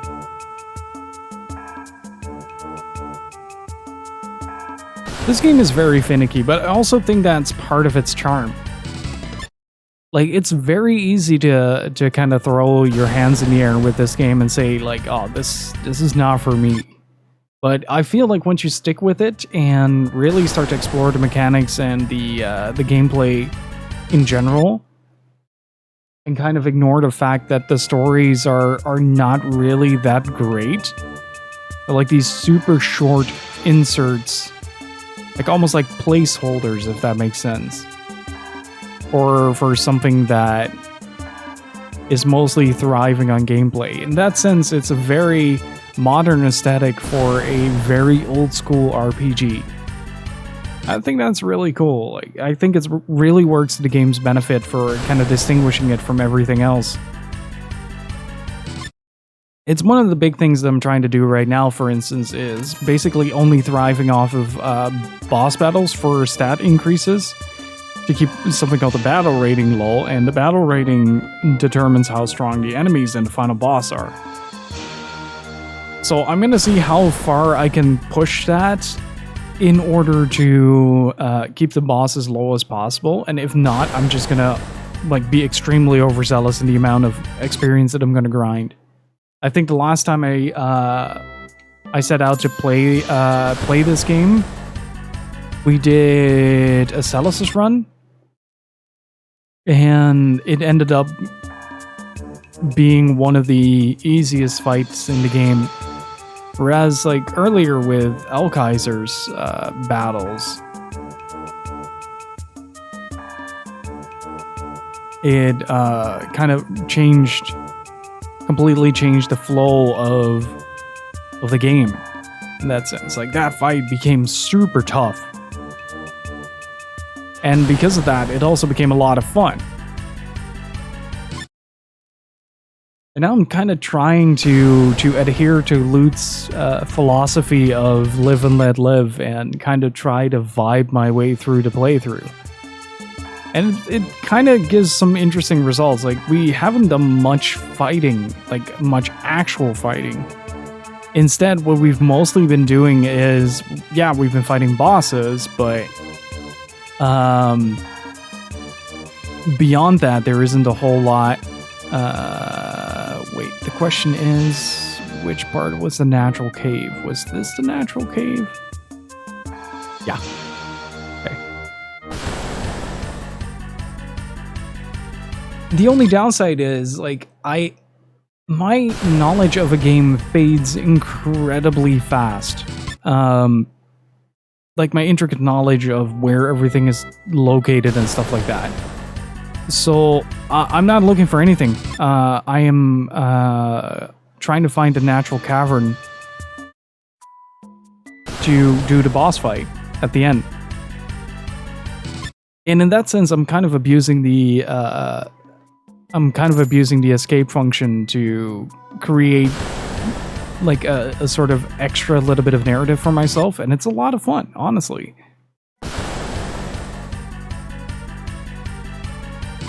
I don't know how much fun this is to watch, if I'm being entirely honest.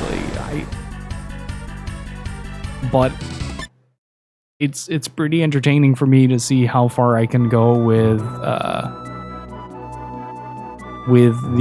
the 3 moves that I have, and it also makes sparking in the final boss fight super exciting.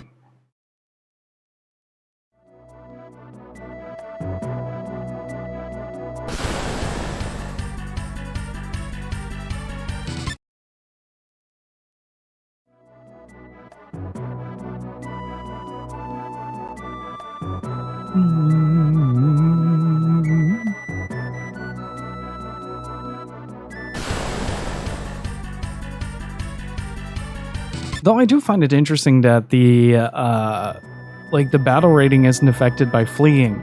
You'd think that a game that is constructed around the idea that you, the more you fight, the stronger you get, the stronger everything gets, that even if you just encounter it, it would increase. But then again, you deadlock yourself within no time.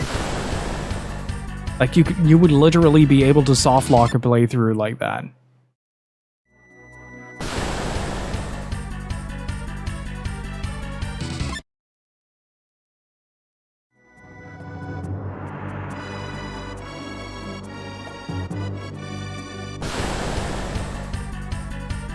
Like at certain points, you just encounter enemies that one-shot you. You'd go into the biolab, and the first thing you encounter is like 3 Doolahans or something like that, and you have maybe 150 HP. Like just imagine how that goes. So in that sense, the escape feature is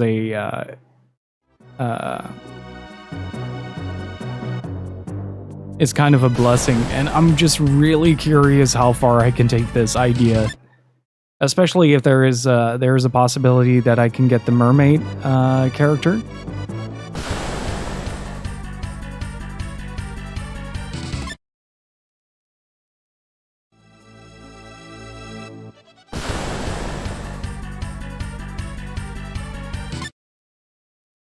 Because that means that you have to get past a Kraken, right? And that's also like a thing that I really like about this game is once you start to apply the knowledge, like there's a definite order in which you can kind of get eased into the mechanics. But once you kind of start understanding how the game's laid out and kind of what you can do, you can start to prepare for nearly everything in the game. And that is probably my favorite aspect of it. It's just that I can stand here, cast Vermilion Sands, and just call it a day, I guess. Do I still have this loot, right? Yeah, you should still have total shot. Let's see. No blade. Attack.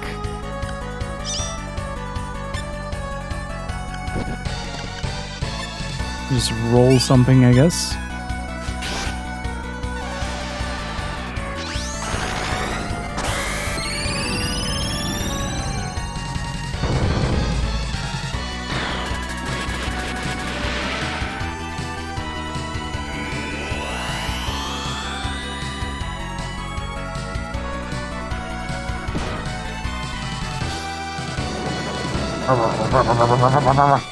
And you get stuff like rolling cradle into rolling cradle into rolling cradle into rolling cradle into rolling cradle. And I think that's beautiful. Render, thank you for the follow. I appreciate it.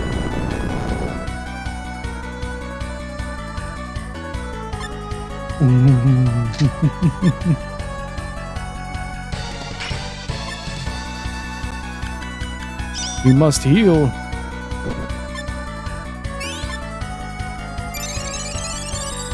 How much? Ow. There. Got rid of it for you.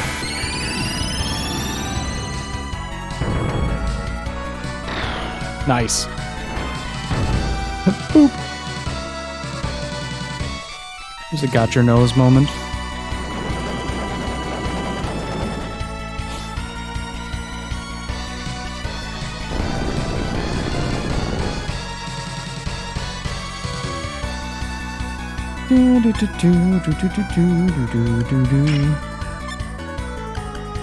I remember the first time I went through this fight, I had something against Quake, so every time he'd do that, it would just nullify itself. It was the funniest shit to see.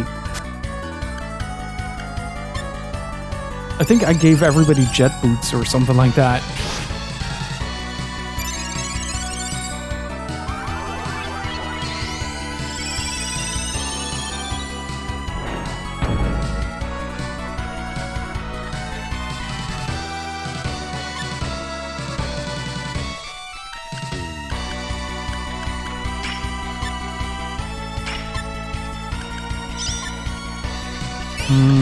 Just gonna Starlight heal that, because I do want to see if I can dead end Vermilion Sands.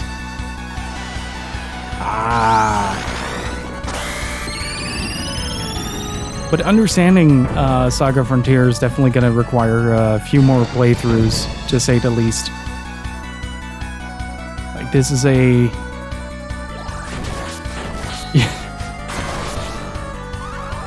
I would like to play a B flat, please.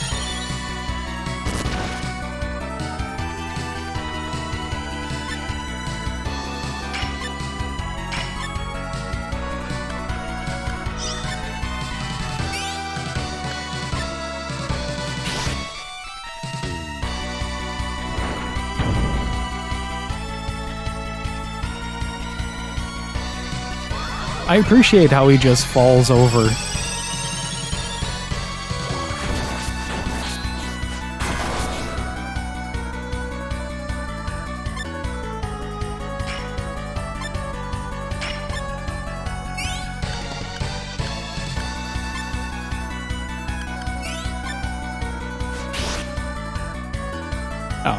Well, that's it. Can't get the skill though. That makes me kind of sad.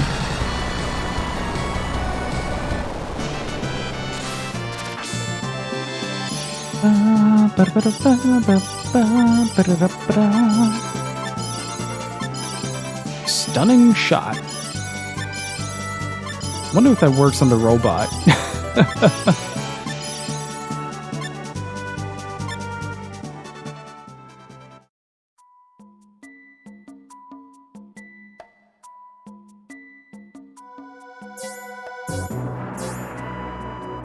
Received the hide rune. Nice. I A-posed all over that boss. It was great. Now I have to find my way out.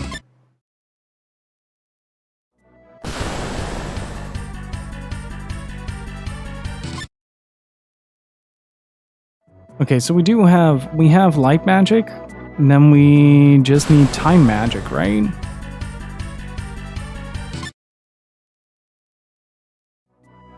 Or how do you do the Time Lord quest? Then I think I remember having to use an item at a specific spot to even gain access to his palace.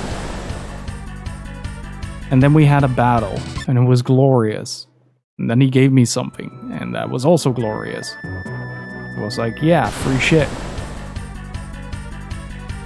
Give me that. Num num num.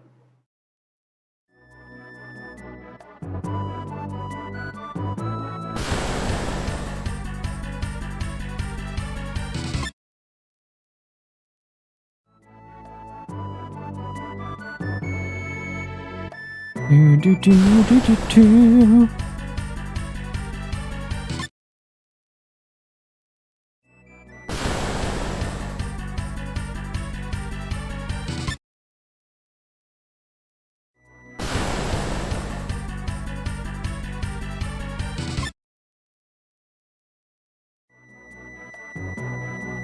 Alright, that puts us safely back where we sort of came from. Just imagine having to run through all these enemies. I mean, it definitely makes the final boss easier if you don't have to skip encounters. Like, in the end, you just end up with a ludicrous pool of stats. I wonder if you can actually max everything out to 999. I wonder how long that would take and what it would do to the game. How much did I miss? We got to phase 2 of the final boss and then got obliterated. So now I'm doing a quest to get a character that has an AoE heal.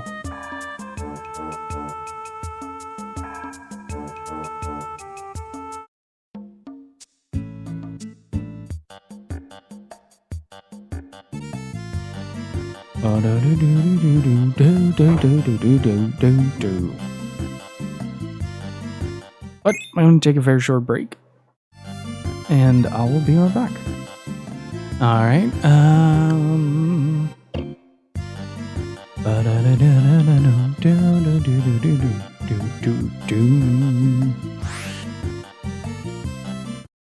So, let's see. We have 3 out of 4. So somewhere along the line, we need to get Anna to help us. And I don't know how to do that.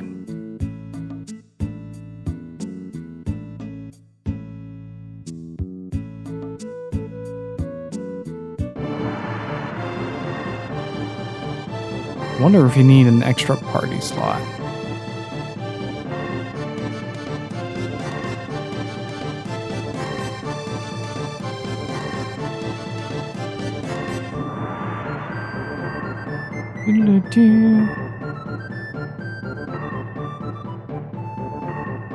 Yeah, seemed like a strong kid. Is it because I don't have... Let's Slam Dunk Rouge over there. Okay, so that's not it. Then what do I need to do?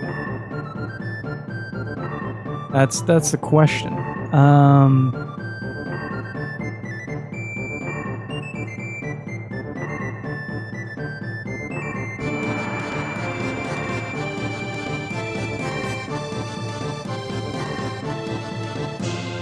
I don't know if I can find any of the other characters that are part of that resistance group, but Liza, maybe if Amelia is with the party, let's see if we can get her in Baccarat.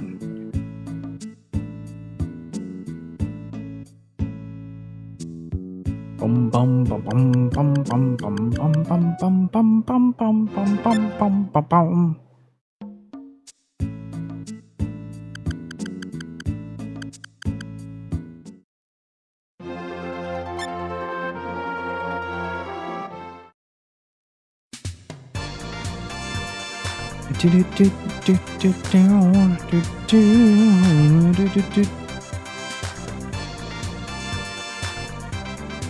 There she is.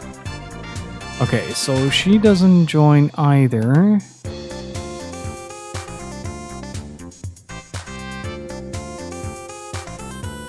Okay, so we have the School of Rune, we have the School of Light Dark. Uh-oh. What's the other one? What is the other one? And then you have Time and Realm. That means we literally just need one more and it doesn't work. So I don't know what to do to make that work.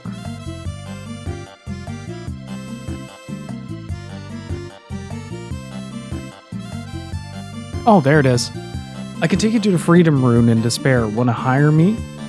Yeah, come on. We're gonna sneak in as equipment operators. I'm Annie.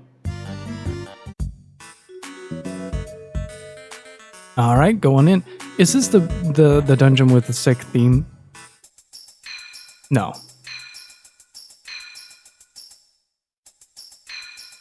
This way.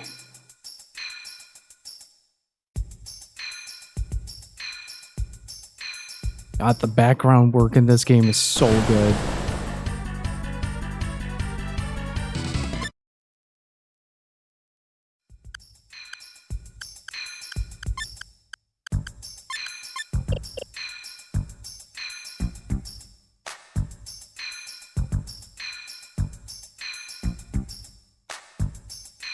Boom, boom, boom, boom, boom.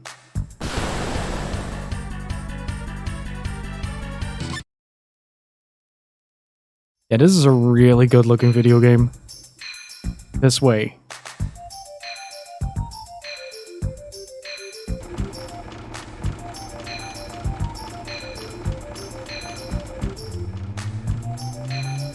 Was this where I needed to go?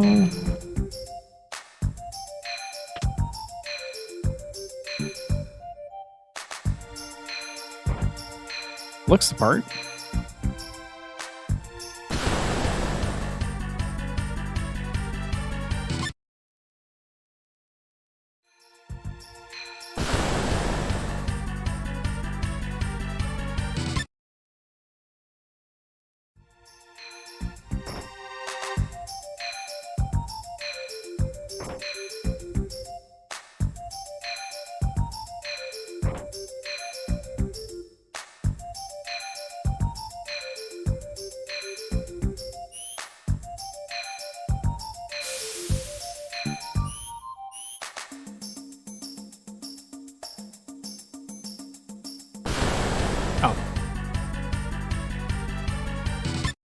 Let's see.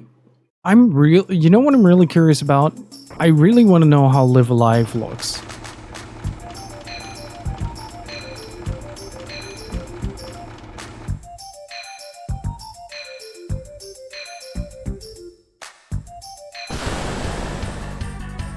Like, I played a little bit of Cube's part, because Cube is simply the best.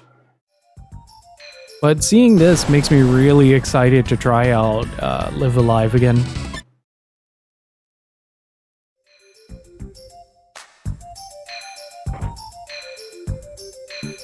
You are welcome.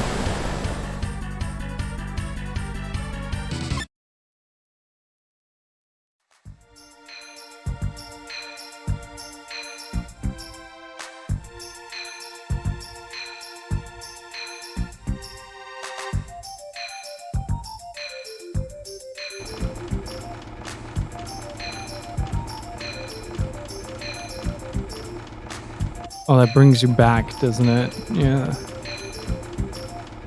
That's a shame.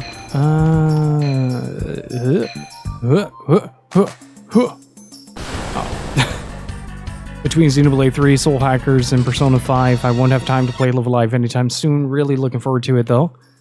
I am very excited for Soul Hackers 2. I really liked the first game. It's not the greatest SMT game, but it has a certain charm to it that I really like. Same with Devil Survivor. I really like those two games.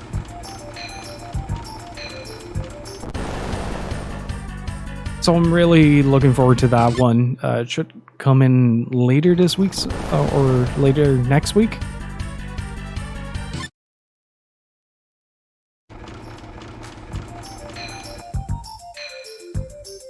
And I think after that, it's only going to be Valkyrie Elysium for me. Oh, fuck.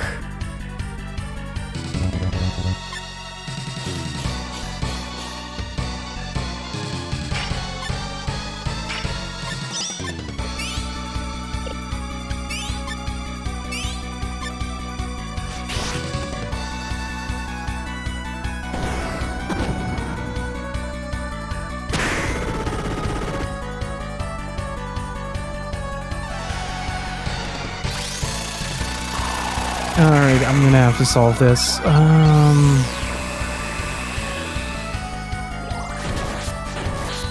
Wait, I didn't save after the victory room, right? So we'll have to do that again. Oh well.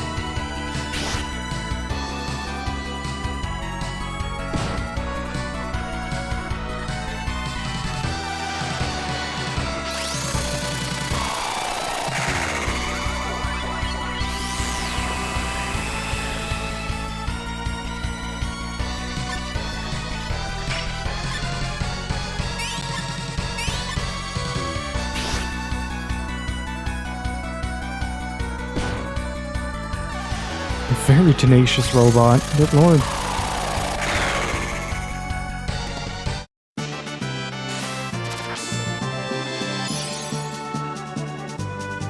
Let's grab the Hermes multi-slash.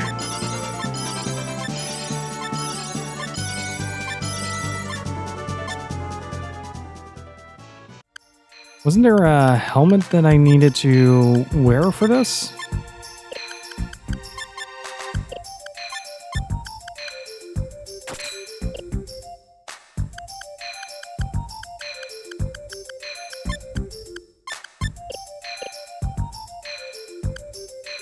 There was an item that I could use for this.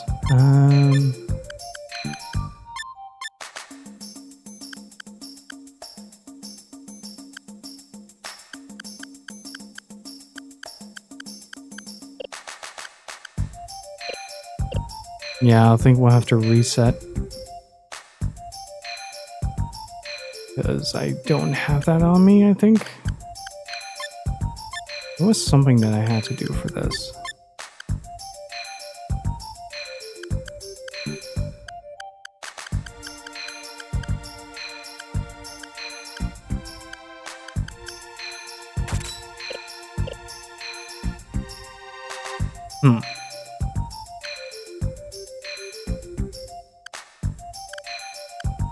Oh, that's pressing the wrong button.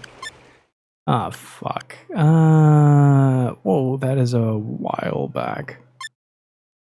Oops. Yeah. I think we're gonna pick this up next week, chat. I'll make a list of things that I want to do, because right now I'm kind of running around like, when did the slime join?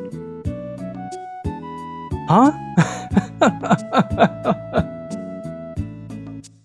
But I think I'm going to call it for today, chat. I'll make a list of things that I want to do and how I want to approach the rest of Loot's playthrough. And basically, the idea is that I want to kind of approach Loot's mentality of live and let live.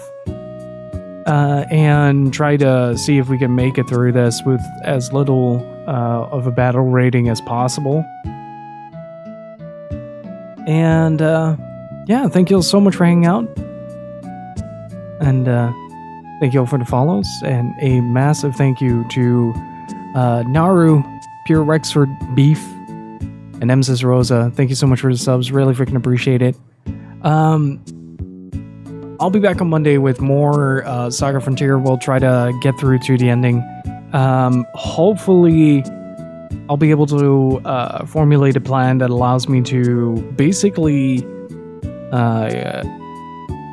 get the characters that I want in the way that I want them and configure the team in a proper fashion, so to speak. So I'll be back after the weekend, and hopefully see you guys then. Thank you so much for hanging out. Really freaking appreciate it. You all have a fantastic weekend. And don't forget, if you enjoyed hanging out here, do join the Discord. And we also have a YouTube channel. I think we're about to break 700 subs. I haven't posted a video in a while, but thank you nonetheless. I'm still working on it. One of the 2 videos that I'm currently working on should start taking shape tomorrow. And I'll keep you guys posted on that. But in the meantime, there's plenty of stuff to watch on there, and hopefully you guys enjoy that as well. And with that said, stay beautiful, keep on gaming, dudes. Have a fantastic weekend. I'll see you guys on the other end. Have a good one. Bye-bye.